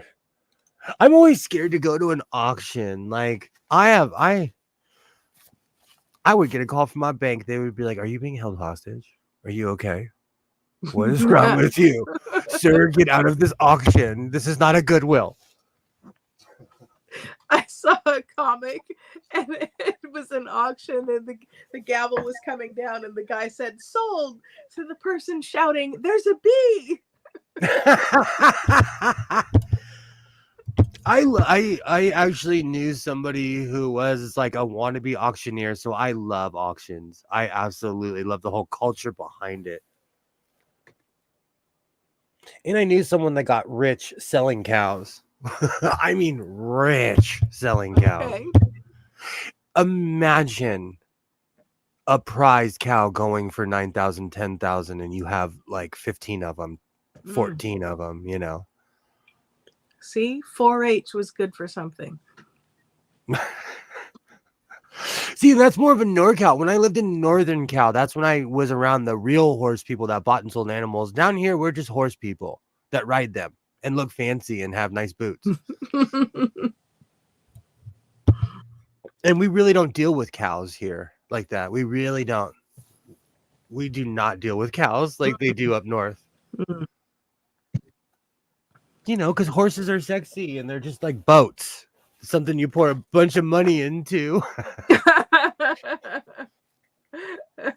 Take out every so often. Oh no, a horse. Your horse needs to be walked every day. Pranced, as I like to say, every day.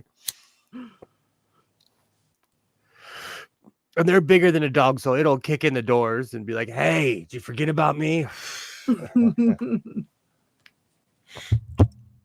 I love how this came out. To anyone watching this in the future, I am Sir Sewing, protector of the Holy Bobbin. See, Joy wants to see it without the undershirt too. At least that's how I'm interpreting that comment. Thank you, Kilroy. A horse is a second car. In modern day terms, one of the reasons you only see certain types of people being horse people is because they're the only ones who can afford it. Like, even I still follow Ellen DeGeneres. She lives on my side of town and she has a whole enclosure for her horses. Well, she has the money to build a barn, you know, in the hills of California, you know. But I was so amazed at her build that I watched her. I skip past most of her videos now, and I watched her whole video. I was like, this is one of the most amazing farms I've ever seen, and it's not too close from my house.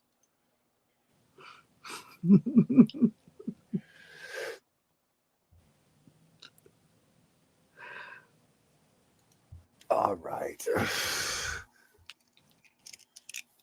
You want me to take full layers off, huh? But da da da da da, Francisco. But da da da da da da. Oh, this chainmail is heavy. Oh, I'm ready. I'm ready though. You want to talk about a shimmy? Watch me get out of this shirt.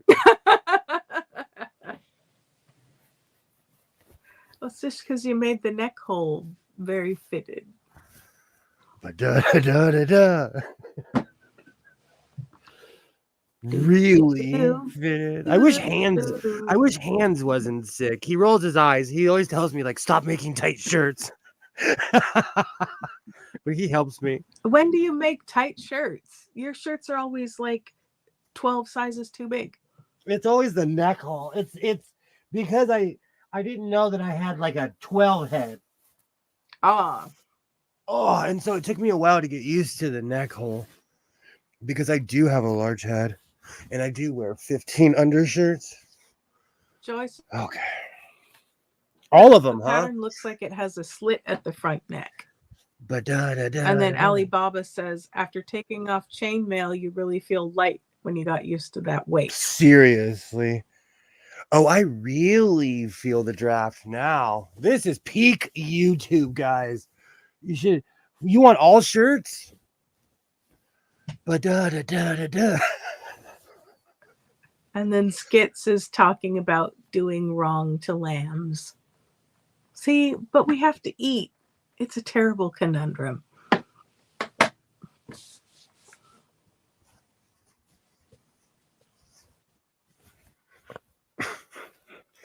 This is full Blanche Devereaux right here. Kilroy Shady says Acres? for OnlyFans. Was it Shady Acres? Is that where they lived? I don't know. Oh, this is kind of itchy, even with the lining. Really? I would have never known because I wear 15 layers, and I have a really thin undershirt. It's almost like an athletic shirt that I wear underneath sometimes because it really keeps the itch down. Because I'm allergic to everything. Mm. What did you line it with? The Walmart material that's like almost bed sheets. It's that weird material. It's the stuff I use when I don't have an answer. I always use that Walmart stuff. But Maybe you need to line it with plain cotton or linen or something.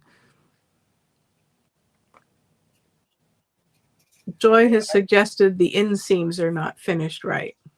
Oh, this does hang better without all my clothes on. Mm. Let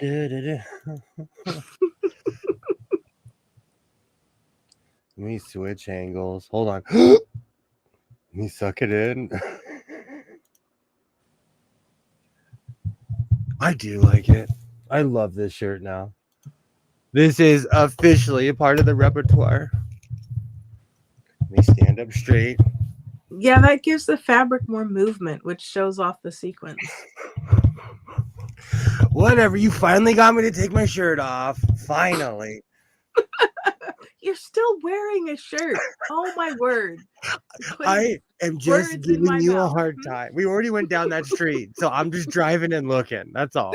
We already went down that street. I'm just being I'm just looking.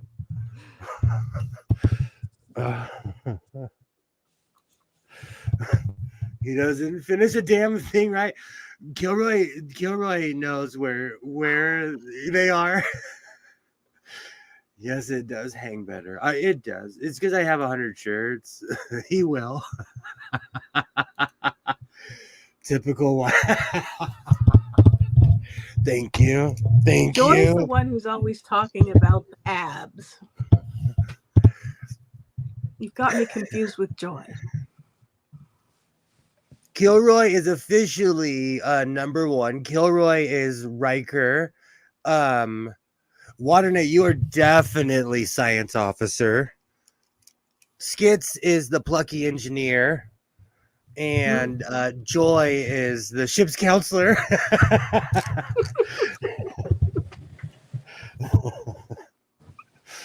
Oh. Joy. I have been doing a lot of deadlifts though, so my shoulders make me look 10 times bigger than what I really am. I have been working out a lot lately. But that's just because my son's been working out, and I'm at the gym. I'm like, he will not be bigger than me. He will not be bigger than me. Oh, that's hilarious. Now that makes me wish I could grow a record beard. I have only grown a mustache once in my life, so don't feel bad. But I went full Fu Manchu, Oh no. full. I have a giant chin, so when I cut the Fu Manchu, my chin stuck out like an extra foot. Oh yeah, I looked like a full biker. That was full biker when I had the mustache. That's when I looked my age, is when I grew the mustache. And I would be Spock, logical, I guess. Absolutely. I'm growing a beard right now. Awesome. I don't know, I go off and on with the chin beard because I grew my chin beard out of depression during COVID, but then I liked it and I kept it because I shaved forever. And it had nothing to do with anything more than I just liked the way I looked clean shaven, you know? I used to know someone who had, well, I know them, but I knew of someone who had a Van Dyke, and it looked really good on him, but he looked like a totally different person when he shaved it off. But did he look like a supervillain? No, but maybe a little rakish, but in a good way. Because like I wanted to grow like the weird side mustache, but then I looked like Ra's al Ghul from Batman. Like I looked like a real supervillain, you know. I've messed around with facial hair. It's just I got used to the certain way I look. But during COVID, I really did experiments because I didn't leave the house for a long time. Well, I did. I went to work and home, and that was it. Keep yourself entertained somehow. Well, we all go to work and home, or we do our thing every day. But like when you're told that's all you can do, you start paying attention to it. And when I was told I couldn't leave my house, all of a sudden I was like, man, I want to leave, even though I didn't leave before. Yeah. I am going to, I'm waffling. Like part of me wants to take a trip, but I'm probably just going to go downtown. I missed the Modelo guy. Let's be real. I want to see my people. I'll just bring a cooler and pack a sandwich for the freeway. There. Oh no. Could you go a different way, maybe? No, because the 10 is closed. And I'd either have to go left or right to go around it. I'd have to take the 5. Like part of me, because I used to live on Hoover Street, I could take the Hollywood freeway. If I got off anywhere in Hollywood, I could navigate to downtown. But then you're driving through the entire, from the entire city of Hollywood, all of North Hollywood into downtown. Well, I mean, could you maybe like I could get up on come down the 110 or something like that? No, that's on the other side. Like I'm on the other side. I'm on the 5 Hollywood freeway side, like the 405, like the way west 405. Have you ever seen the movie CB4? No.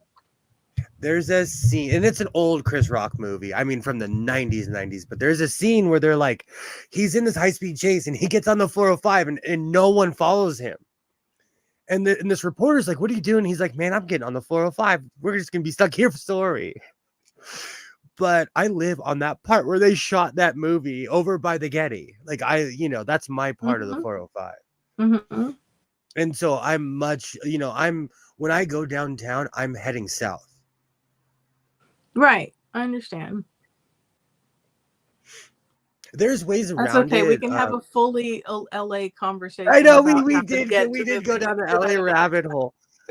Because I could take Cesar Chavez all the way down. It's just there are ways around it. There are ways around it. Blah blah blah blah to the blah blah blah blah, and then blah blah blah blah blah. We did get super LA, but I want to go downtown so bad. It's just when they're telling you like, hey, don't come down here unless you live down here. I listen to them. Mm-hmm. Yeah. Like I believe them, like, because it's chaos on a normal day. is chaos. I can tell when there's a Kings game. I can tell when there's a Clippers game just by the clothes that people are wearing, but also by the traffic. Modelo Man will be there another time. You could go elsewhere. Would I be crazy if I took the Metrolink?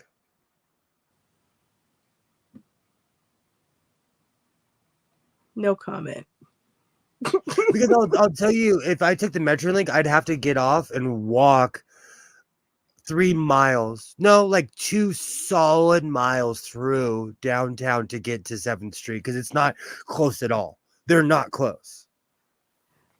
That sounds terrible. And then how are you going to get back with your purchases?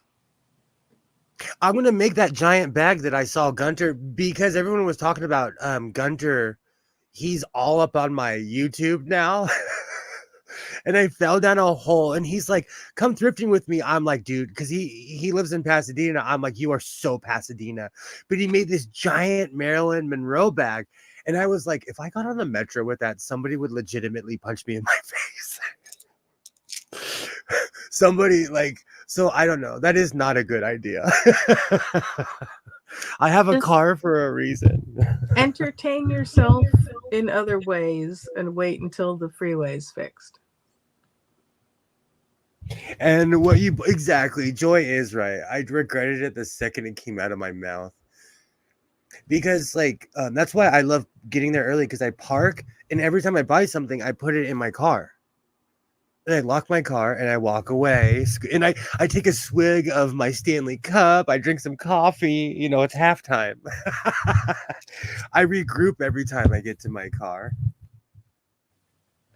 All right, that's back to me packing a giant sandwich. I'll eat lunch in downtown. Do you have any suggestions for I'll eat lunch in my car in downtown. Downtown's beautiful. It's like a rose bush, but it's beautiful. I'm biased because I used to live on 3rd and Loma and I would walk out of my door and see downtown. I'm biased. It's not like, LA is still a very sketchy place like any major city. I don't want to paint the wrong messages. Do you have any advice about? I mean, yeah, you could take a taxi to the train station, but then you still have to schlep your fabric. And I do go, now that we're talking logistics, I go bonkers when I go to Modelo, man. I spent $27 last time I was there, and I walked away with over 60 yards of fabric. If not more. That's why I love Modelo, man, so much. Because he just lets that fabric fly. Other people, they grab that yardstick and they hold it down to the micron when they're But Modelo, man's like, how's your day? Throwing a few yards and then measuring it. I love him. Hire a fabric Sherpa. I would need a fabric Sherpa for that. I am so stoked. And you guys even got me to take my shirt off for this one. I am so stoked. Alibaba was talking about his beard. Do you have any advice for him? It itches a bit sometimes. Try putting lotion or anything that's moisturizing in there. The body, the hairs. Treat it like you would a head of hair. And you'd be amazed how your beard will grow. That's why when I have my chin beard down to supervillain, I'm brushing it like Marsha Brady. Was it Marsha? Oh goodness. I brush it. I used to watch the Brady Bunch as a kid, and she would count her strokes on her hair.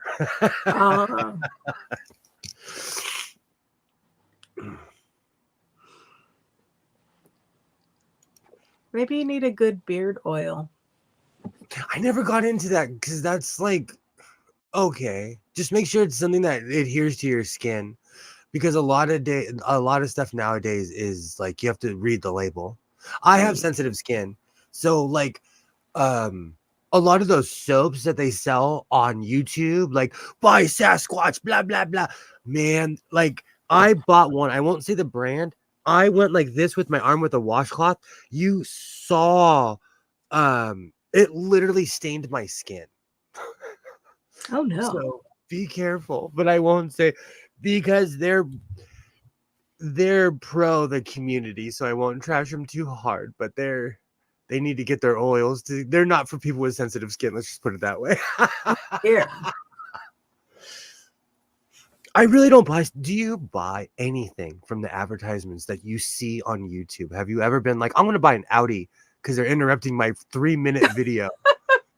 Well, I got YouTube Premium so that I didn't have to watch advertisements because they annoy me. You know, it's so funny. I had really good parents. I worked at an amusement park that's by my house, and my dad taped all the original SmackDown. The original with The Rock and Triple H in 1996 and 1997. When I watch them now, the commercials are like going back in time. Yeah. So watching commercials from 98, 99, I'll sit there and watch them more. I'll pay attention more to them than I do the show half the time. Or like old news, like old KCOP Channel 13 news will pop up. Oh goodness. I watched it. It was weird to see the concerns, how pretentious we were even back then. I've got eczema. All those intense soaps make me flare up. Thank you. Just thinking about them. I use Dr. Bronner's concentrated Castile soap. Oh, wow. I'm the same way. I have eczema as well. I'm the same way. That's why I'm constantly I'm the same way. That's why I always brag about how much cocoa butter I use, because I have to be well lubricated. I have a goat's milk soap from this hand soap maker. And it's very nice. It's all moisturizing. And I was talking to someone one time. I'm like, I may be only half black, but I got all the ash.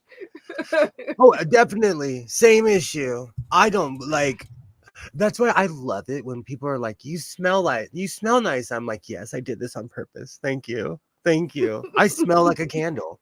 I wear cologne and I wear extremely strong lotion. I pride myself on smelling like a candle.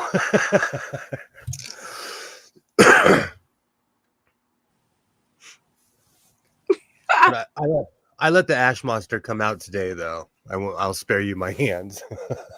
This is itchy without without my shirts on. I feel where all the sequins are. That shea butter makes you go from ashy to classy.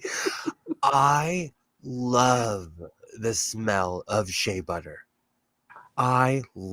Sometimes I'm like, is this helping me or do I just like the smell? Even more than cocoa butter. I love the smell of shea butter. It is that's my summer blend. I wear shea during the summer and cocoa during the winter. It's a big day of the year when you switch over from one butter to the other. Well, I buy handles. I buy jugs of lotion. So when it runs out, I'm like, when I can't pump it anymore, I'm like, oh, time to go get some more lotion. I do not play. I refuse to be ashy. I refuse. That's why I'm constantly putting on chapstick. It is part of being melanated, but I'm a dry human and I'm okay with that. My wit and my skin. I'm okay with it. I have a car chapstick. I have a tractor chapstick. I have one in the office. There's one in the gym that's in my locker. I do not play. I saw an ad for a lip balm made by a trumpet player. It's got all these oils and healing, this and that. And then I'm like, ooh, I should try that. I see a lot of like, because I'm all up on Black Twitter, and I see all kinds of ads and stuff, and I'm gonna check one out because I'm on this new thing of supporting small businesses. Where's my? I showed you guys a while ago. All of my my dusters were handmade, Ooh, and I use them until the wheels fall off.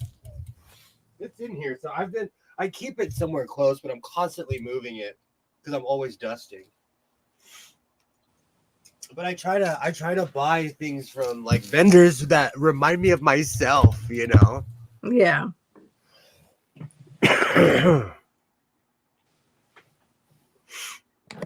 Oh, I never.